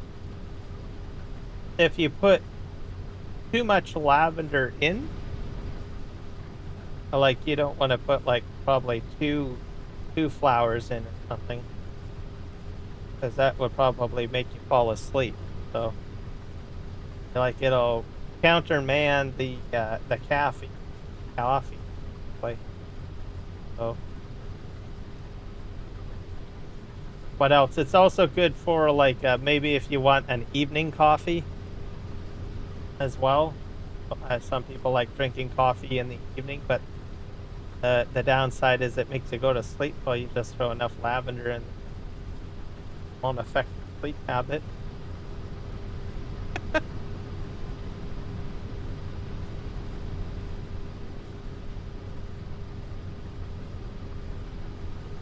Yeah, you can use it as a sweetener. What else? You can mix it too a little bit too. Like some people find that lavender is a little too strong. Whoops. You just add a little cinnamon too. I do that too.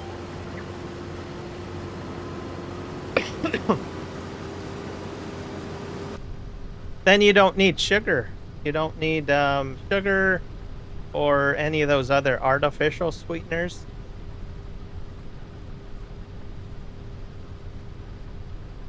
And you're all good, so. I think it's better too, because I find that if you put sugar in your coffee, like you'll get that initial like energy burst, but then you're still going to get like that sugar crash later. So with lavender, you just don't get that. You don't get that crash effect, if you know what I mean. Unless you drink your coffee straight black, then it probably doesn't. It wouldn't affect you. But yeah, you can put like all sorts of things in the coffee filter. Like for the longest while, I thought, oh, I'll just put my coffee in there, and then I will then dump whatever I want into it afterwards. Like went right into the mug. And that's how I've always done it, but except for milk. I put the obviously milk or cream after it's in the mug or whatnot, because it wouldn't be good to put your milk through your coffee maker.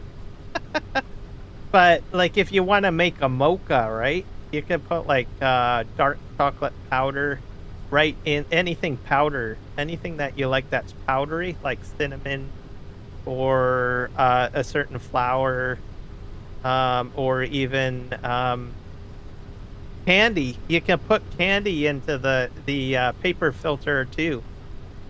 During the winter time, you know how you get those like little mint candies? So instead of like buying like an expensive mint mocha or a mint sweetener brand, you can take one of those candies and put it right into the coffee filter, and it will make it like a mint tasting coffee. Same with I've even tried sugar too. I tried sugar one time, so just out of the blue I thought, I wonder if how it would taste if I put sugar in. I find that if you have a sweet tooth and you do still want sugar, try putting it into the coffee maker, right? And I find that it evenly blends it into the coffee. I don't know how to explain it because it has to percolate through, right? So it's a more even mix, I think, when you use that filter. So I don't know, just a few ideas to try out. Hello, the Sim Guy. Welcome in. We're talking about coffee today. And things that you can do with the filter, the coffee filter. I have not crashed yet, no. Not yet anyways. There's always an option for crashing at some point. We'll get there at one point. I can't think of anything else you can put in the coffee filter. I don't know, anything that has a flavor in it, right? Dark chocolate powder, your cocoa mix, anything. Just dump it into the actual filter of the coffee machine with your coffee ground and just let it percolate. It might taste a little different in a good way, but it'll be maybe more of an even or distributed taste flavor.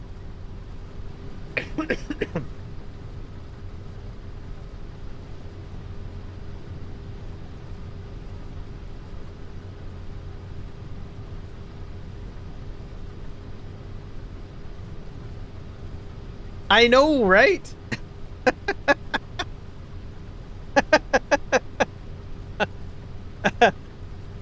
I only figured it out. I just figured it out recently. So.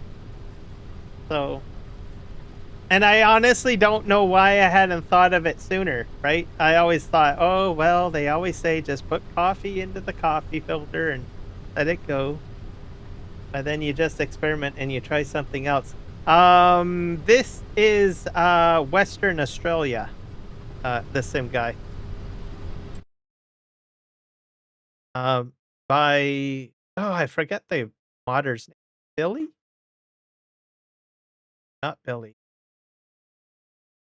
Western Australia. I'm sure if his name's down here. Farmer Bob, isn't it? Yeah, Farmer Bob. Yeah, Western Australia. It's on the Mod Hub, by the way. It's a 2x map.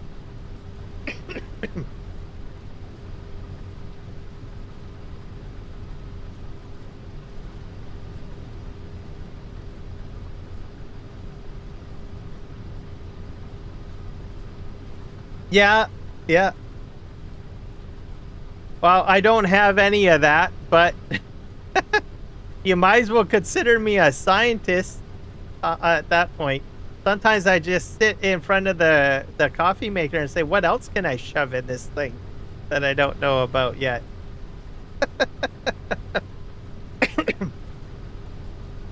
It's definitely a very large map. And it's very field oriented. There's a lot of fields. Oops. Pull again. Back up here. That up there. Maybe we've got my machine over here. How much space? I'm about half full on this thing. But it's on the Mud Hub. It's what do you call it? An import? An import from Farming Simulator 22. Because it was on 22 and it was on Farming Simulator 19. So I've had lots of fun on this map on both of the previous games. Because it's like you get like these super large fields right away. So I got like field 5, I got field 2, field 1, field 4, and field free, and they all had crops on them. So when you start the map, you get to harvest at least, I think, 1 in 4 or 1 in 3 anyways at the beginning. So it's I think what I like about it is that you get right into doing something big and amazing right away. That's what I like about it. More or less. I gotta put my auger in. Put that. Off we go. Fill up. And it's completely focused on like just doing field work, really. So there's nothing complicated with it, other than trying to figure out how you're going to start your game, I guess, or your setup style, right? So I think that's why I like it. And then the scenery is different too. It's it's Western Australia design, which I like.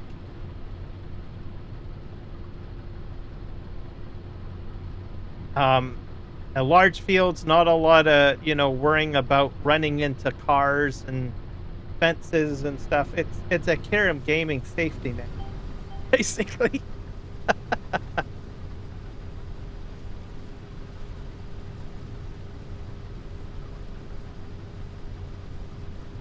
Township is pretty reasonable too, because it's just like a sell point.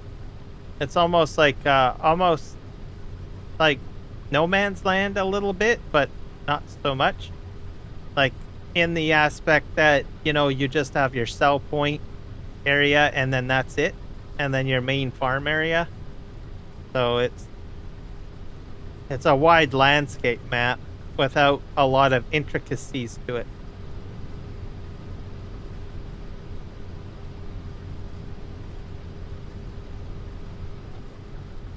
Oh, the 16x maps. Yeah. Farmer Bob does all sorts of interesting things, I find. And I caught a few of his videos. He teaches people how to make maps as well, which I think is pretty neat and interesting. So I tip my hat to the guy. I think he's done quite a wonderful job for the whole farming sim community.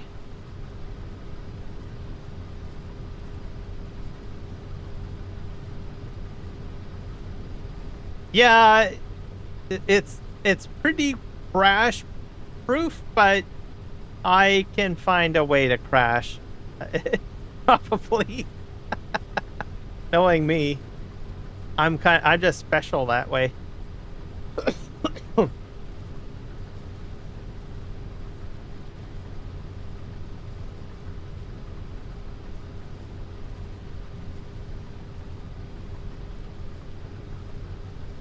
But yeah, Farmer Bob, I'm glad that he brought this map over. I wasn't sure if it was going to come to FS25. And then all of a sudden, I released, like, what was it, 2 or 3 weeks ago or 4 weeks ago? And I was like, oh, well, I like that map. I'm going to jump into it and try it out.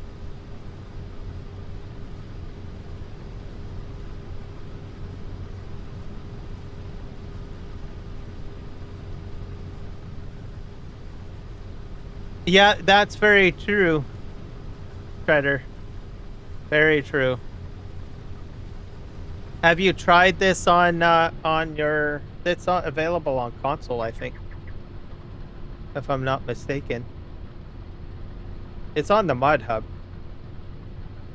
Available.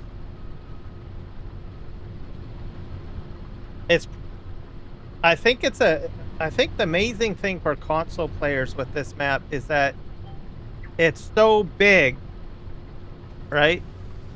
You get almost the feeling that you're playing on a 4x and 16x map is probably the best way of describing it. I think that's what I like about it as well. The sheer size of the fields. When you're trying to, do this type of gameplay. PV Rivers is taking a break at the moment. So I will probably be returning to that at some point. Just going to take a bit of a breather. I'll eventually jump back on that. I still have to finish my train project on the map. And I need to finish my olive grove that I'm trying to build.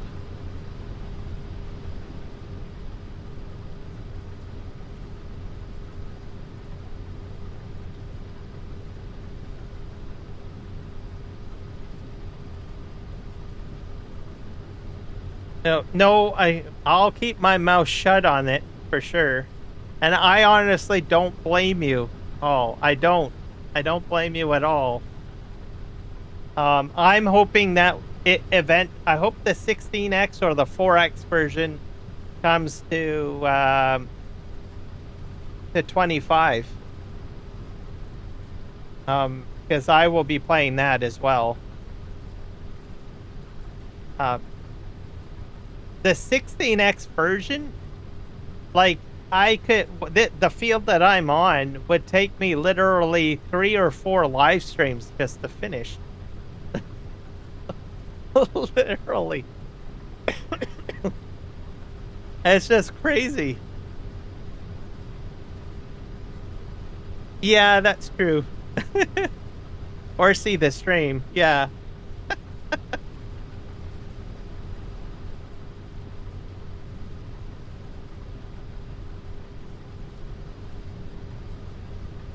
There you go. Paul's safe.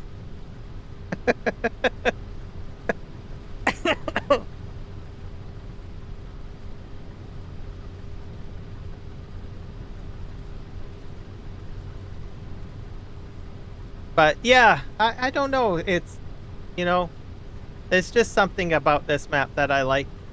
I mean, people say that there's other maps that are better or something. But when I get into this one, I just, everything is set up. I'm good to go.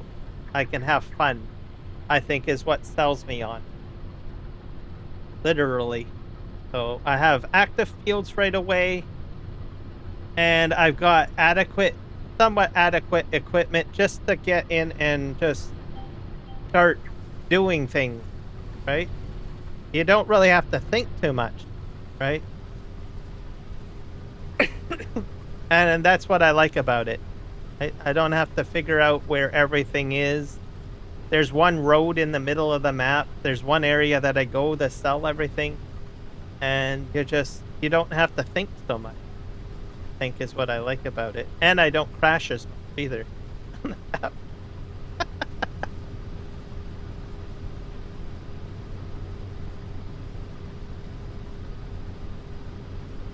Aggro. Oh no. Then I will probably start. Nope, fair enough.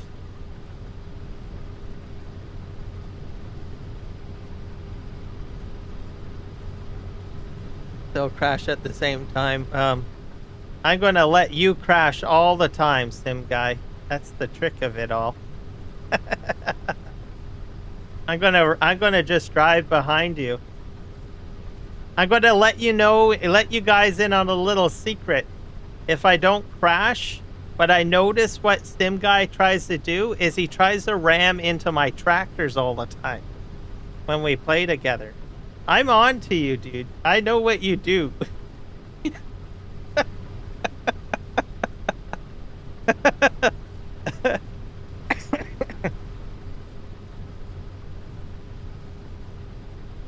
Doesn't happen very often, but every once in a while I notice that you've done that.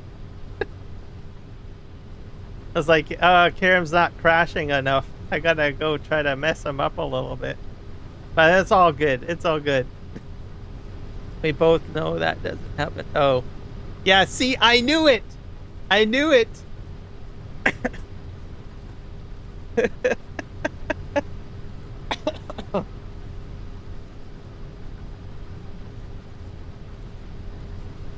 So when I do hit 1,000 subs, I will be doing a multiplayer session.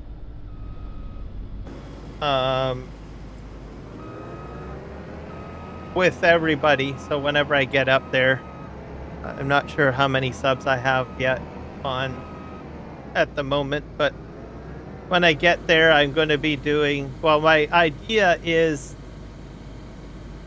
to have it completely open for everyone.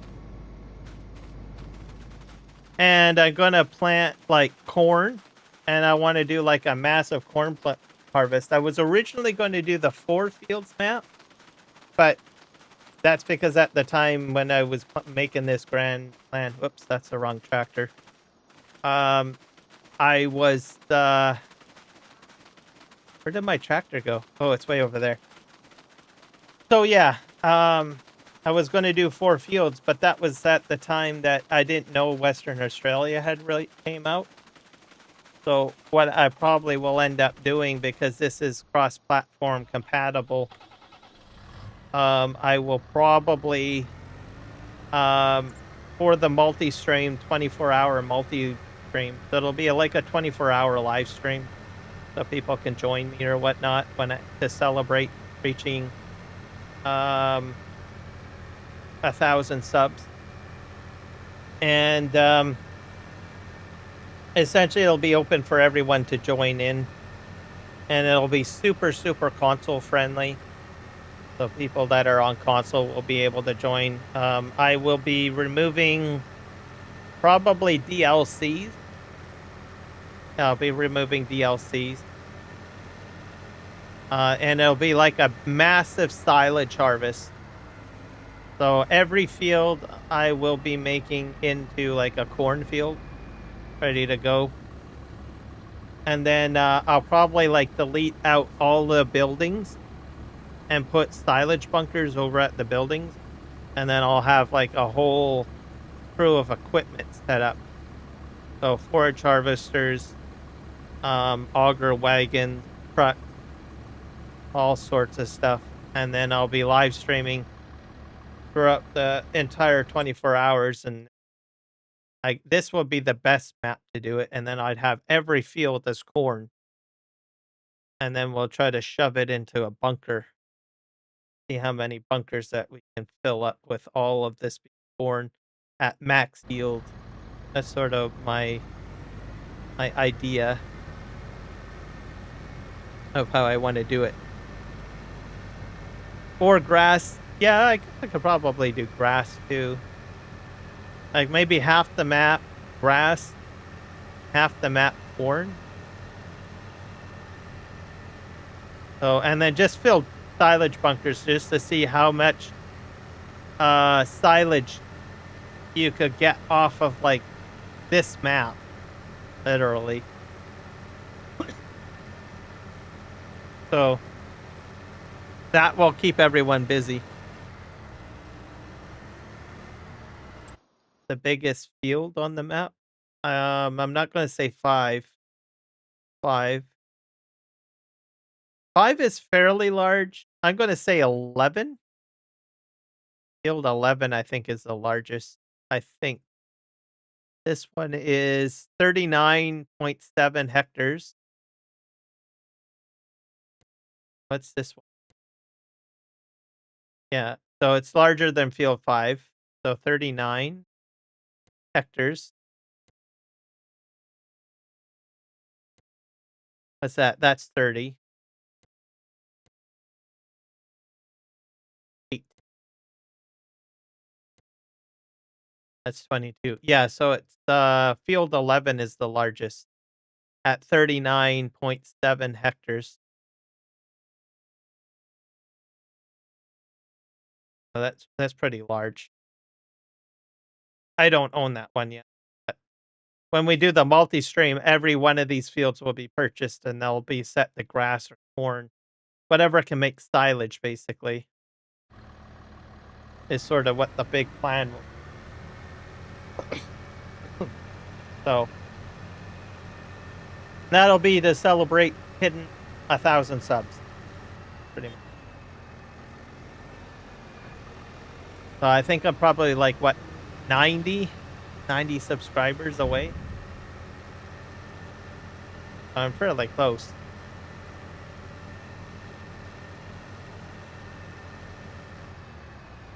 And I'm gonna rent a server, and people that know how to live stream, they can live stream. So it'll be like almost like a live stream party. I know Kiwi wants the live stream, and I think there's a few others. The Sim Guy will probably be live streaming as well. I will be obviously live streaming. Others will join in. 3Js might join in as well, and they might live stream. These are other farming simulator content creators that I'm speaking of here. So.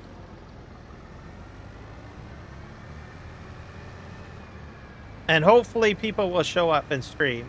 So I've got people that are interested, so that'll be good, because the streaming community as well as the subscribers has helped my channel quite a bit. So I consider, you know, the live streamers that have helped me part of my family, I guess, of my streaming family. So it's like a collective effort.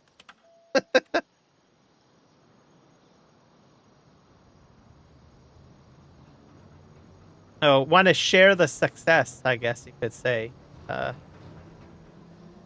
with my other fellow live streamers, basically. Yeah, I gotta empty this truck. I hope I don't run out of battery juice. Oh, here. Volvo.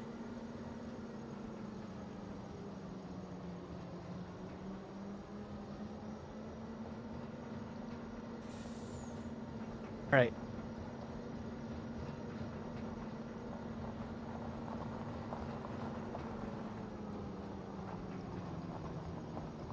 Exactly. Yeah. And then share the channels out and all of that stuff. Like, just big party kind of thing. So it'll be good. And then the other thing too is I'll probably have like different live streamers show up at different times and stuff like that as well. So because even though I will be live streaming like for 24 hours, I don't know if everyone else would be able to do that, right? So I would have like different live streamers pop in and join in and co-op. And then I would also have regular community members like yourself joining in and doing everything like that too. So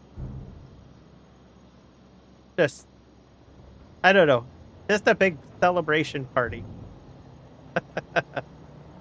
Hello, Brady Rimmer Productions. Welcome in, sir.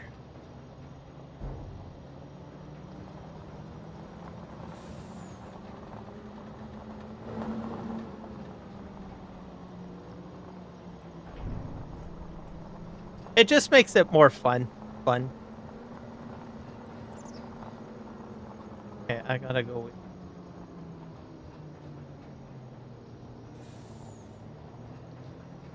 And I definitely, like I said, the other focus that I have is to try to make it so that anyone can join, because I have always been, since I've been live streaming, I've been more focused on PC because of the types of maps that I play. Like I do course play and auto drive and all sorts of like script mods, and from time to time I get people saying, well, can I join you? But then they say, oh darn, I'm on console, right? So that's my other goal too. When I do this multi-stream, I want to try to make it as friendly as possible that they can join in too, right? And have fun. So when that happens, when I get there.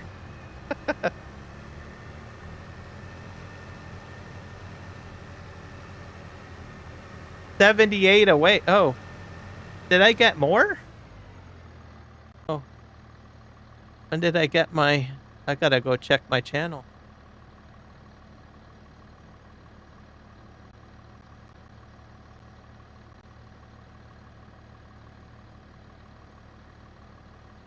Gonna check now.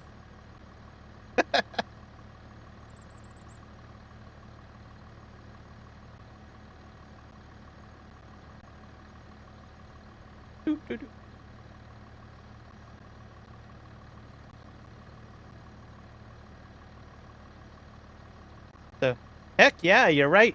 I just gained 3 subscribers. So thank you to those that have subscribed. You guys are awesome. We're gonna get there. Gonna get there.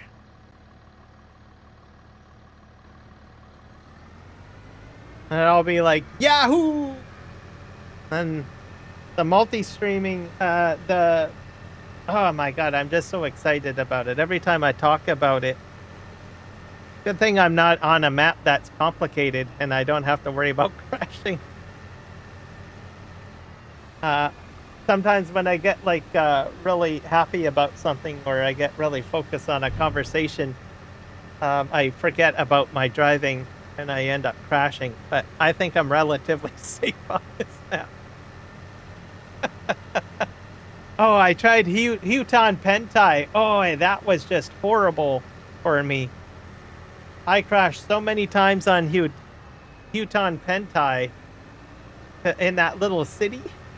Oh my god, that was just awful. Especially when I'm live streaming. It's like... Because I would be talking and then I would get distracted and it would just... I don't know. Just horrible.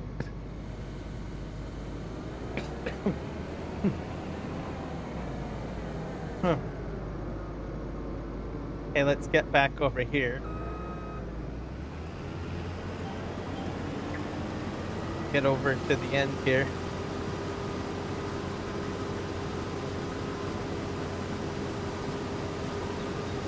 Yep.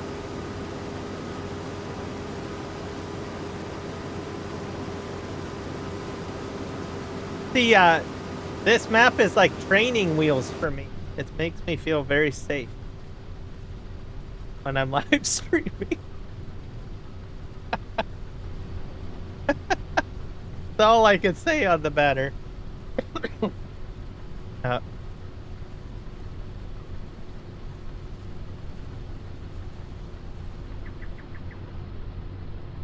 I do think though that most of my driving habits are a bit better though. A little bit better. In Farming Simulator 22 and 19, I was exceptionally bad. I still do some kind of bad things in 25 here and there, but I'm not as bad as I used to.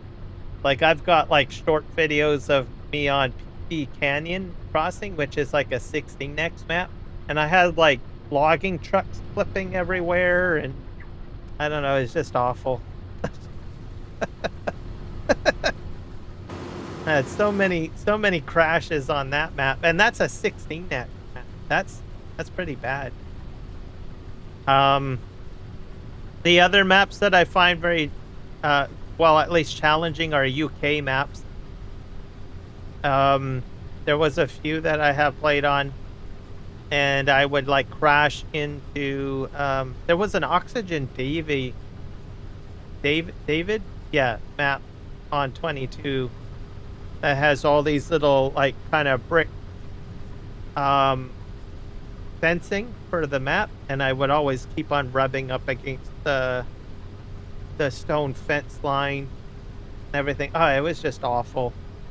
And you try to get a large combine through the field, and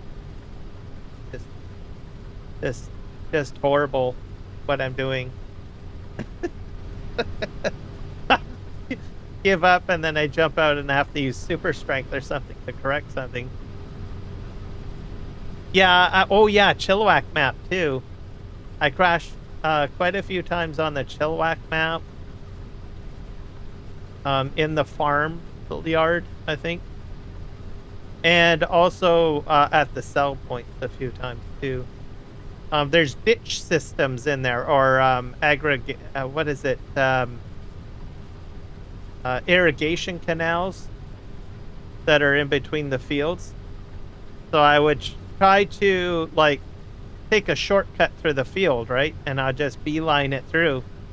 And all of a sudden I'd run into an irrigation ditch and just sink into it, and then I'd have to get stuck or whatever. It just, yeah, it was just awful. Yeah, he's got the footage.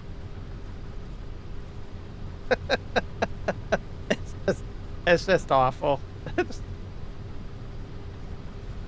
And I had these modded tractors from Mark Thor. So they're like Ford variants on the map. And what he would do with the mod, because I loved it, he would like make the engine like a sports car practically, right? So I'm like doing like 120 kilometers an hour in this Ford tractor. I'm like going all over the place, stuff like that, ramming into things. It's just, yeah, quite interesting. Yeah, I was hopeful too. I mean, there is some, but there's not a lot, I noticed, which is regretful. 22, there was a lot, right? We had the Fraser Valley one. There's Ganundental. There was Chilliwack map. There was a few from Saskatchewan and Ontario and Quebec. But for FS25, there is a few, but not as many as there used to be in 22. So I just don't know. So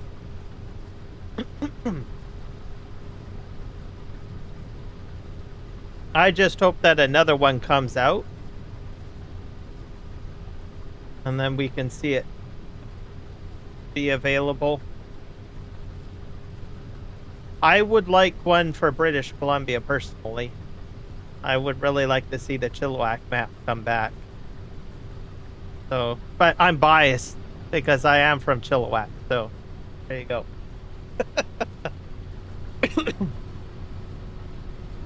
You're from Saskatchewan? Oh, fantastic. Yeah, I don't know if there's... I don't think there is any Saskatchewan maps either, is there? There's a... In my knowledge, there's... Well, there's... Is Ganundental? Ganundental might be Saskatchewan. Or is that Alberta? Or... I don't know where that one is. I know it's a Canadian map, but I can't remember which province. And then there's the Sudbury, Ontario one. But that's about as much as I know.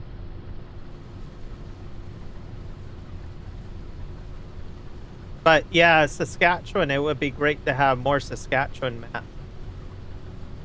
There's all sorts of interesting fields in Saskatchewan. There's a lot more we can... Oh, Manitoba? Okay. Ganundental's Manitoba. Yeah, so Ganundental and Sudbury. That's about... There might be a few others. I think there might be a Quebec map too. But I don't know. I just would like to see some more. I don't know, Saskatchewan maps, Manitoba maps. I'd like to see a Fraser Valley map. Where I am in BC. Even northern BC too. I think someone did Peace River at one point, 22. So, I don't know.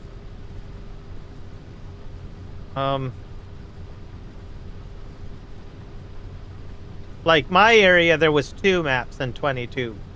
Fraser Valley, British Columbia, and the Chilliwack map.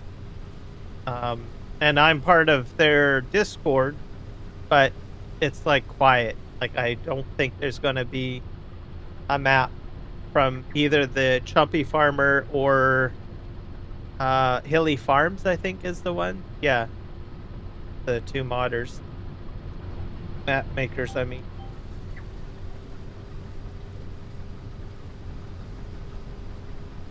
But yeah, if anyone is watching my live stream that likes making maps, make some Canadian maps, please. Or, especially in the prairie provinces, I think that would be great. So that's like you've got your Manitoba, your Saskatchewan, and your Alberta. I mean, it's just crazy. You can do a YouTube search for like YouTube videos of those areas and stuff. Like it's like miles upon miles of like farmland. It's crazy. And I kind of, if I'm doing like grain maps, I like doing those types of areas because it's like this map that I'm on right now. It's literally just doing grain, right? And it's like wide range landscape. And that's why I like the Western Australia map, because it's so wide, very large fields. So, yeah.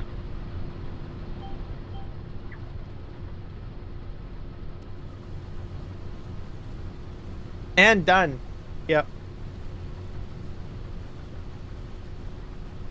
I finally did it. See, this is the best part about having like active chat conversations in chat, because it makes this whole combining process go far quicker, or seem like it goes quicker. Anyways, BC Bueller is supposed to coming out, but it's on hold.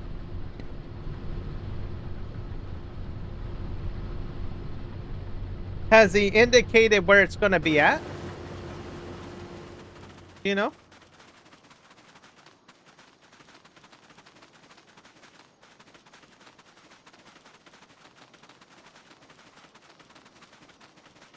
I'm kind of interested because I have a feeling that he's probably going to have a map full of large fields on it. Because I remember in 22 he made the MacDon pack. So I imagine his map, I think he did the MacDon pack in 22.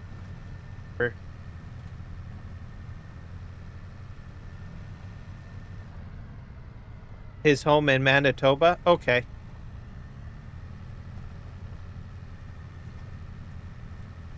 Well, there's a lot of farmlands there as well. I don't really know much about Manitoba, to be honest with you. So I don't know. I guess I'll have to watch some, see some pictures or landscape. Might have to Google Earth it. But I do know that they do a lot of farming there too.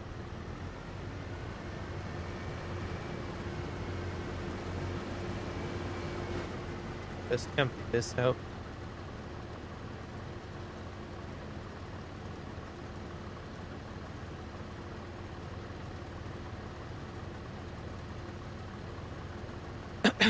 Is it gonna be just a little bit early? Just a little, but it's all good.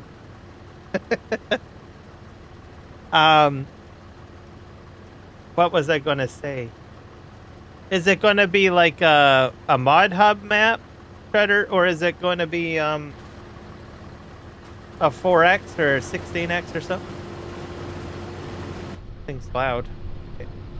Close that one out.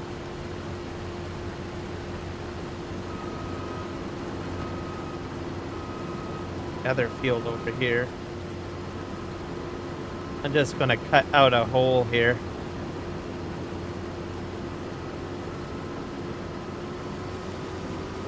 This is a different crop though.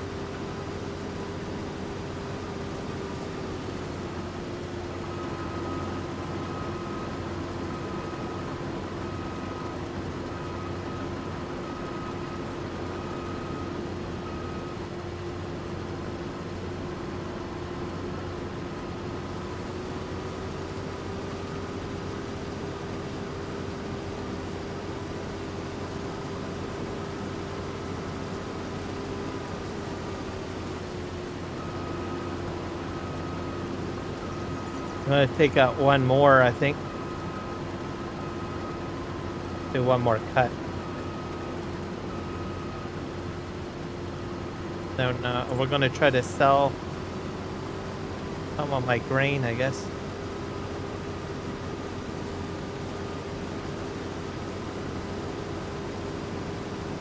Oh, give me a sec here.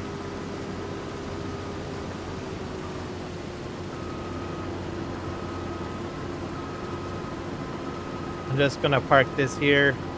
It might be a bad idea. I don't know.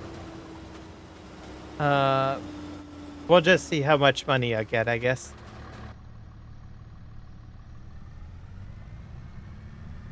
Mod hub? Okay.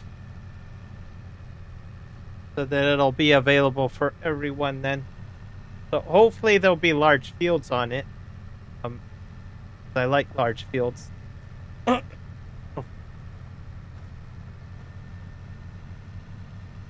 We'll just have to wait and see, but at least that'll be one added. That's a Canadian map. So that'll be good.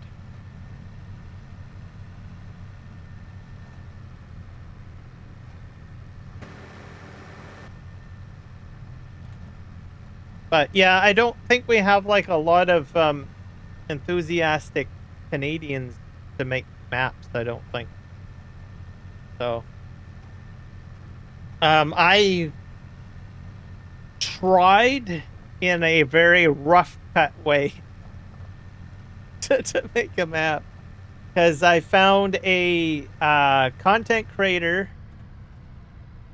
I forget his name, but I think he's from Europe, and he has this I don't know, easy setup where it's an application and it takes a snapshot of Google Earth and it somehow creates all of the necessary files to integrate it into the Giants engine. And I tried playing with it a little bit, but I just was not successful at trying to get a map made. Because I thought, well, maybe I can cookie cut or something together somehow with what his tools were set up with. But I couldn't get it going. I was like, okay, well, maybe I might have to look at his videos more or something. I don't know. And maybe I can figure something out. But I can tell you one thing: if I do make a map, it is not going to be mod hub quality at all. I don't think. It'll probably be very, very basic. If I was even able to make a map.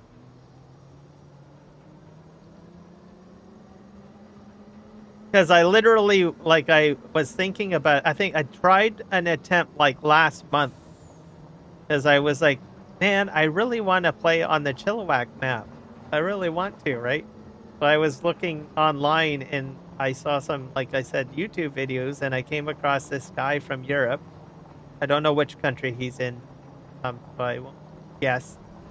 And he has a tool or some sort of map creating tool that somehow makes the files for the Giants engine stuff, and then you can just open it up in the Giants engine and make some light edits. So it transforms a geographical region with his tool and puts some basic map elements into it so that you can open it up in the Giants engine and then edit it, right? I thought, well, maybe I can get some sort of quasi weird looking map made. Obviously not meant for Mod Hub or some super fantastic release or anything, but just for something that I could enjoy, right, playing, so that I could play on the Chilliwack. But I tried and it didn't quite work. I ended up with errors in the Giants engine. Like I couldn't even open the file. So I don't know. I must have did something wrong. But I tried to attempt it. Yeah, I got about 186. Okay. Yeah, that is a crash, isn't it? I got where did my counter go? Oh, there it is. Is it gonna work? There we go. One crash. Yeah, I bashed in. Yeah, I reversed it and bashed into the uni A. So, um, I don't think I have enough knowledge to figure it out. Like I need like most of his videos that he has is like for someone that's probably a little bit more advanced in map designing. It seemed like maybe I could probably do it at first, but there's something that I'm missing. So I would probably need a really dumbed down version. I might look at Farmer Bob's tutorial videos. Because he usually does a fairly good job at simplifying things to a degree. So maybe if I take a combination of the Farmer Bob videos and this other guy's videos, maybe, but I don't know. It just depends on how stubborn I get, and I'm like, well, I really want to give this another shot. See what I do. I'm gonna go down here.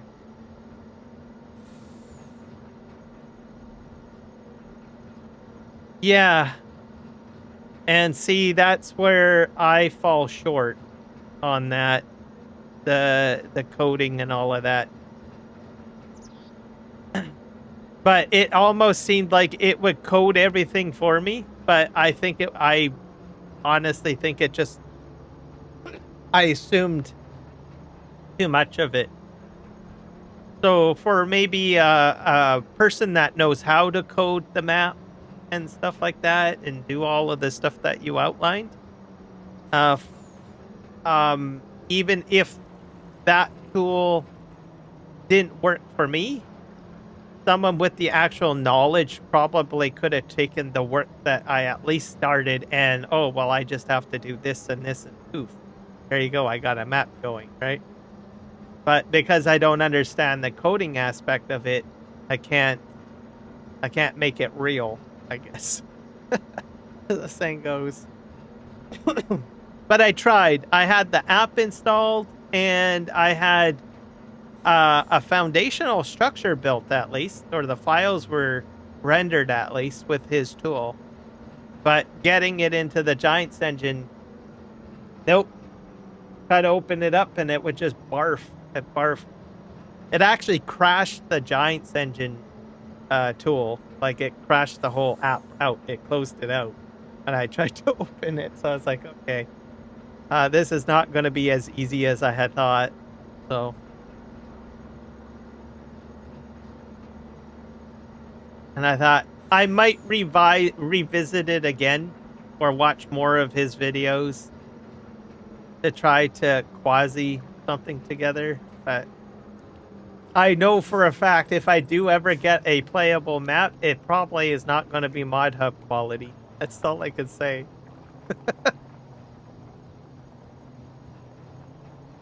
Okay, we're going to go in here.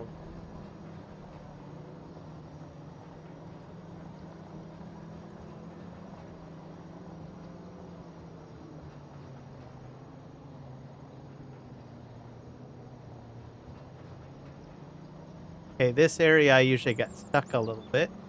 Nope, fine. See if we can make money.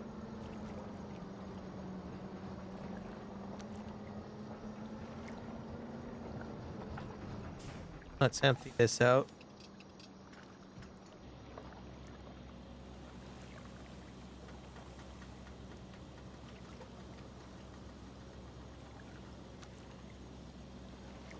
So I don't know.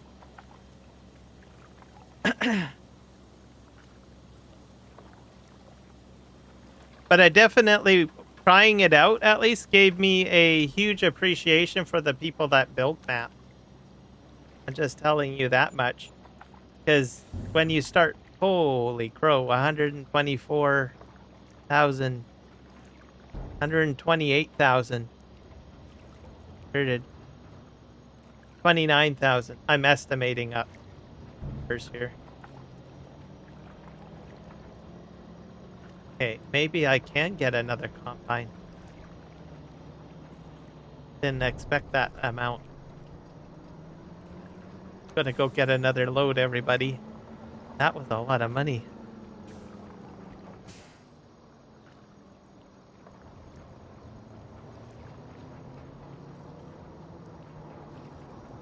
Yeah.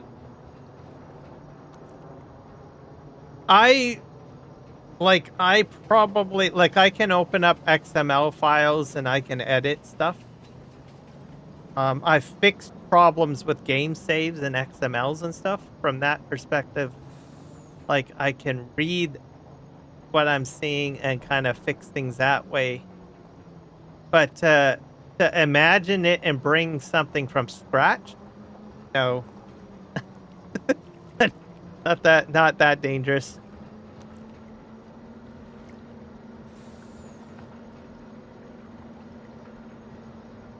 Yeah,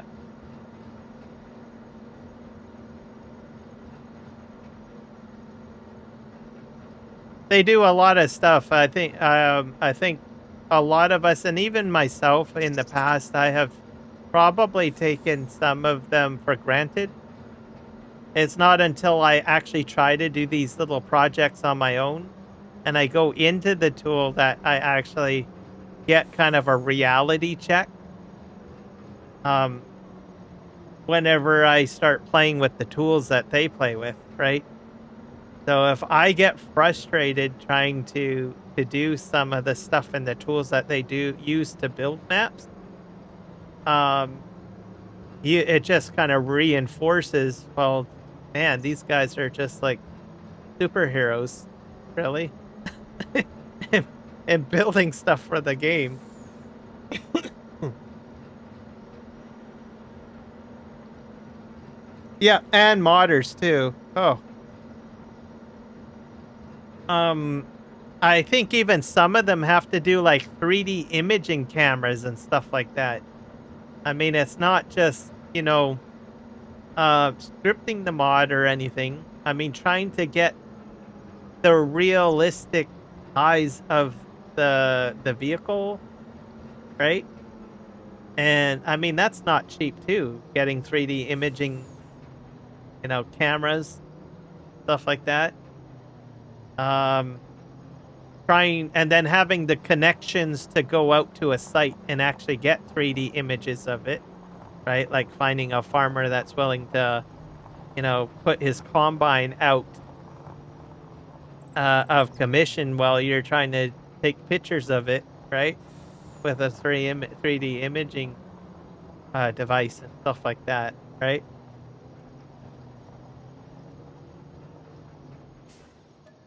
So, and then taking those images and then moving everything together in a 3D program, 3D imaging program, and then scripting it.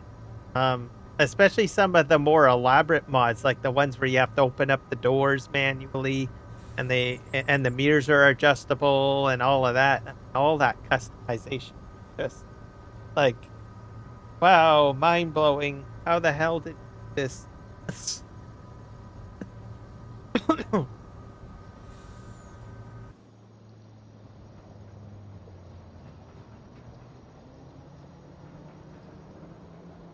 Let's see if I can get around.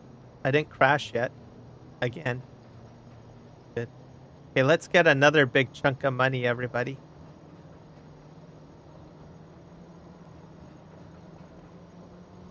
Okay.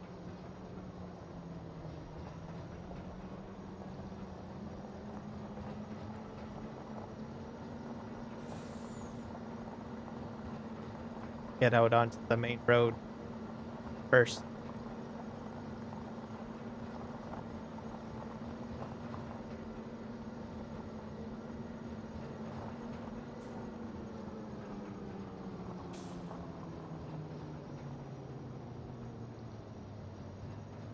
All right, off we go. I can really feel the weight on this trailer. Crazy. Okay, that's the thing for a streamer. Bring the map to life by running your stream, and as you said, do a multiplayer of the community. Exactly.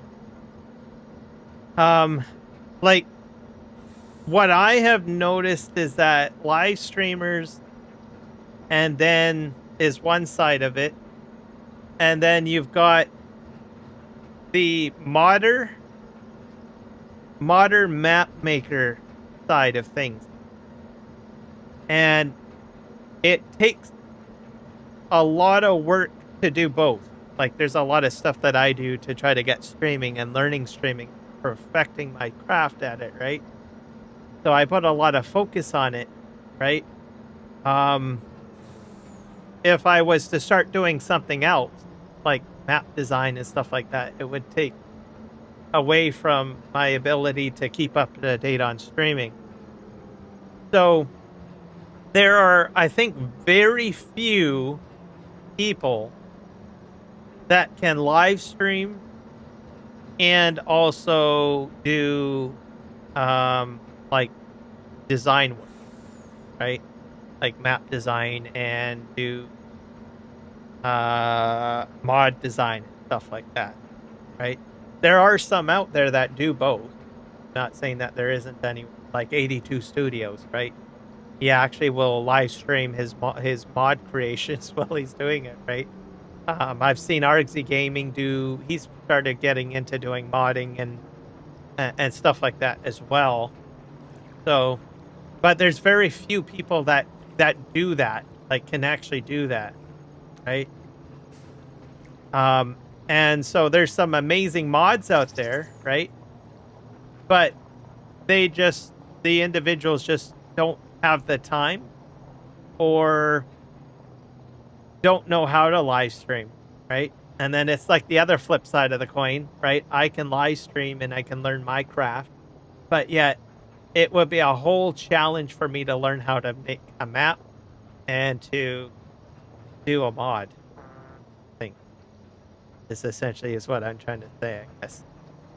So it's kind of symbiotic, relationship in a way, I guess.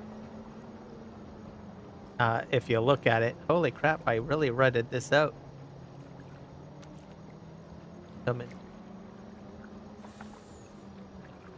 Sure.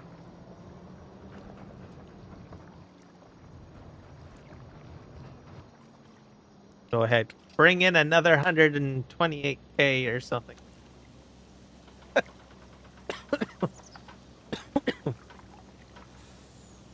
Yeah, it's a collective. Everyone benefits. If streamers help map makers and modders show off the design. Yep, exactly. Symbiosis.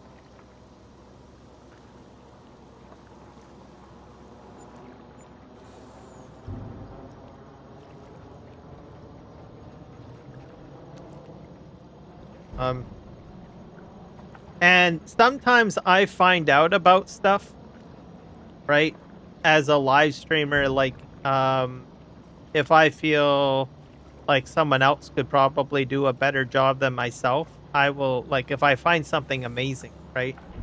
That, like an amazing map or an amazing mod or something like that, on occasion, and I just don't have the time to do it justice, right? Sometimes I will just go to another content creator and say, look, I found this. I think you would be great at doing a video on it or a presentation, something like that. I've done that too, because I've found gems from time to time. Because I'm just sitting there, it's like, man, this really needs some oomph behind it, right? And I'm either dogged down with something else, or I can't do it justice. I will just, say, look, I found this. I think you need to do a video on this. Or you need to do something with this, right? And I've done that a couple of times too.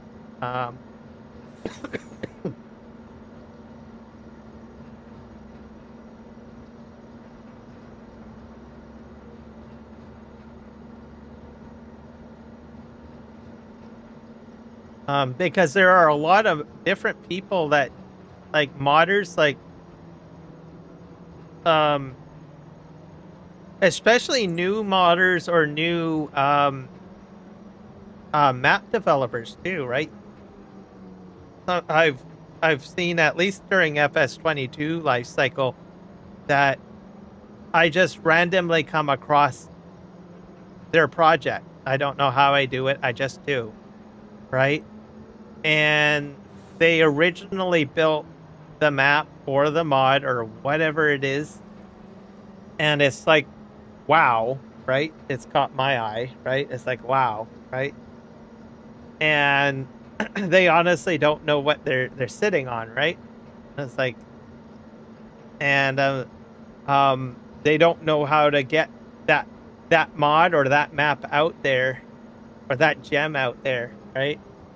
So you're just sitting there. We got to get this going. We got to get the community to know this. This is going to blow it. Oh, blow your socks off. It's going to blow everybody's socks, right? And there's hidden gems out there, literally. Not everybody uploads to like Mod Hub. Sometimes it's just a small little private project that they just started working on the off hours, right? And they just did it for the heck of it, right? Maybe they got like 5 or 6 friends and that's it. And they spend a lot of time and they enjoy it, and they didn't really think too much about it, right? And they're like, oh wow, okay, maybe I should go ahead and get this out there somewhere. Hey, this is my last load of canola, I guess. What else do I got in? I think I got a little bit of wheat too. I'll come back for that. I'm at 367,000.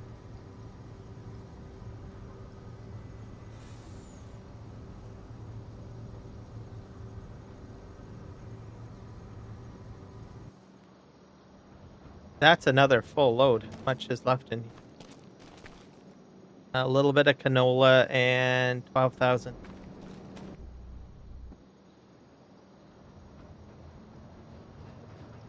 Let's get this electric truck going.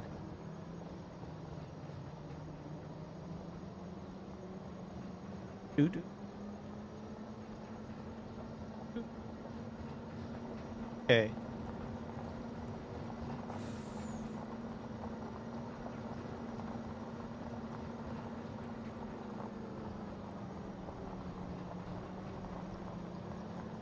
I might be able to get a decent combine, maybe.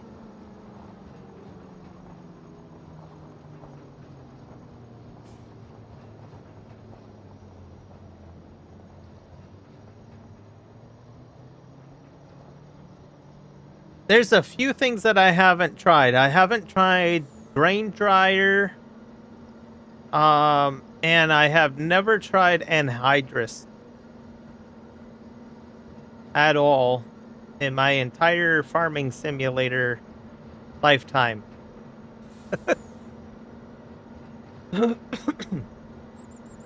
One of these days, it's gonna happen. Just gonna try it out.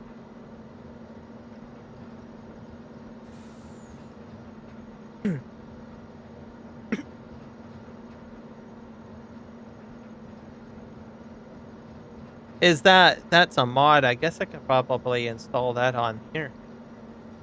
Or is that a map? Sorry, a mod. Sorry, a map dependable. Like, does it only work on certain maps?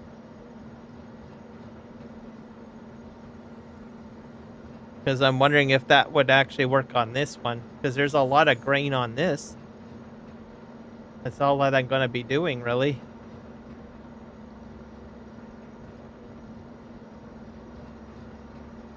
I should try that out.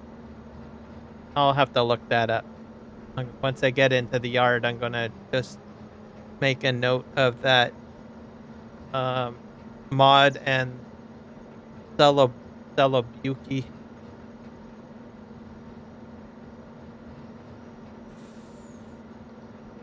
Works on all maps? Okay.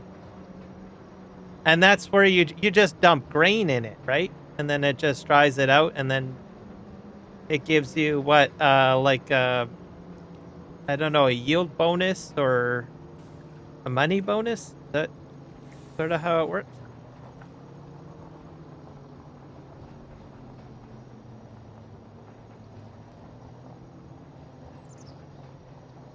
Might be a good idea to put it on.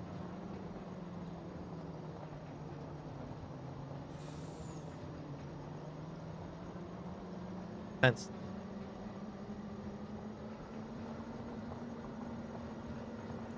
And get past the potholes.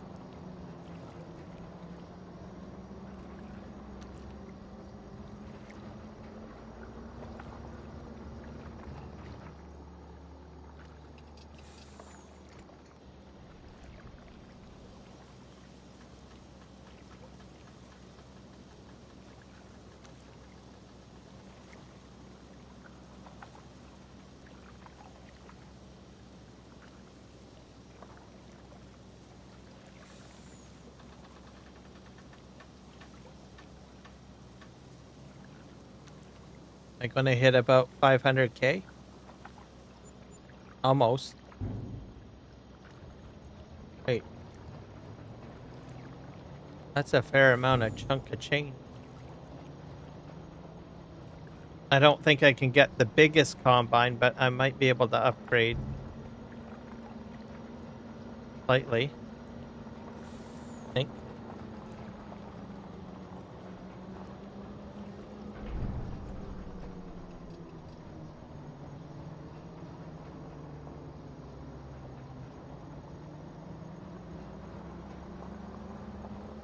At this.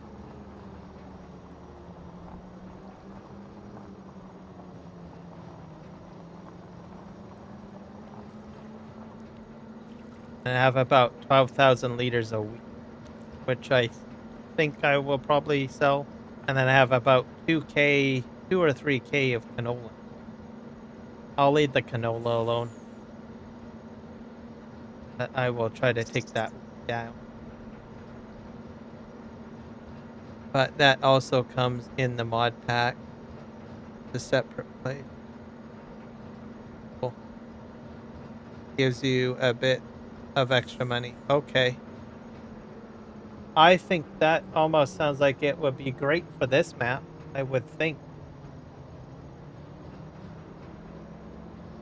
Yep, you get dried corn, so you can do additional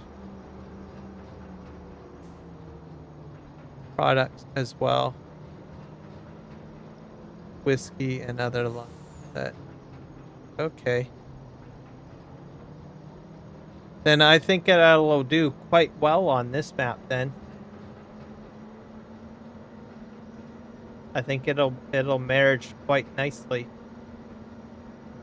I'm gonna go get my oh, that never left. I was gonna save it for chicken, but I think I'll bring in chickens a little later. Focus on trying to get as much money as I can. So I'm gonna pull into the yard and then I'll fill up and then I'm gonna write down that mod and then I'll try to get it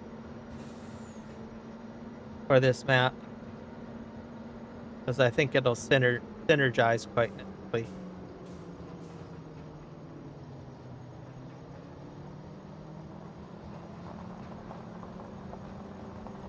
Doot doot doot. Oh wait.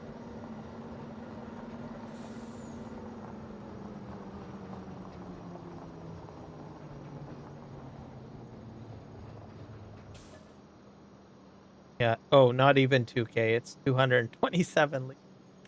Yeah, I do have. Well, that's filling. I'm gonna make a note. Da, da, da, da, da, da, da. I just have to copy your comment. Which copied. Bring up a notepad.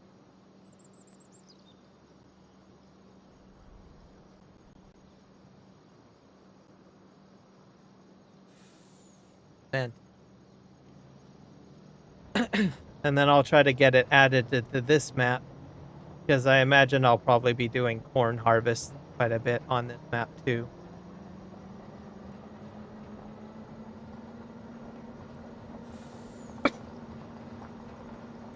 It'll just work out great.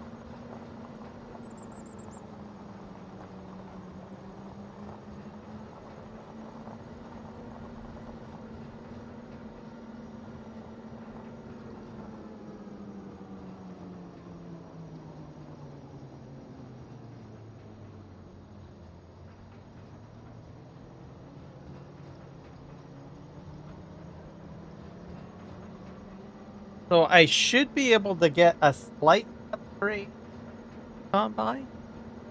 My combine? I don't know.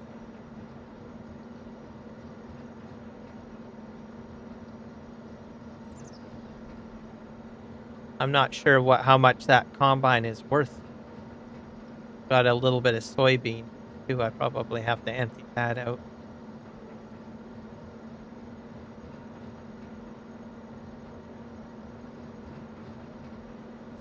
See, and then I have to get the trailer. So I don't know. It's gonna be pretty tight, I think.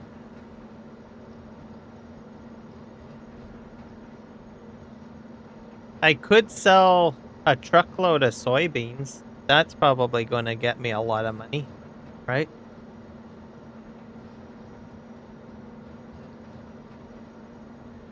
Instead of dumping it off at the whatever you call it at the farm, just truck it down here and sell it directly. That would work out great, wouldn't it? I think that's what I'll do.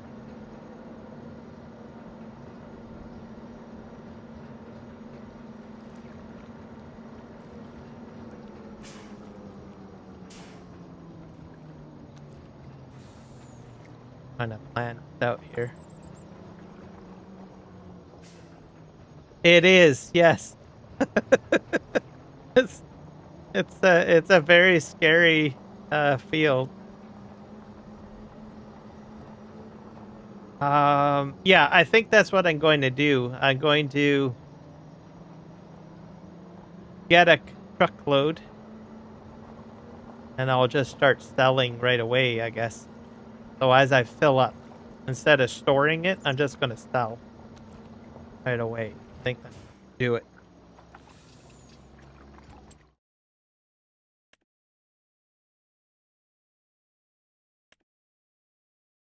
That's about 930. They're too small. John here. Here's the case.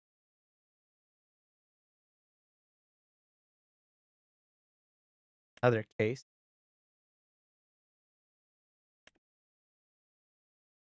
This must be the case that I have. So this is the case that I would like to have.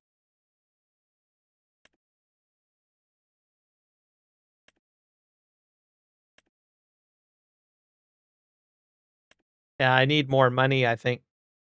I'm probably better to try to sell some of my try to get a truckload of soybeans and sell it at about 510.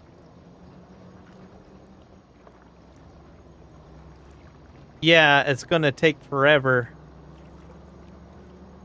Literally.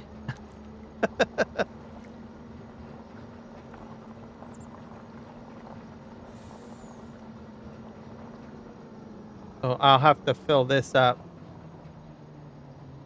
And if I get a decent price for my soybeans, I can probably get the combine. Right now I need the combine in service, so I can't sell it right now. I think I'm gonna be shy a little bit, so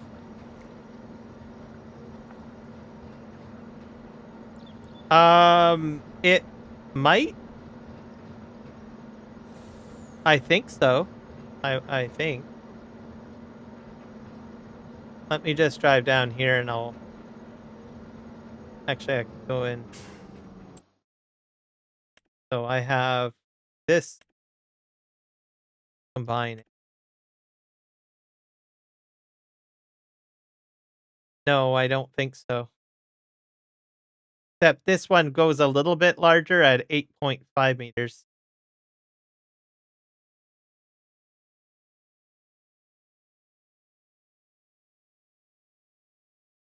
So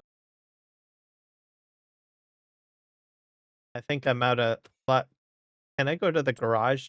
How do you tell the value of your equipment?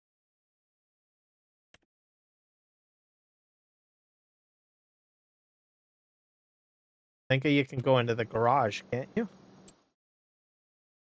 Kind of estimate how much your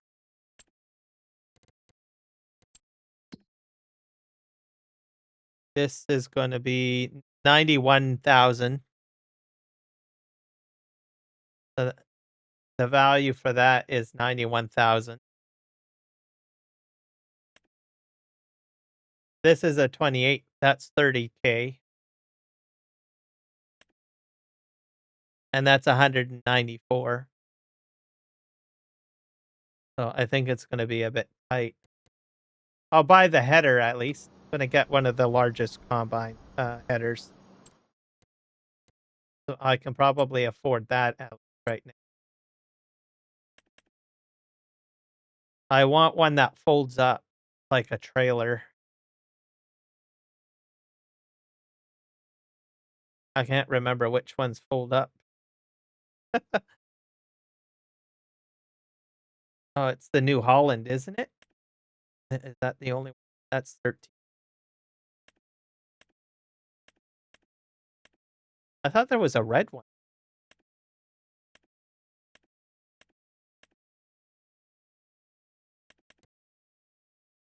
It's not a trailer. I think it's the New Holland. Is the New Holland the only one that folds up?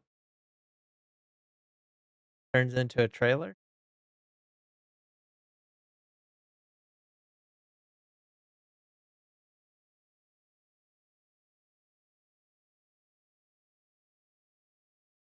Only.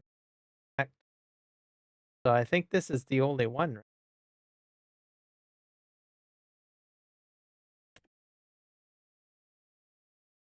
I will buy this.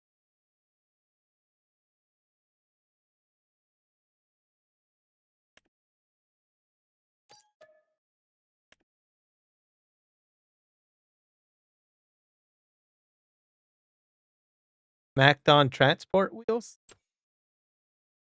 I thought that was just for the Macdon.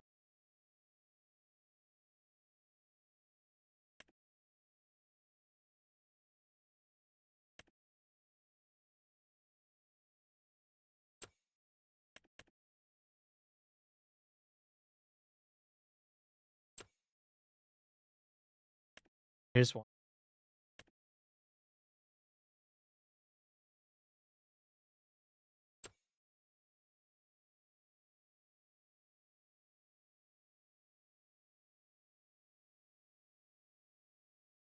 This should be able to combine with anything.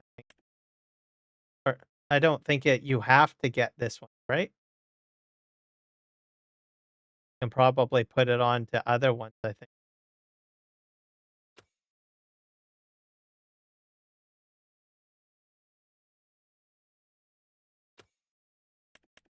So I'm going to go with the large Case IH, I think. This one, I think. Okay.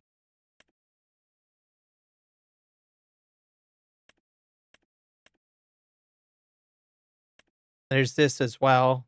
That's crazy. That's about 550. All right. Well, I need more soybean. I'll get a truckload of soybean.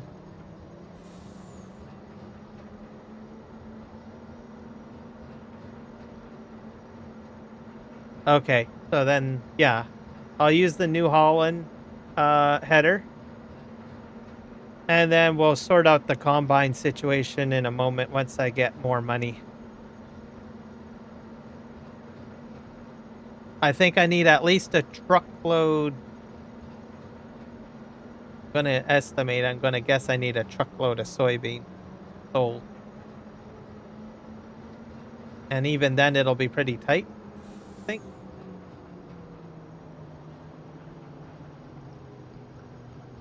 I have no roadway.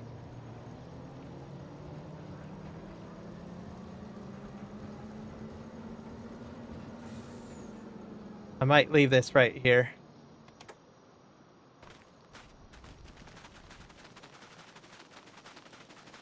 I'm gonna go grab my tractor over here.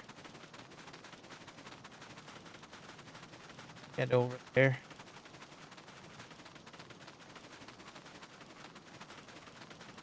I'm thinking 1 truckload of soybean and then sell the existing combine. It'll be pretty tight, but I think I can do it. Do I have a rear hitch on here? Nope, I don't. I'll have to come and grab that.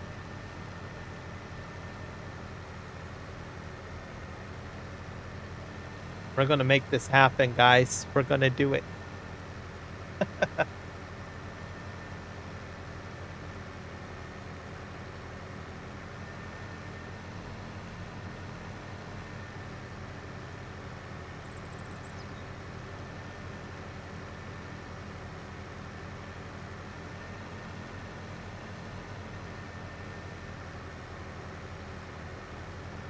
Park it over here, and I'm going to come down this side of the field because I know I have a bit of grain from my cutout down.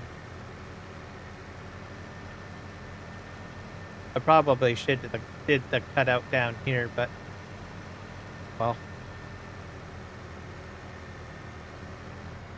park it right here.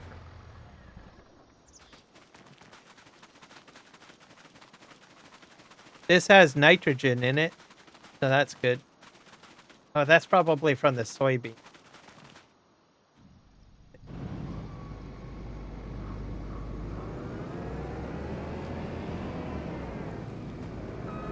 Get this all set up.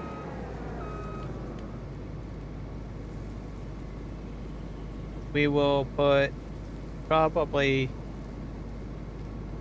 I'll put 3 headlands on.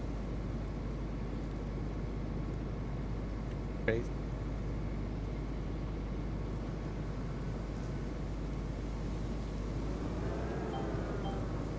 Oh.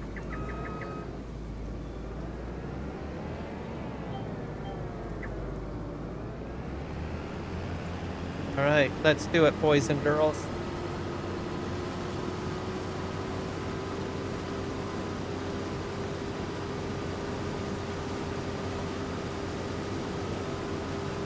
Get ourselves a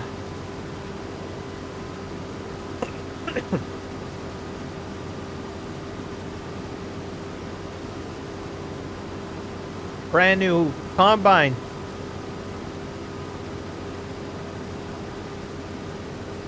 Especially if I get like 100K a load from the truck. That would be some good money. This is fertilized.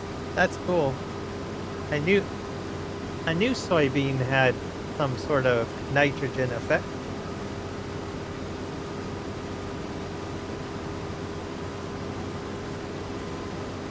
Well, sorta. I don't know what's happening over here. It's going yellow now.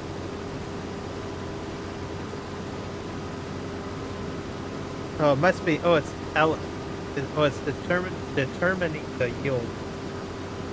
Getting lower yield where I am right now.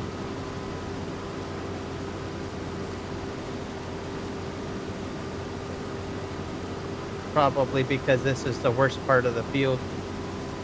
Oh, we got some corn in here too. Or what is that? Sunflower seeds. Weird.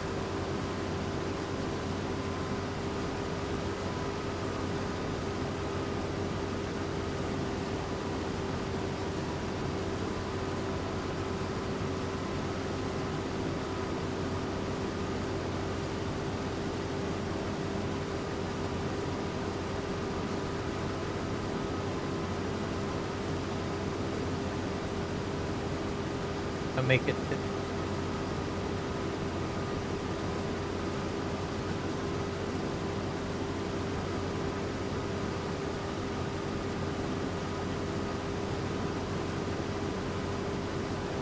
Man, this field is huge.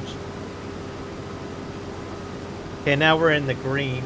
We're making 120% yield right now.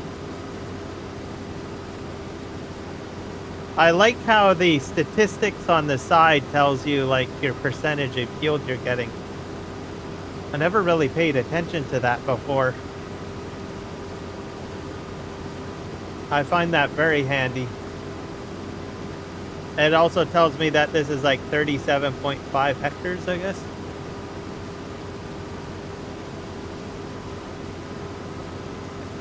That's beautiful. Here. Back up. This is a tight turn.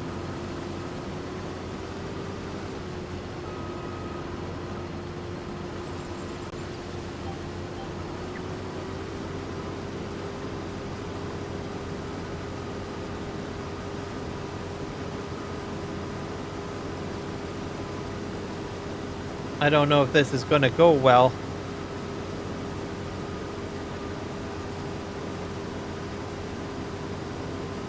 Yep, for sure, Paul. Thanks for hanging out with me. I'm going to get the biggest combine I can get. Oh. It's going to be a good one, that's for sure.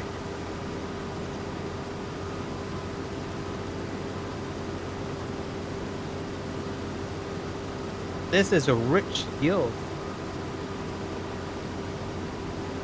I'm nearly full. Or getting full fast, I mean. Sunflower seeds at the edge. Here.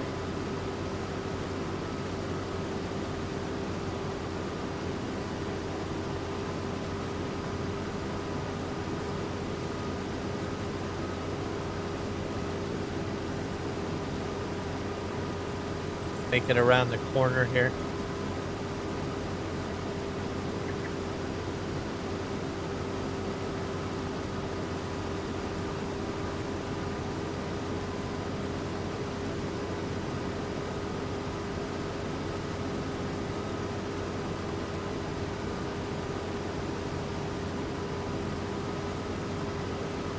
This might be a problem because the yield is lower now, so maybe I can make it to the end. I don't know if there's a gate entrance.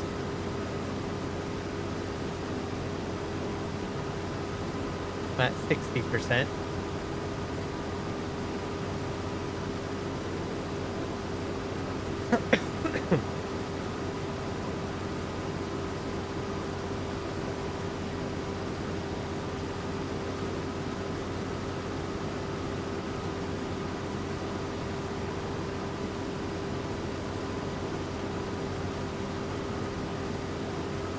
If I make it to the end and I still got enough space, I can return this way.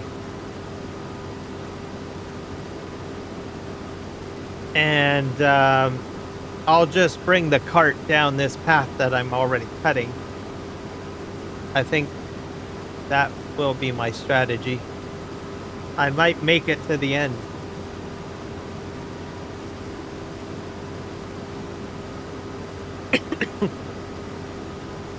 We'll have to see here.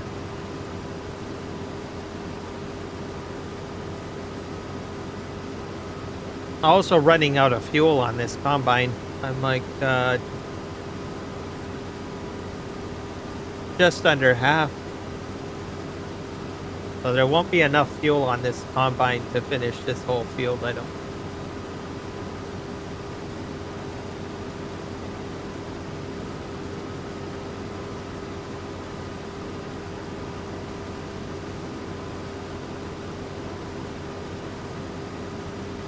Yield is low still. It's like in the 80s. So yeah, I think I might be able to make it to the end and then just turn around and come back this way. Hopefully.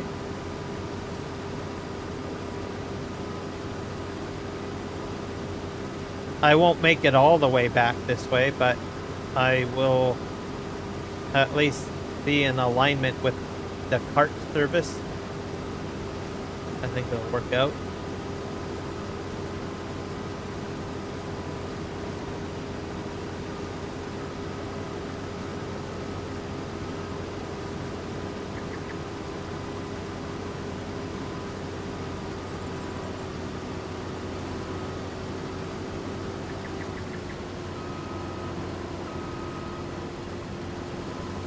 Go back this way now.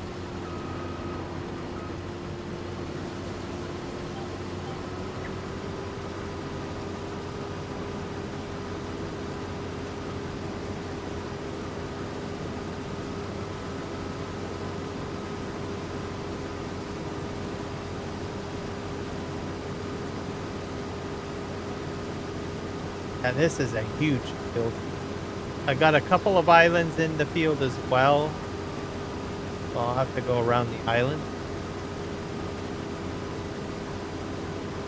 Should add a little flare.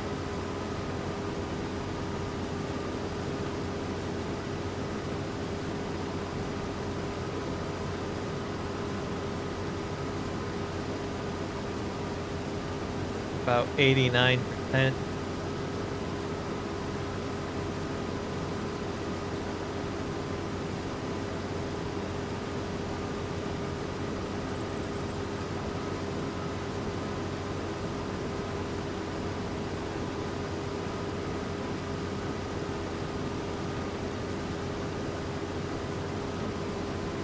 Yeah, we'll get there.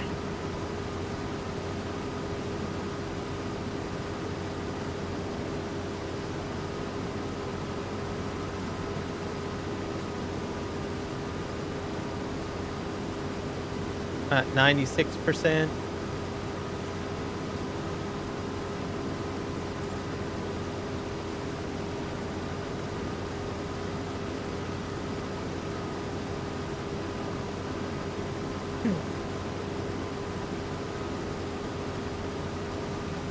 Going to stop any moment now.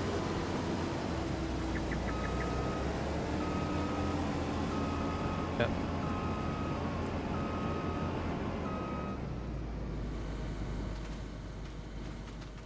Speed run it.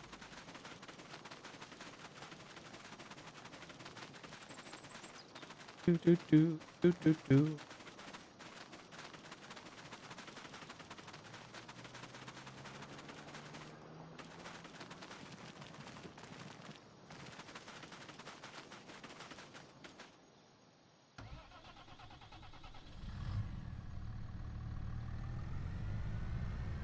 Here. I should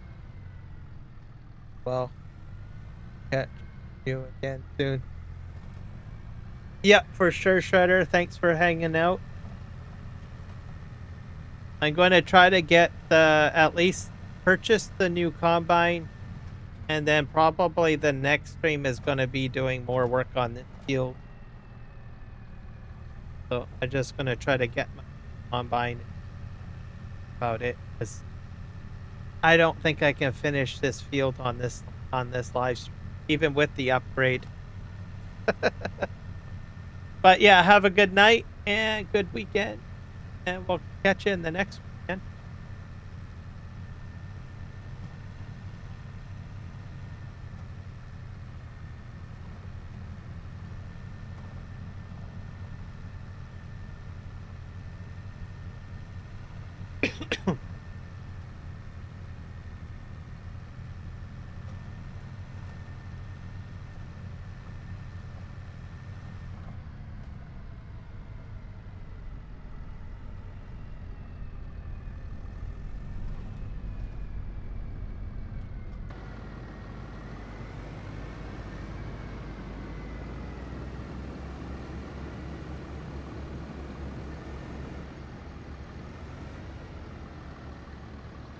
Oh.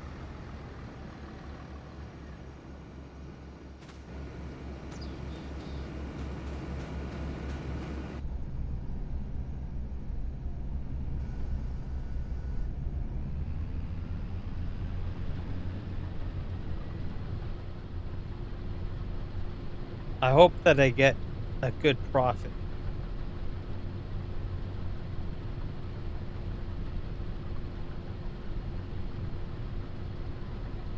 cut back.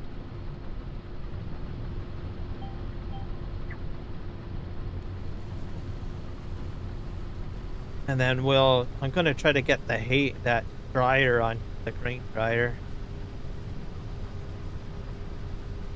Because at some point I'll be doing one in corn. Will be good. I got this on autopilot, so I'm gonna go get myself a drink. See if I can figure out how to turn off. There, tracker's off. Wait, I have a wireless headset on it to go all over the place.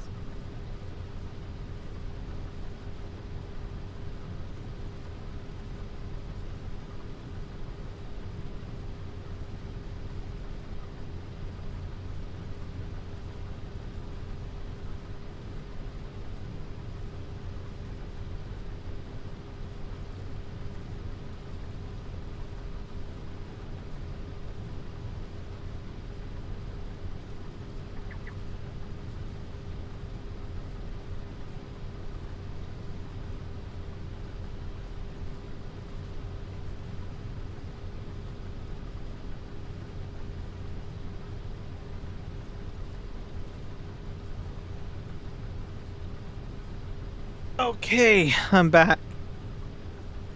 Tracker.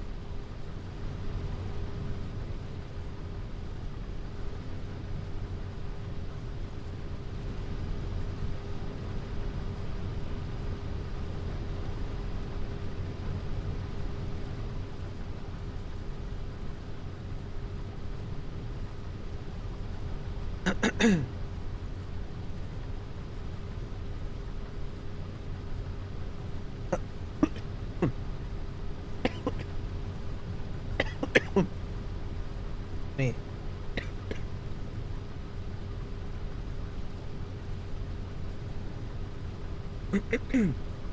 Oh, you know what? I totally forgot about the that other combine.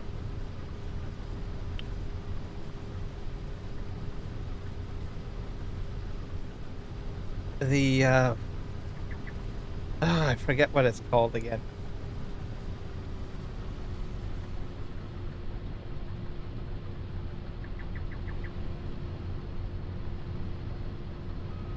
First, I'll see if I can find it in the shop. Totally forgot about that one. That one's actually even a faster combine harvester, if I'm not mistaken.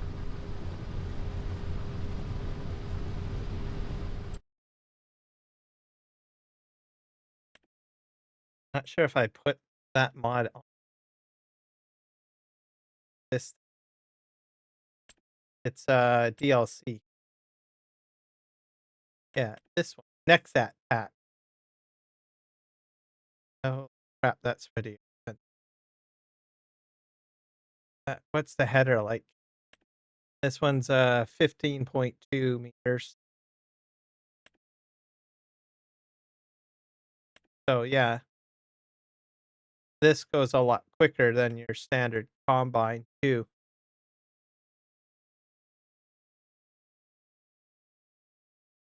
Then you need to buy the grain hopper. Another expense there. Yeah, this is a little out of my price range at the moment. Way too expensive. I was thinking, oh yeah, why don't I go with that? And then I realized, well, it's going to cost me $1 billion to buy it. So.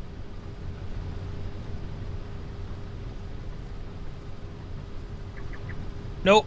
I will probably get that, but not yet. The next pack, not quite yet though. Don't have. It's gonna be tight as it is getting a standardized combine.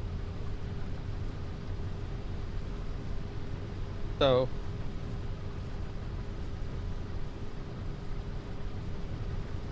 We'll see. At the same time, I need to think about that. I need to buy a planter and all of that because these fields are gonna, right? to figure out how I'm going to tackle that.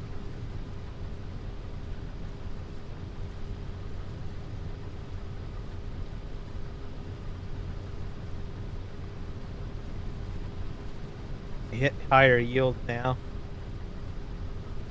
up to into the 120 yield. This is probably a different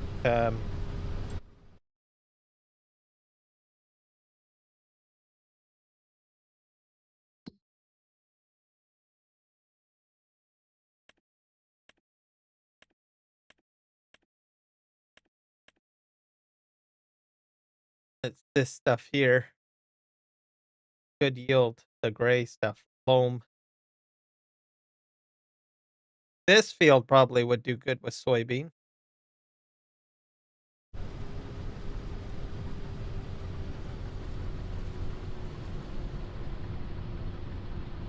Flip back and head the other direction.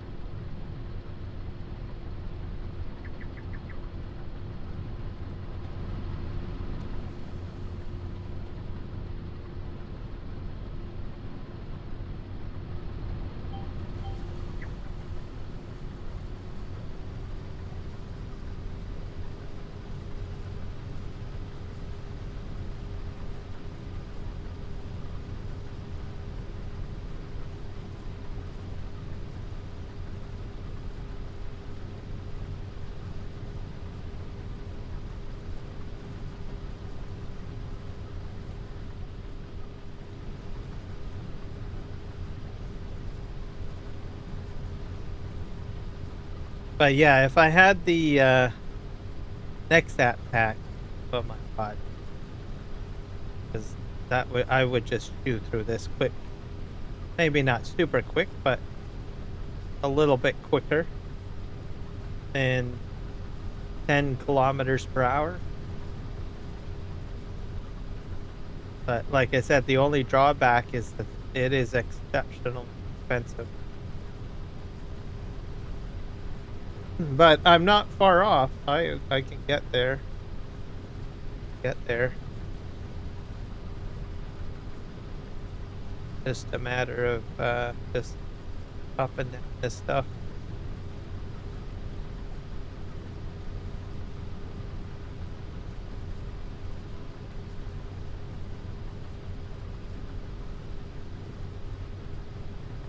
Just a little bit. Oh.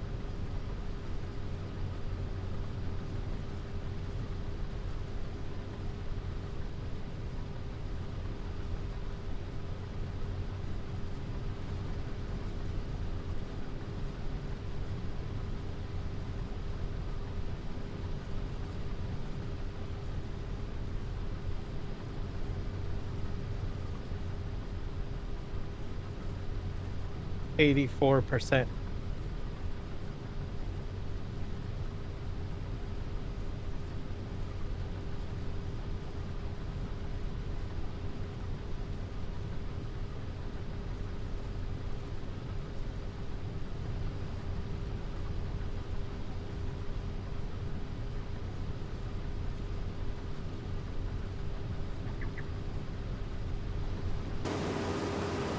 I still got that thing out. To fold it in.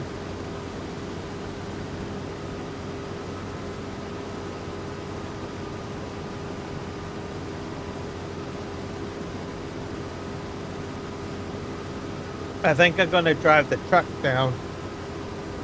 I have to empty out.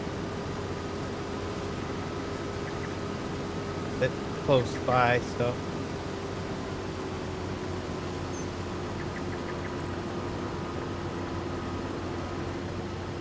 Just backed up here.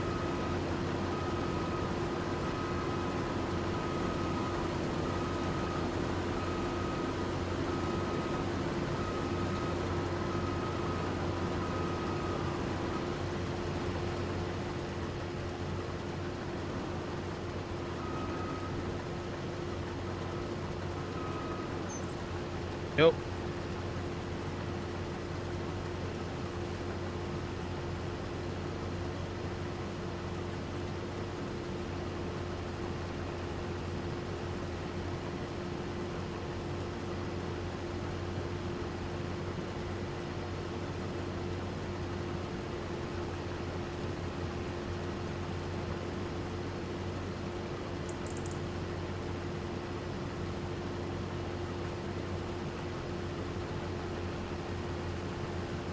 I might be able to do the if I make it down there, I can probably do the southern headland.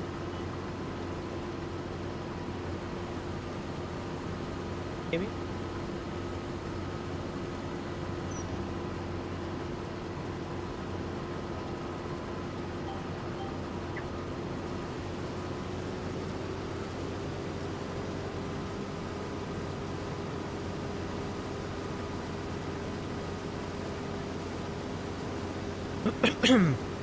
So there's two things with the Nexat pack.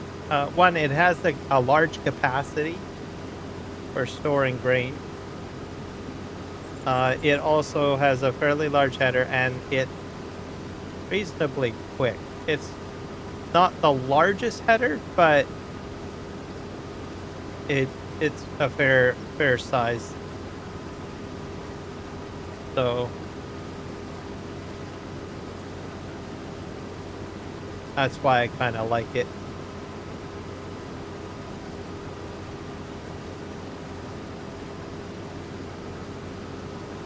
Yeah.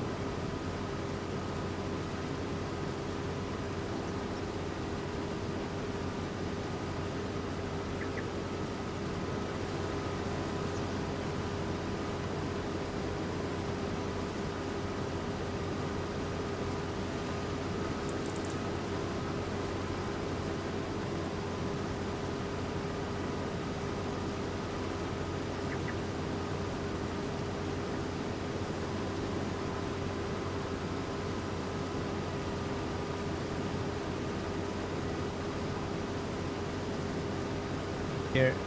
So I should probably be able to do the headland down at the other side. I think.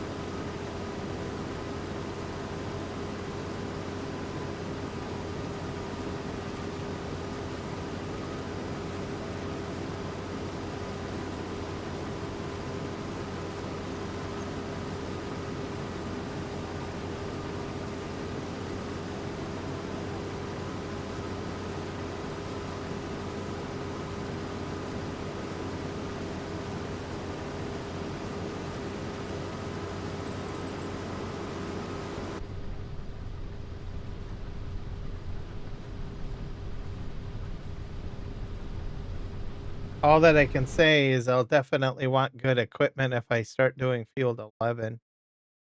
That's the largest one on the map.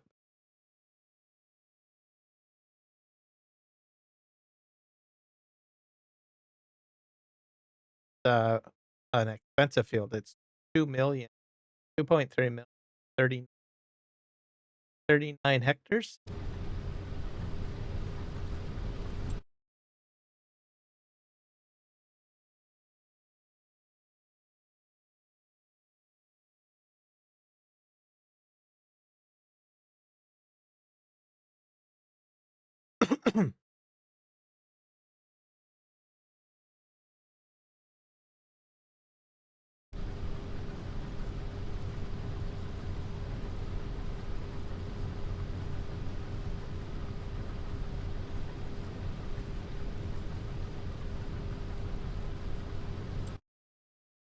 Looking at the river.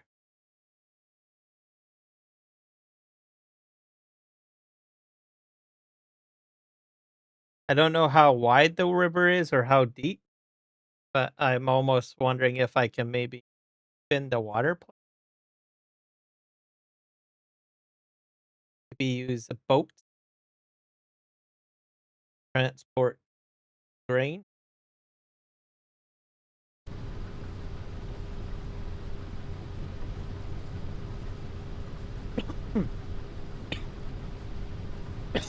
I'm already thinking about modifying the terra farm. Crazy.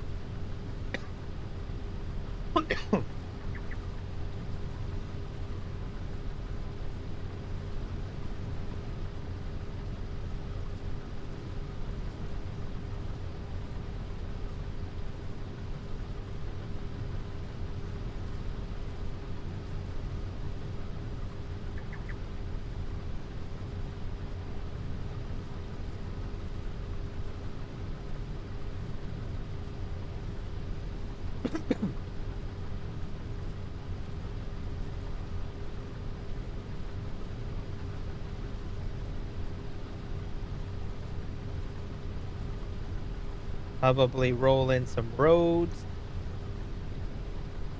Could do that too, I think.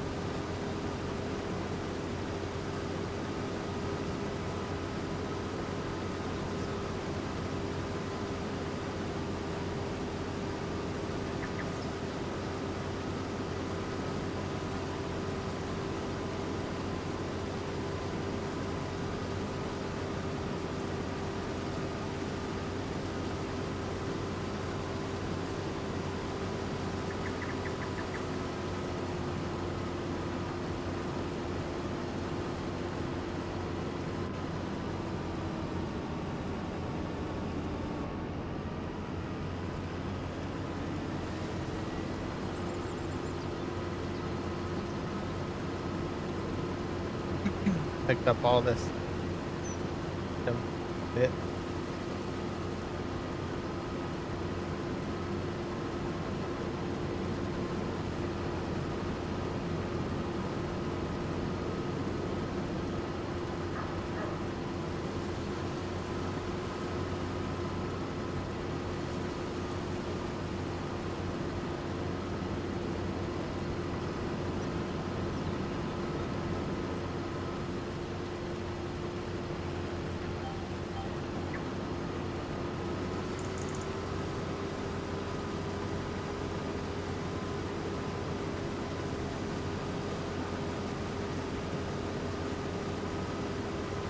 And I'm just chewing through fuel.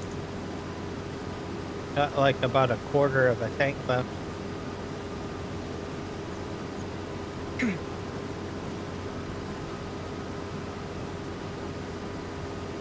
Still.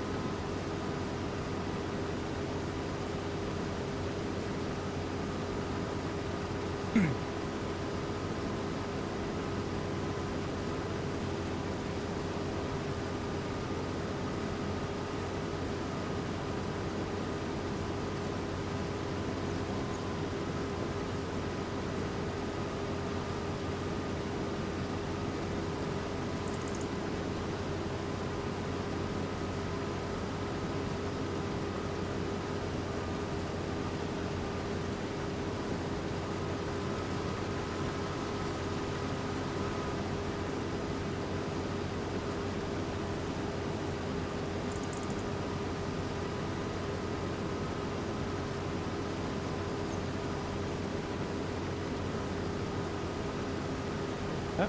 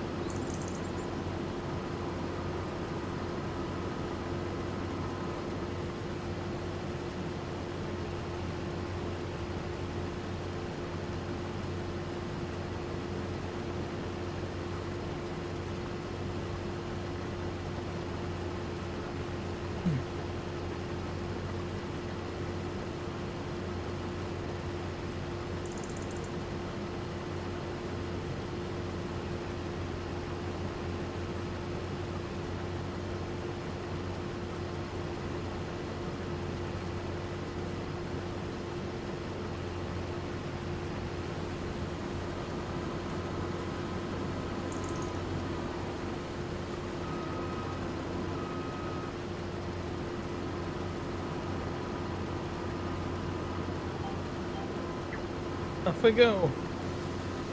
Go in here.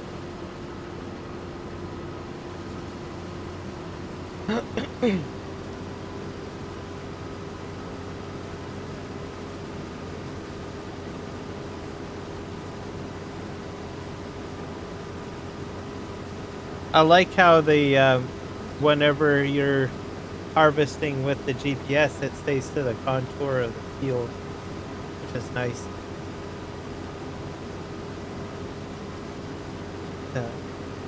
Makes it very flowy.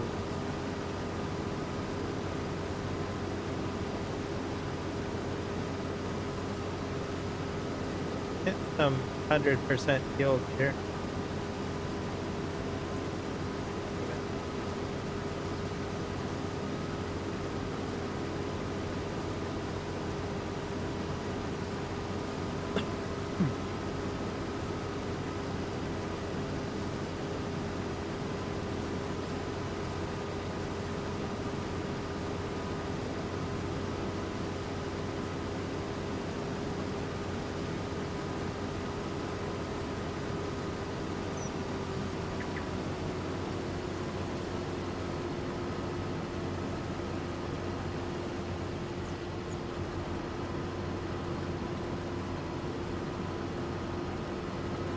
Another one.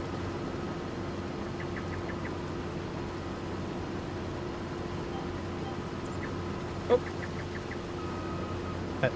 Great.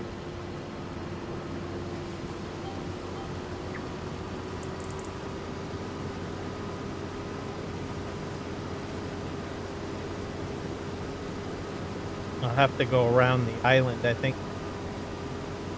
Unless this will curve for me. We'll find out, won't we?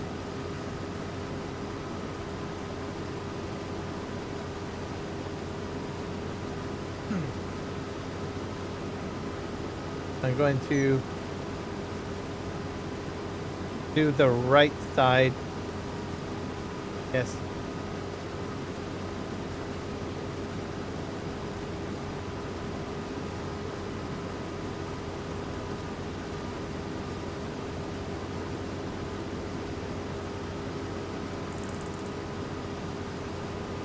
Let's see how it'll react on the island, because I don't... Is it going to stop, or is it going to go left or right? Is it contour with it? I don't think so. It's coming to the end here. Coming some sort of ice.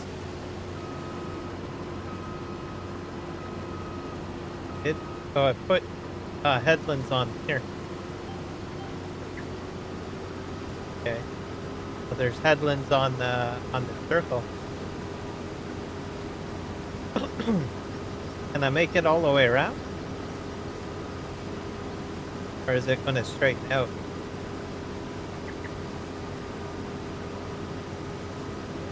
Turn it.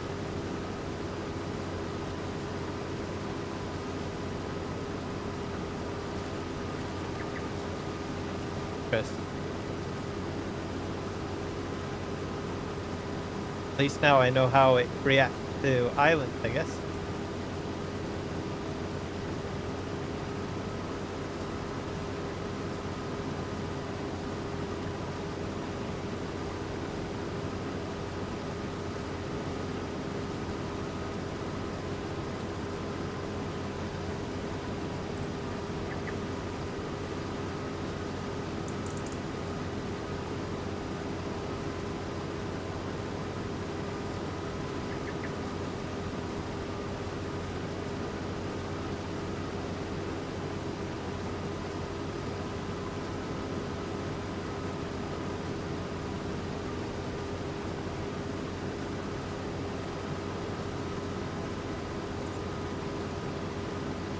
I'm gonna do the entire circle.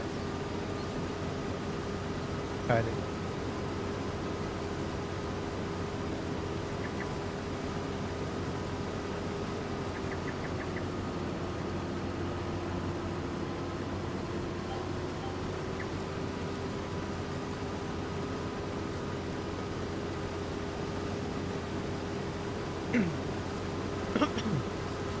Interesting.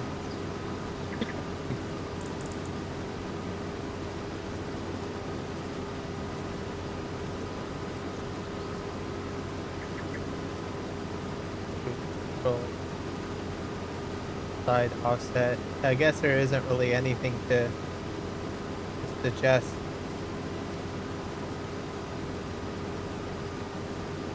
How you do the circles.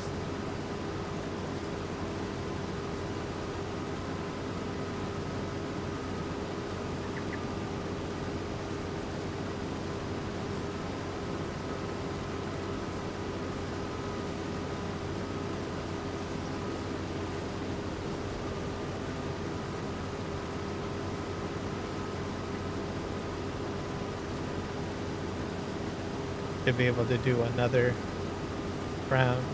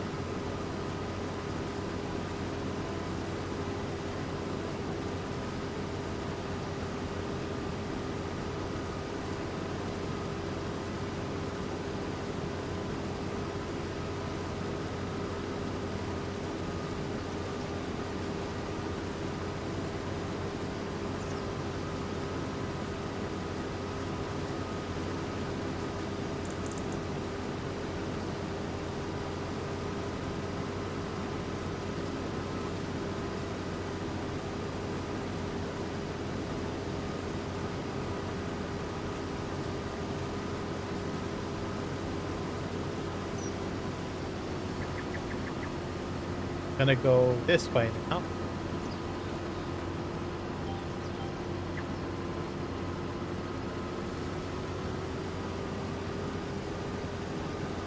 I'll slowly work my way to the truck, I guess. That'll be the plan. tackle this.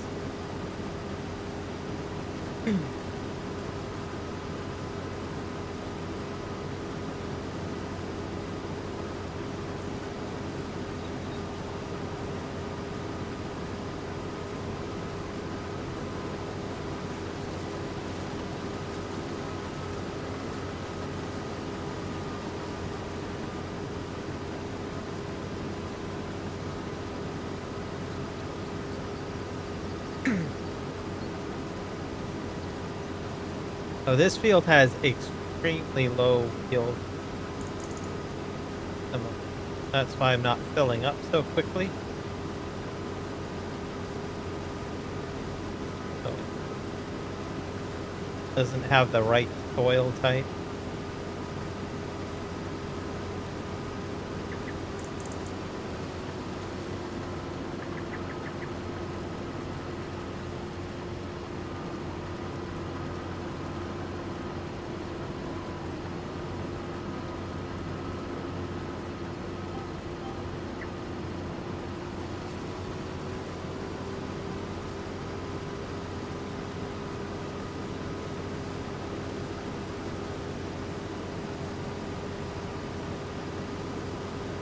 I have a feeling over there I'll have like a small patch to work through there too.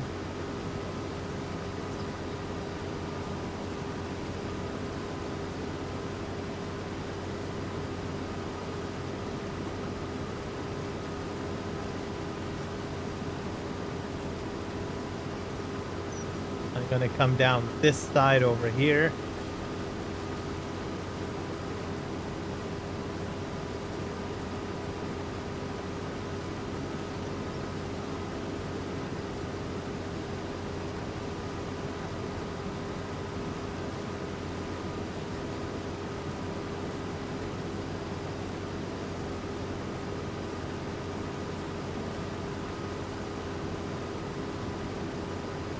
Her.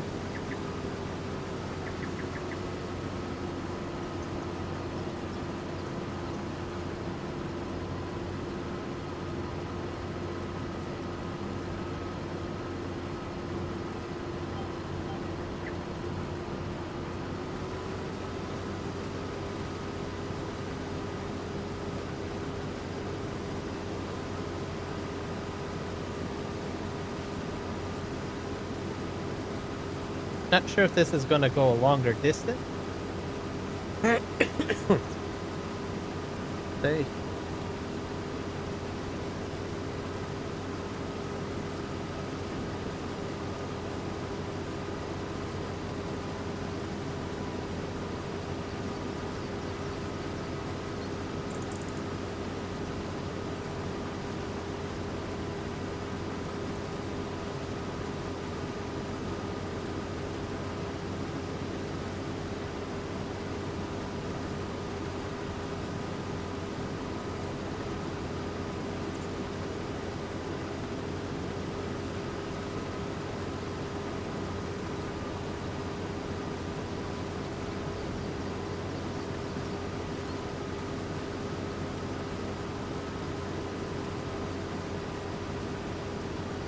Wonder if it's going to go into a curve. What?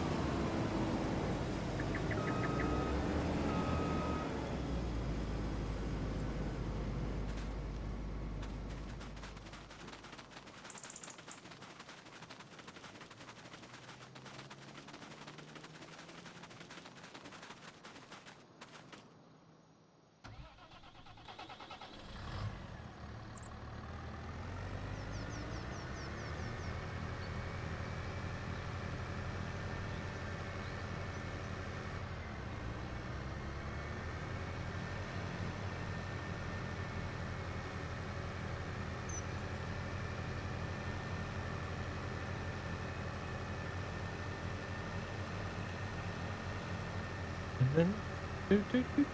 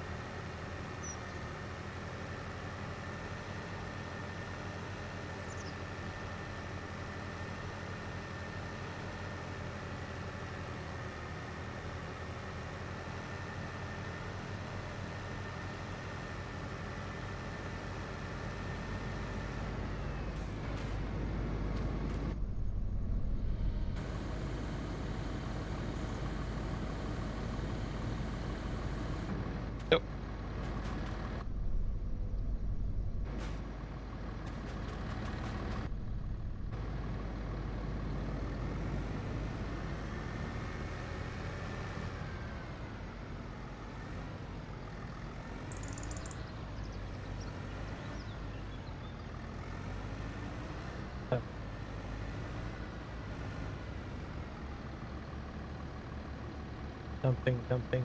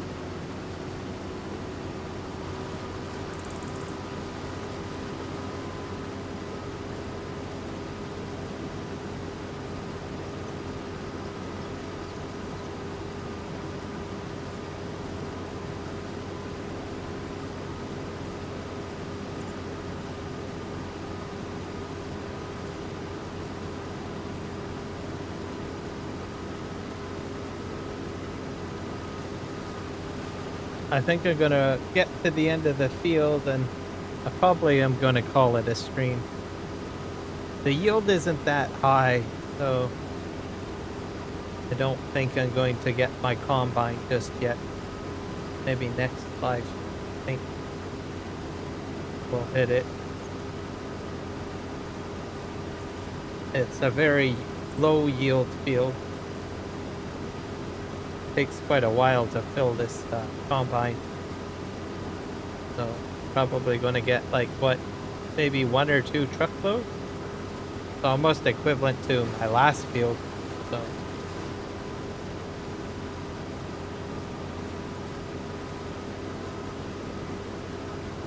make it to the end here and probably call it a stream.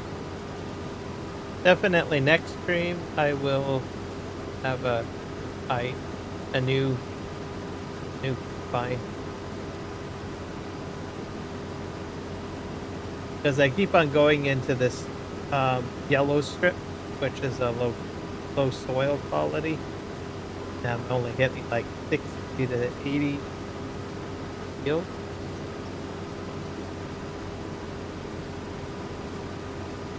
I think most of the field is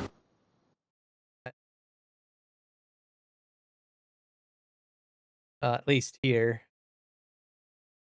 To get into this area here, it take a while. I have no clue what's in here. I don't. This is medium. I think the gray that I really need. So the field 1 would be good for soybean. I think.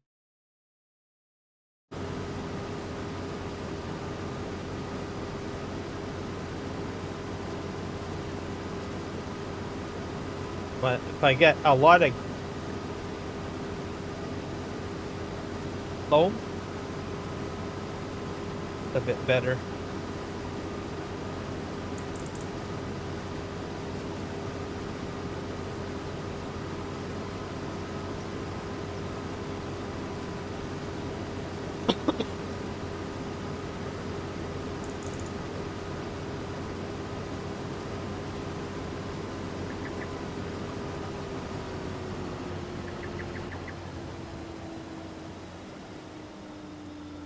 There. But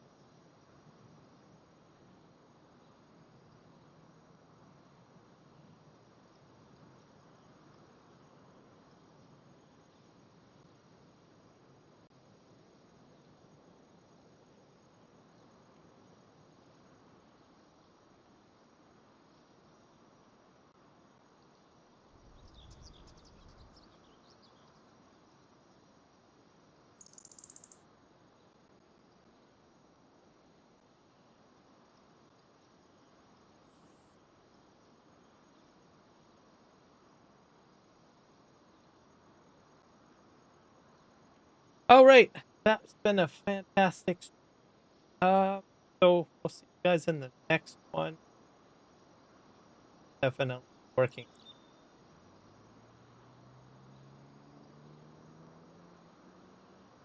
Hopefully I can get a bit more soybean truck sold and then upgrade combine quicker. We'll see. Anyways, adios everybody, and keep your stick on the ice and have a great weekend.